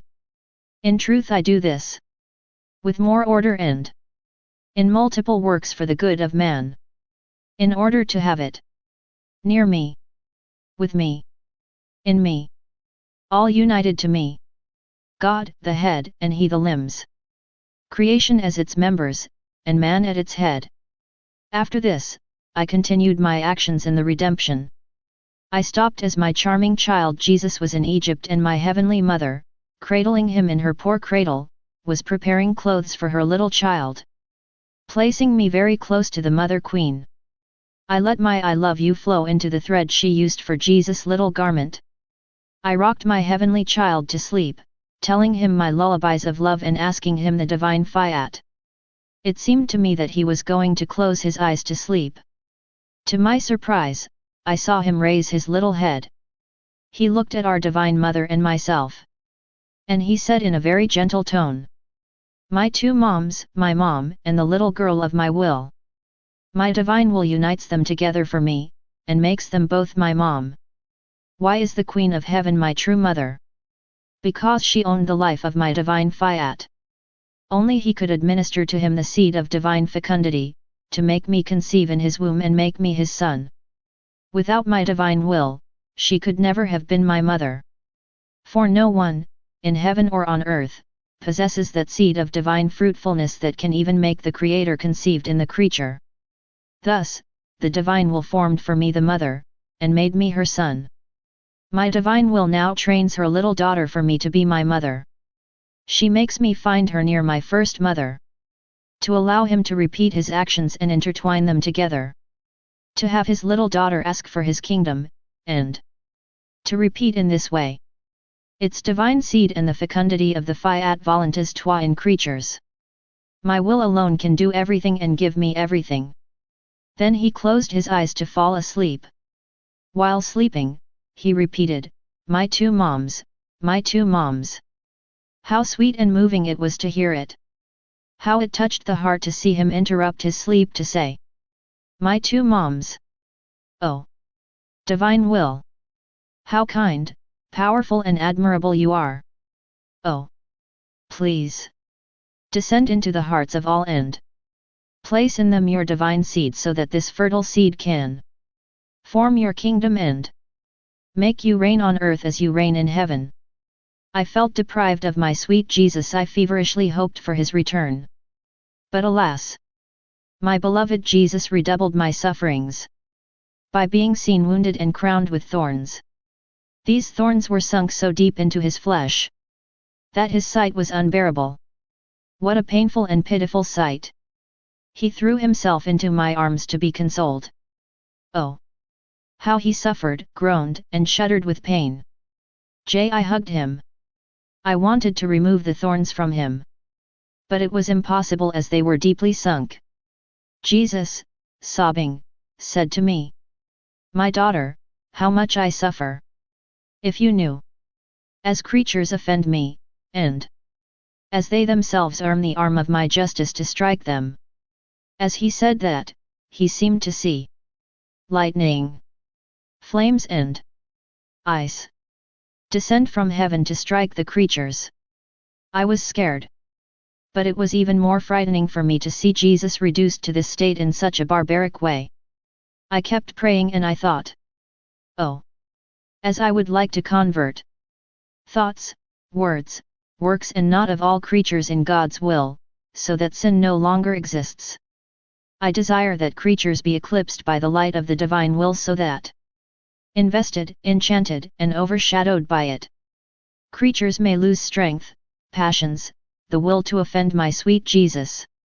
While I was thinking this, my sweet Jesus said to me, "My daughter, when the soul makes the commitment to want to convert all human acts into my will, it forms its rays which, by spreading, somehow put the earth in their power.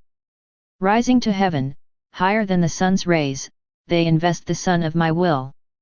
By immersing themselves in it, they form only a sun as if they were engaging in a contest of light. Everything heaven and earth is enchanted and overshadowed by the sun of my will. My justice itself is overshadowed by this light, in such a way that many scourges are spared." Then, after writing for quite a long time, Jesus manifested himself in me. He took my face in his hands and said to me, "My daughter, I want to pay you for the sacrifice you made while writing." And me. I wrote for 3 nights, and you didn't give me anything. It seems to me that you are stingy now. You no longer testify to me as before this great satisfaction when I wrote. You no longer command me with that loving authority that was once yours. It seems to me that you have changed. And Jesus? I cannot change, and it is not in the divine nature to change. Human nature changes, but never divine nature. Therefore, be certain that nothing has changed in me. But do you know what I want to give you as a reward? My own life. Every truth I manifest to you is a gift of divine life that I give you. I give you freedom. Not only to keep this great gift to yourself, but to multiply it, to give it to who you want, and to who wants to receive it. You should know that every act, every word, every thought of the creature in my divine will is a small stone that it throws into its sea and which, by reverberating, overflows all around for the good of all. Or, it's like little breaths which make the swell rise in the sea of my Fiat and which form waves more or less high, according to the number of small breaths formed by the creature in my sea. And when these waves rise, they have to go down again, partly in the sea, and partly by flooding the earth. Oh! How beautiful it is to see the creature sometimes come to throw his little stones in our sea, sometimes come to blow and form its little wind. And the sea smiles at him, forming a ripple, makes him party by receiving his little breath and forming waves. Thus, the soul that lives and operates in my Fiat gives us the opportunity to raise our sea, and gives us the freedom to flood earth and heaven. It is the divine will that flows. She disposes the creature to ask for his kingdom. We feel that the creature that lives in our divine will reminds us the holidays, amusements, games of the beginning of creation with its creator. Everything is lawful for the one who lives in our will. We let her do everything, for she wants nothing but to make our will and our echo resonate in her. Letting herself be carried away by our divine echo, sometimes she throws her little stone. Sometimes it forms its little breath which sometimes forms the waves, sometimes groans, sometimes speaks, sometimes prays that he wants our divine Fiat to be known and loved, and that he dominates all over the earth. I felt oppressed because of the deprivation of my beloved Jesus. Oh! As I would have liked to make a jump in the celestial regions, to never get out again and to put an end to these holy privations that make me a living dead. Ah! Yes! If in his goodness Jesus lets me reach his homeland, he will no longer be able to hide. And I will never be deprived of him again, even for a moment. So, hurry up my love, let us end once and for all with these privations. Because I can't take it any more. I felt so filled with bitterness that my poor soul was pierced from side to side like a sword. It was then that my Jesus came out of me and said to me, "My daughter, courage! Do you not know that the one who makes my will and lives in it is so great, that we consider it as our personal thing, exclusively our own, inseparable from us? Our divine will is inseparable from us. So far that it spreads, its center is still in us. It is symbolized by the sunlight that, while spreading its rays over the whole earth, holding it in his hand of light, never leaves its sphere, without ever dividing the light or losing a plot of it. In fact, light is not separable. If it could be divided, it would not be the true light. That's why the sun can say, all the light belongs to me. The same goes for us. The light of our divine will is inseparable and endless. It makes the soul in whom she reigns become ours and inseparable from us. Also, as we consider it as our own thing, it is in our interest to honor ourselves and to invest it with all our own divine qualities to the point of being able to say, there is in this creature the divine life, because the light of our Fiat dwells in it. It is therefore in our interest that everything in her be holy, pure and beautiful. That it be invested with our happiness. That everything be given to him of our divine life. When the earth is covered with sunlight, it loses its darkness and becomes all light. In such a way that the light acts as a queen and it dominates the earth, becomes its nourisher by communicating to it life and the effects of light. In the same way, when it reigns in the creature, our divine will disperses the ailments, flees darkness, weaknesses, miseries, and afflictions, and, as queen, she becomes his nurturer of light, strength, divine riches, and happiness. Therefore, for the one who lives in our Fiat, bitterness, oppression, and everything that is part of the human will loses its place, because the light of our Fiat tolerates only what belongs to it and nothing else. Our divine will puts all its interest in the creature as something that belongs to him. The creature loses all interest in what is human and all his interests become divine. This is where we can see that my divine will reigns in the creature. She no longer has any personal interest. If he has any left, it means that the soul does not possess the fullness of my Fiat. That there are still empty spaces of its light and that therefore the human makes himself felt and that the soul adopts human interests. That is why you must leave bitterness and oppression outside your soul. These are things that don't belong to you. What belongs to you is the light and all that the light of my will can possess. I thought after that.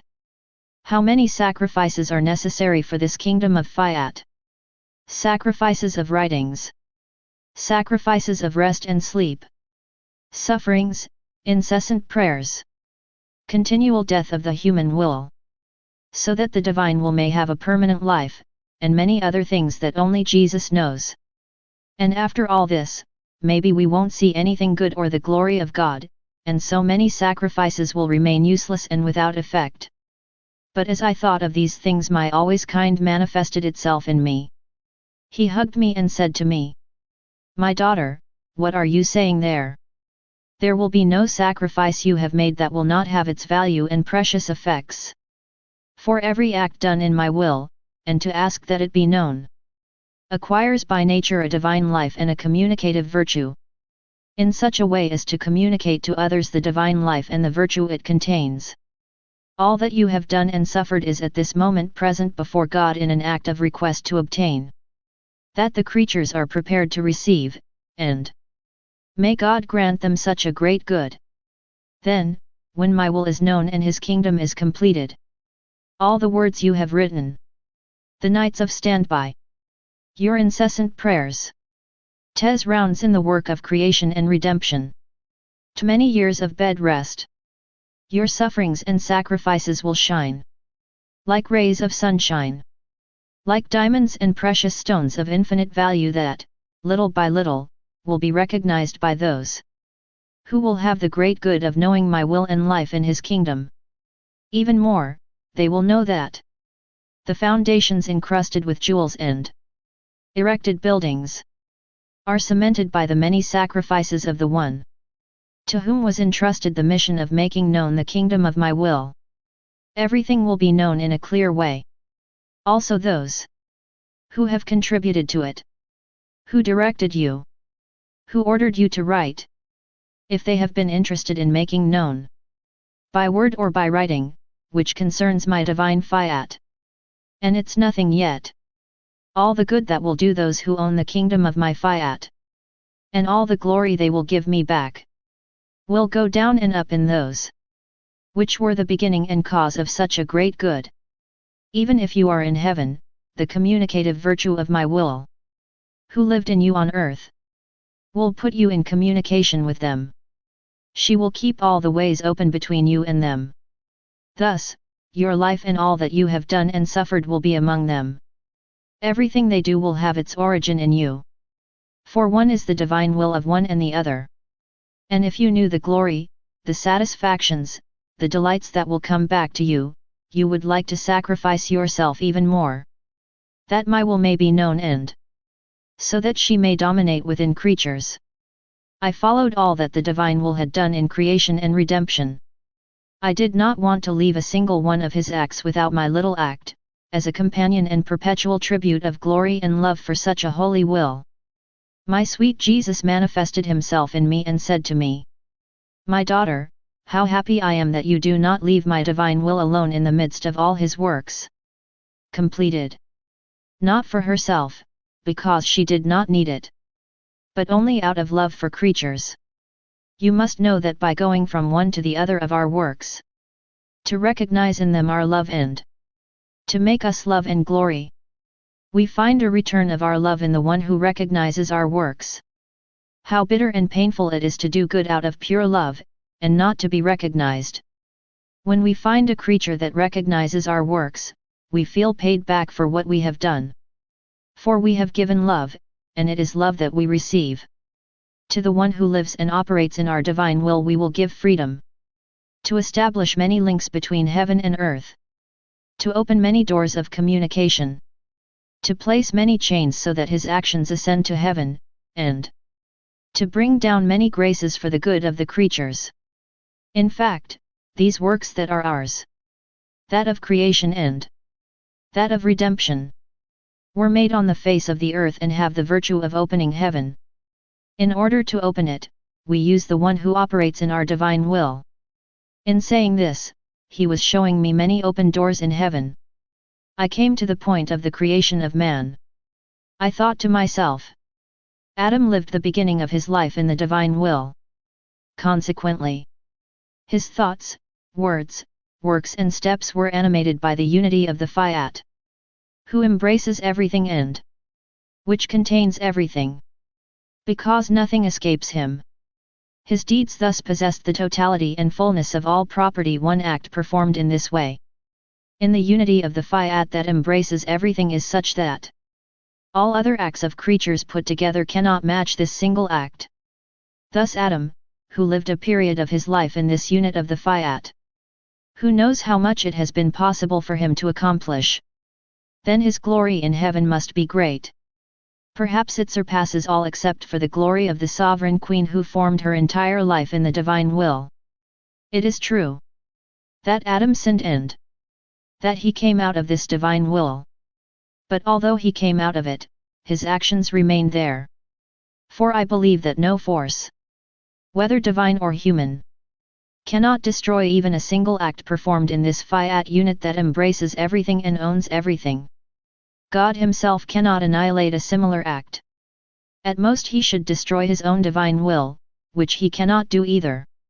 It is eternal and infinite, without beginning and without end.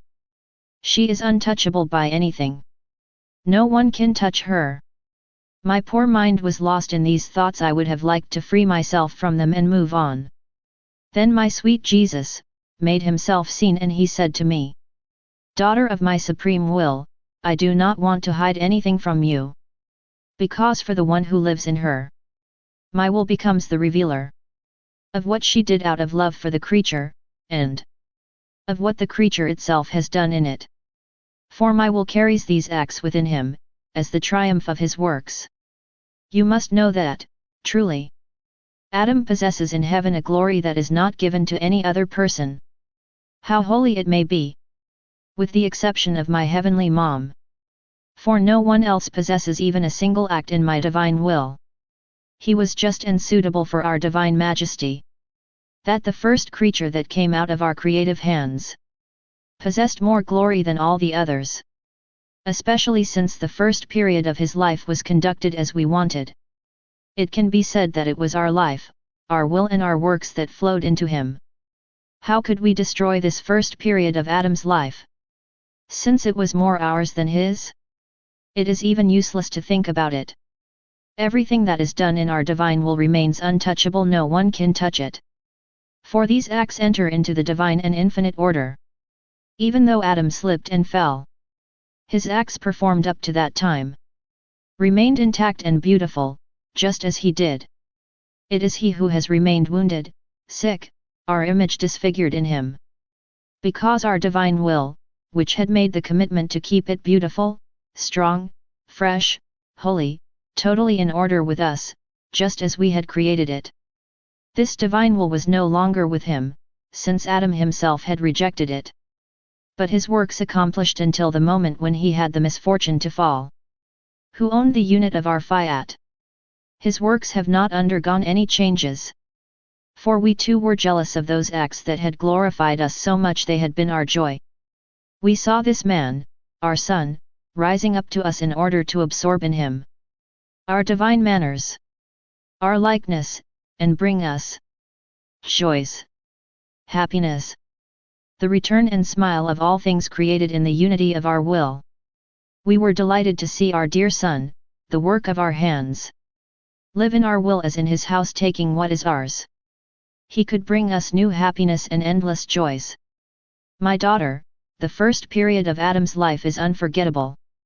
For us, for him, and for the whole of heaven.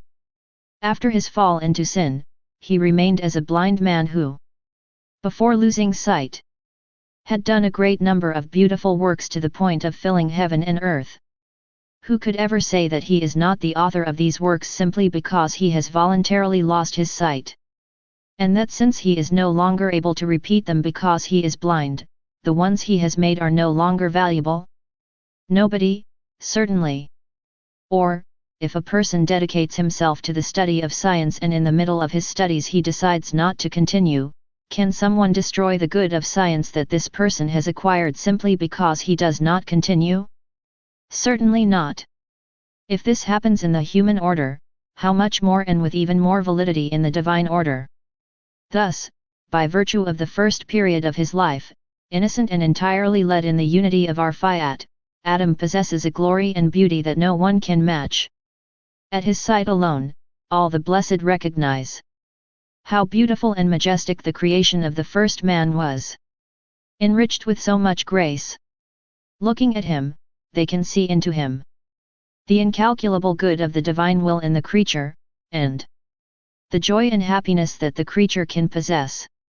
In him alone, as in a mirror, the blessed can see how man was created, the exuberant love we had for him, the abundance with which we have enriched it.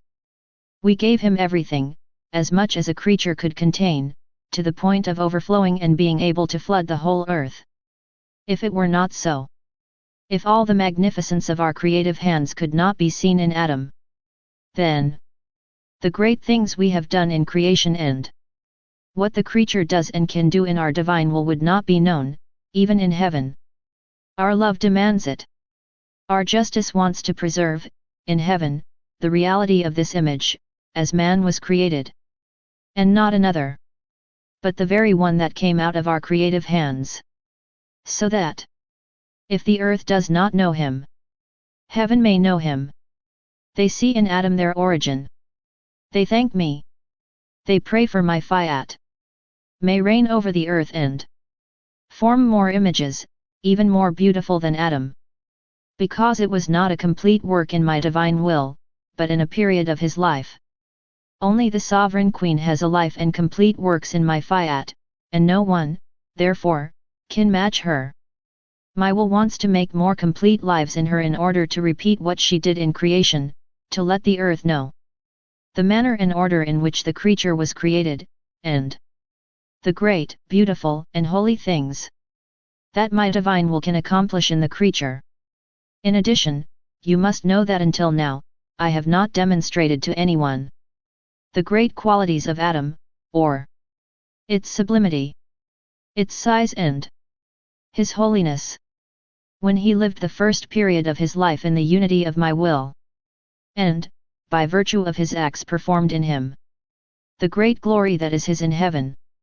Many, on the contrary, thought that because he had slipped into sin, he might have a glory similar to that of the blessed, or perhaps even inferior to others. But I want to restore the kingdom of my divine will, and I feel in me a need for love to manifest. The first epoch of creation, and the first period of Adam's life, all of divine will, as well as the glory he enjoyed in heaven by virtue of this will, so that creatures, coming to know such a great good, could dispose of it themselves and languish for the divine Fiat on earth as in heaven. My abandonment in the Fiat is continuous. As I followed her actions, my poor mind stopped to think about the conception of the Heavenly Mother and her great happiness in being exempted from original sin. My sweet Jesus manifested himself in me, and he told me, "My daughter, the seed with which the Heavenly Sovereign Queen was conceived is of human origin. She too had a human life, like all other creatures. As I had one, me too. There is, however, one big difference that has not been conceded to the creature. Before the conception of its beautiful soul, my Fiat, by its omnipotence, concentrated its rays in this human seed. By its light and warmth, he annihilated the evil it contained. He made him die. He completely purified the seed. He made her holy, pure and free from original sin. All the prodigy of the Immaculate Conception was therefore operated in my divine will. It has neither created nor destroyed a human seed, but it has purified it.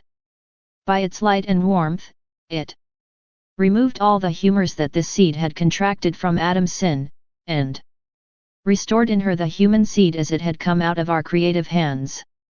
Consequently, when the little Virgin Queen was conceived, the kingdom of my divine will was conceived in her and in human generations. For by forming and giving surprising graces to a creature, we saw in it all the humanity of the human family, as if it were one. When the Virgin was conceived in this seed free of any stain, which was the work of the divine Fiat, his divine kingdom was again conceived in mankind. When the Immaculate Little Virgin was born, the right to possess the kingdom has been restored to humanity. Now, when I came to earth to take human flesh, I used the seed of the Sovereign Queen of Heaven. We can say that we have worked together to form this kingdom again in human generations. All that remains is to know it, to own it. That is why I manifest what belongs to my kingdom and my divine will, in such a way that the creature be able to travel its tracks, follow in our footsteps, and take possession of it. And my divine will, with its light and warmth, will repeat the prodigy of removing the bad moods contained in the human seed. She will place the seed of her light and warmth there by constituting the life of this seed. In this way, they will exchange their possessions, my divine will take possession of the seed, to form in her her life of light, warmth, and holiness. The creature will return to take possession of the kingdom of my divine Fiat. So, my daughter, you see that everything is ready. Nothing else is required to make it known. And that is why I wish so much that all that concerns my will be known. I want to put in creatures the desire to possess such a great good.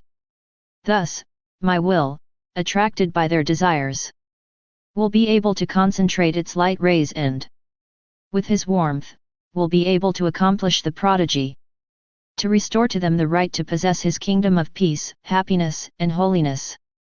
After that, I had to write down what Jesus had told me. But I found it almost impossible. I tried a first time, a second time, a third time. I couldn't do it. So I thought that my blessed Jesus didn't want me to write any more.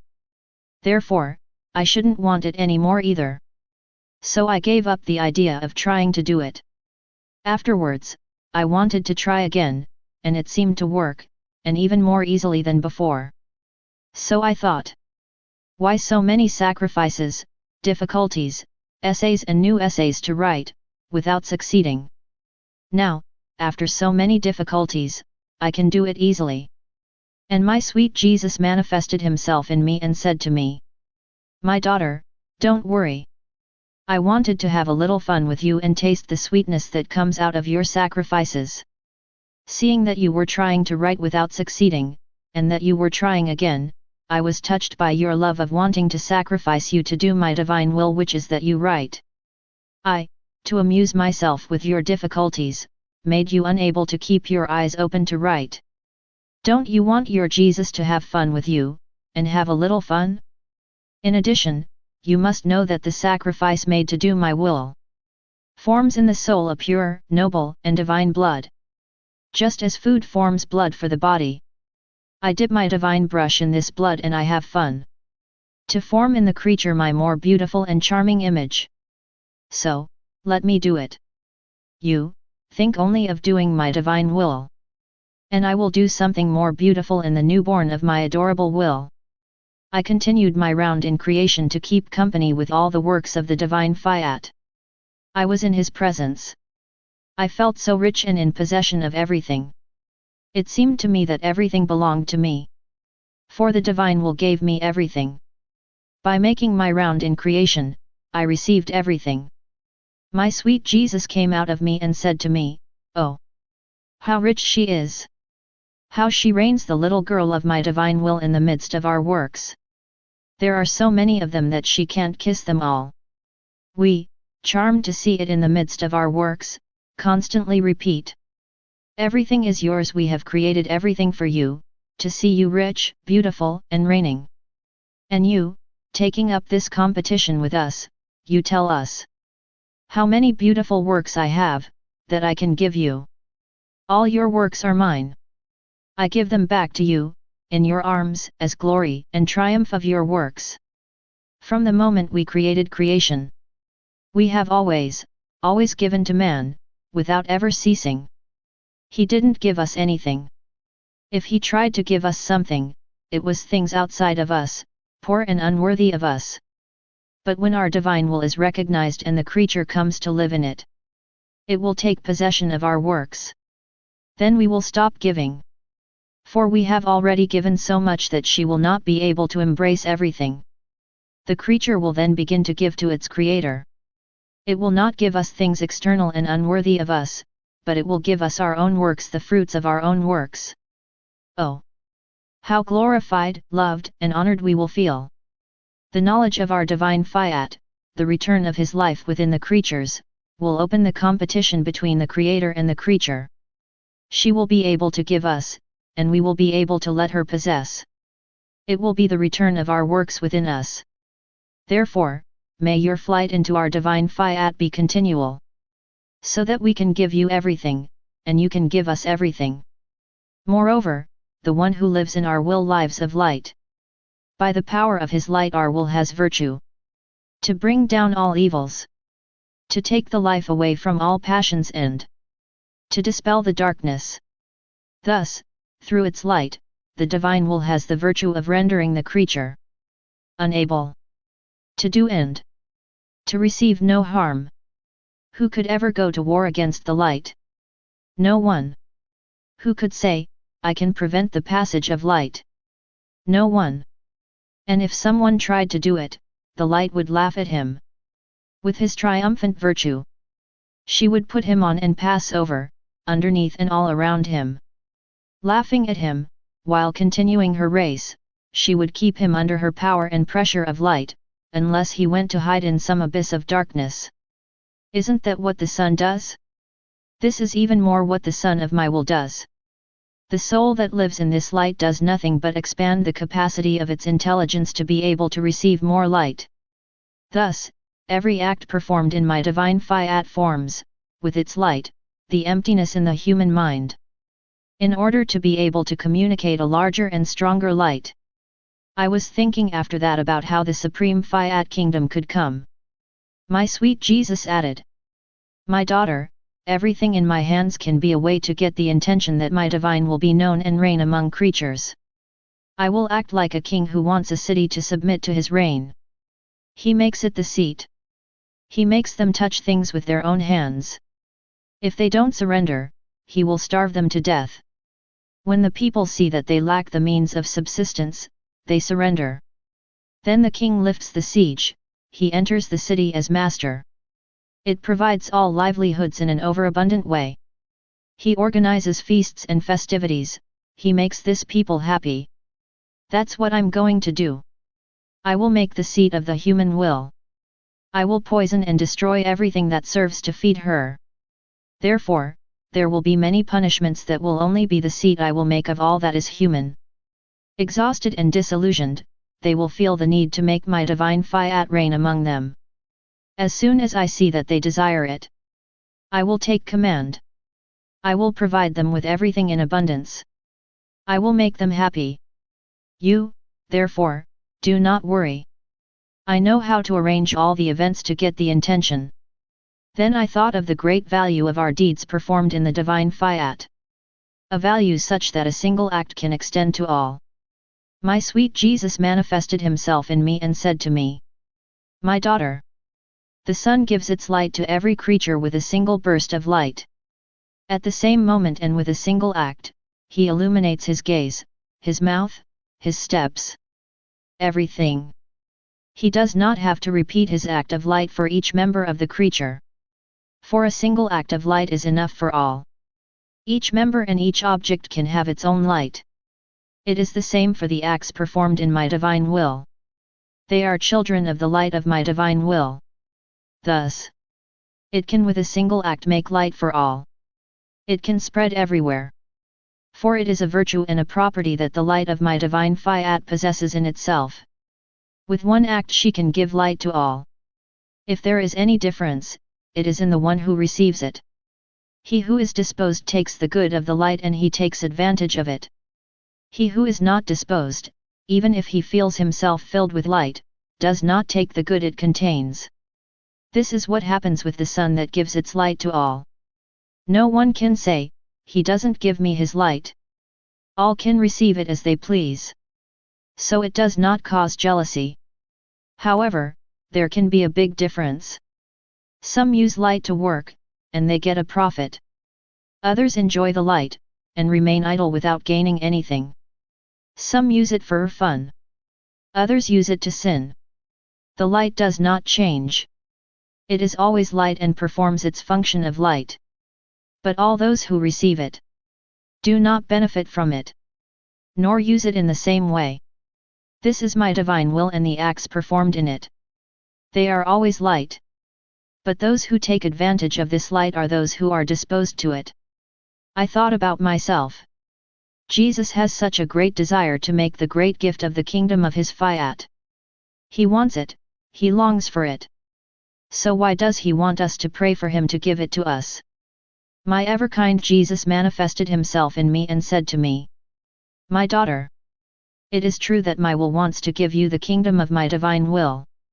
Nor can I help but want and desire to give you this great gift. If it were not so, if I did not sigh after the return of man to the royal palace of my divine will, I would go against the order of our work of creation. With great wisdom, he created man so that he could live from us, and to remain in the kingdom of our Fiat that we gave him as an inheritance. By leaving our Fiat, man has created disorder in our work of creation. How can we tolerate leaving our beautiful work messy? Centuries have passed, other centuries may pass, but we will not change. This will always be for us the most important point, our only purpose and our very special interest, that our work of creation is restored and reordered as it came out of our creative hands, and may she live in the kingdom of our divine will. Our adorable Majesty is in the situation of a father whose son was once happy, of a rare beauty that brought him joy and happiness, and lived as the owner of the inheritance given by his father. This son, voluntarily, left the paternal inheritance. He made himself unhappy. He broke the beautiful and pure joys that existed between father and son. Also, what would not be the suffering of the father? What would not be his sighs, tears and unwavering will to see his dear son regain his happiness? Moreover, as the son's inheritance still exists, the father keeps it in reserve and wants his son to come and take possession of it.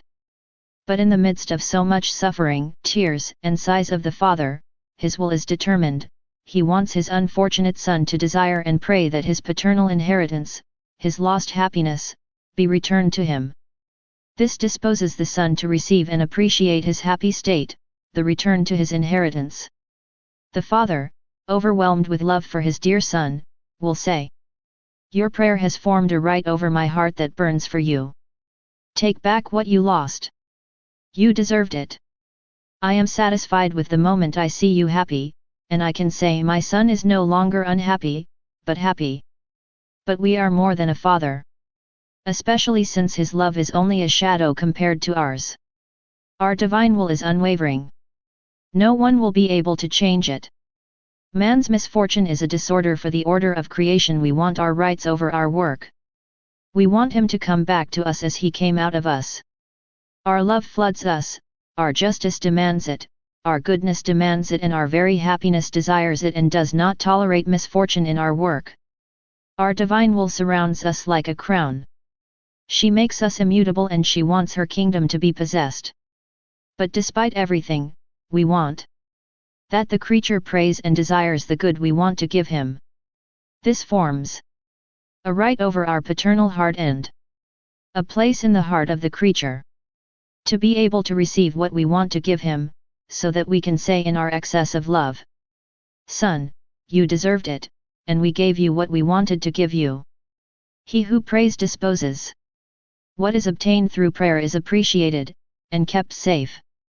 The knowledge of my divine will, the possession of his kingdom, is not an individual good, but a general one. In order to obtain it, I make you pray for all, in the name of all, and of every thought, word, and deed of the creature. So that you may form the right over our divine fatherhood that all may receive the kingdom of our Fiat, as well as the dispositions in themselves to be able to possess it. This is what the Queen of Heaven did to impetrate the kingdom of redemption.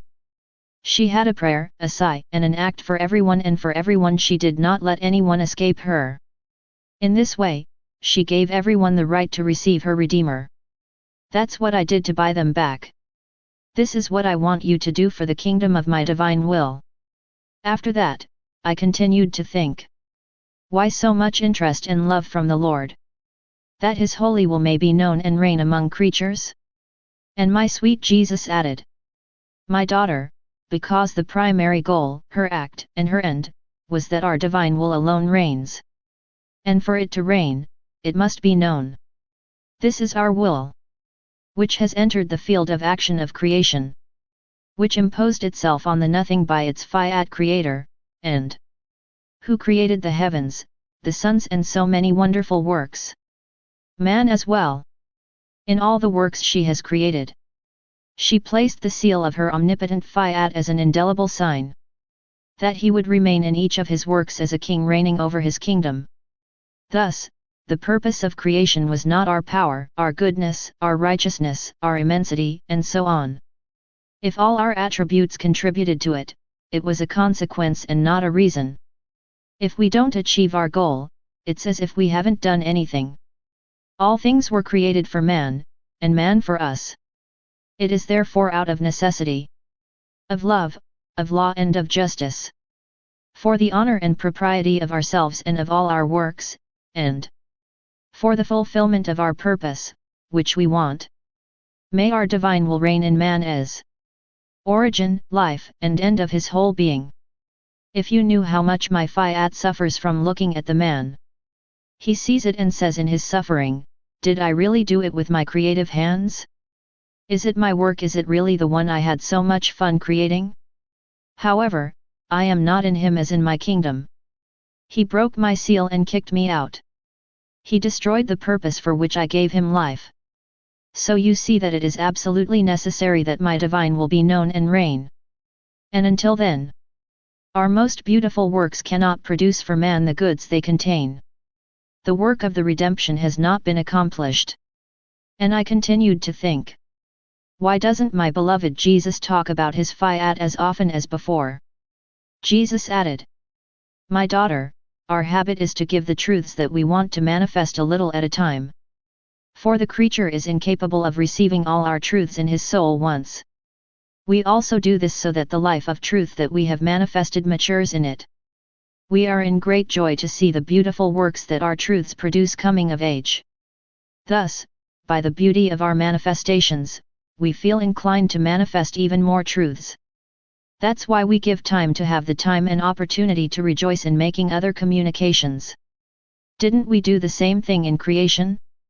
We could have created everything that exists in one fell swoop and in one act.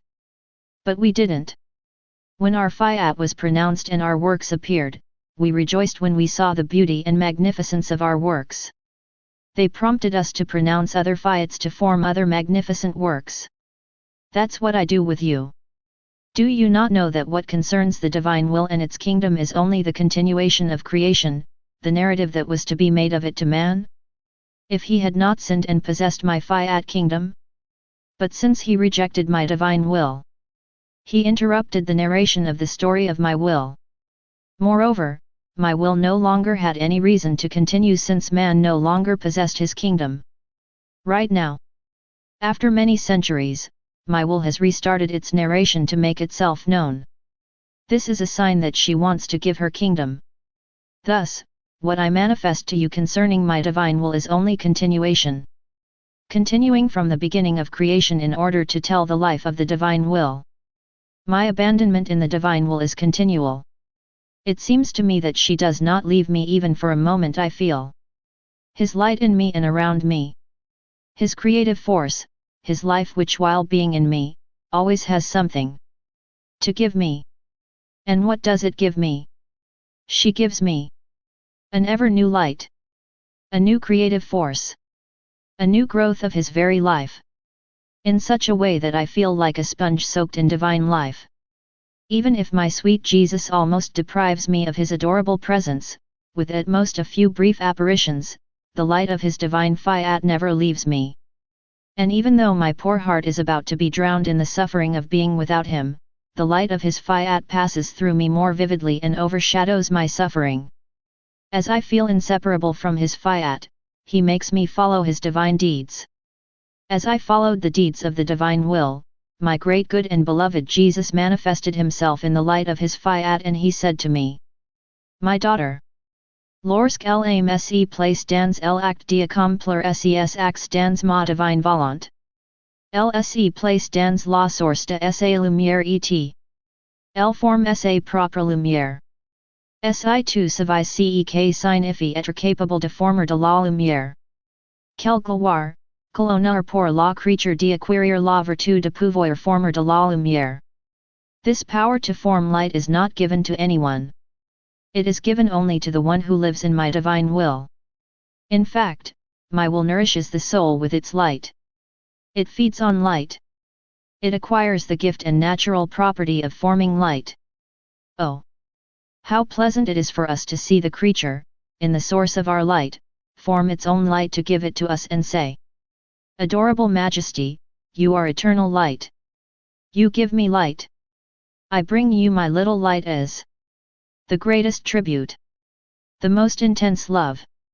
Who, by pressing the sponge of my little being soaked in your light, forms for you my light in order to give it to you. These are thus wonderful light shows that are formed between the soul and God, with all the harmonies of colors that the light possesses. What does she not possess? It has colors, perfumes, sweets, flavors of all kinds. And the shows alternate, some more beautiful than the others. It is then that life in my divine Fiat recalls in Him the beginning of creation, it reproduces for us the joys and feasts of its beginning.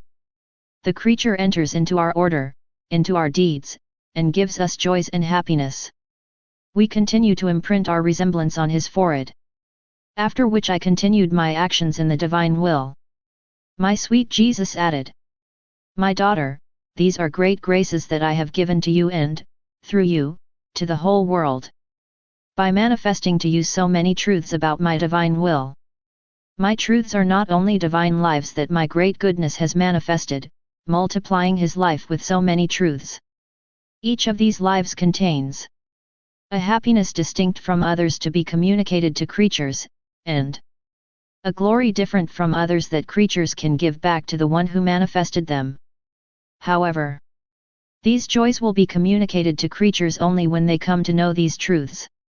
They are like so many queens, who possess vast properties, distinct from each other, and who expect people to know that these queens exist, which contain their properties and who have the great desire and the will to enrich and make happy those for whom these properties have come out of our divine womb.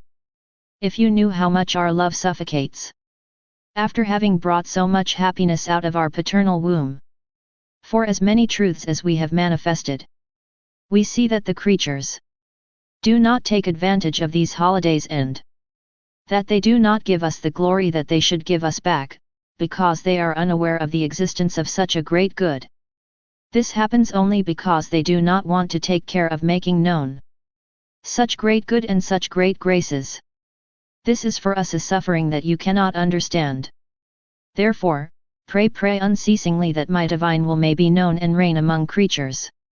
Thus, like a father, I will be able to break the bread of happiness for my children. My poor mind was thinking of many things about the divine will, especially the manner in which his kingdom would come, how it would spread, and many other things that need not be written. My beloved Jesus manifested himself in me and said to me, "My daughter, if Rome has the primacy of my church, it owes it to Jerusalem. Because the beginning of the redemption was precisely in Jerusalem. It is from this homeland, in the small town of Nazareth, that I chose my Virgin Mother. I myself was born in the small town of Bethlehem. My apostles were all from this country. Even if Jerusalem, with ingratitude, did not want to recognize me and rejected the good of the redemption, it cannot be denied that the origin, the beginning, the first people who received the good came from this city. The first announcers of the gospel, those who established Catholicism in Rome, were my apostles, all of Jerusalem, that is, of this homeland. There will now be an exchange. Jerusalem gave Rome the life of religion and therefore of redemption. Rome will give Jerusalem the kingdom of the divine will. This is so true that just as I chose a virgin from the small town of Nazareth for redemption, I chose another virgin from a small town in Italy belonging to Rome, and to whom has been entrusted the mission of the kingdom of the divine Fiat. Everything must be known in Rome, as my coming to earth was to be known in Jerusalem. Rome will have the great honor of fulfilling itself towards Jerusalem for the great good it has received from it, which is the redemption. Rome will make known to him the kingdom of my will. Jerusalem will then repent of his ingratitude. She will embrace the life of the religion she gave to Rome. Grateful, she will receive from Rome life, the great gift of the kingdom of my divine will. Not only Jerusalem, but all other nations will receive from Rome the great gift of the kingdom of my Fiat. Its first advertisers. His gospel all filled with peace, happiness, and the restoration of man's creation. My manifestations will not only bring holiness, joy, peace, and happiness. The whole creation, competing with them, will release from each created thing all the good it contains and pour it out on the creatures. In fact, in creating man, we have placed in his being all the seeds of happiness that each created thing possessed. We have arranged the interior of man as a field containing all the seeds of happiness. He possesses in himself all the tastes to be able to savor and receive in himself all the happiness of the things created. If man did not possess these seeds, he would lack the senses of taste and smell to be able to enjoy what God has put of himself in the whole of creation. Now, by sinning, man made those seeds of happiness that God had infused into him in creating him become sick. Therefore he has lost the desire to enjoy all the happiness contained in creation. He has become like that poor sick man who cannot enjoy the flavors contained in food. On the contrary, it feels heavy. Food itself turns into suffering. Everything makes him nauseous if he takes food. It is not for pleasure, but not to die. On the other hand, the one who is healthy, can taste the flavors, strength and warmth. Because his stomach has the strength to assimilate the goods contained in food and he savors them. This is what happened to man. By sinning, he made the seeds and the very strength of being able to taste the happinesses contained in creation became ill. Often they turn into suffering. But with the return of man in my divine Fiat, the seeds will regain health and they will have the strength to assimilate and enjoy all the happinesses present in the order of creation. A contest of happiness will then begin for man. Everything will smile at him and man will begin to be happy again, as God had created him.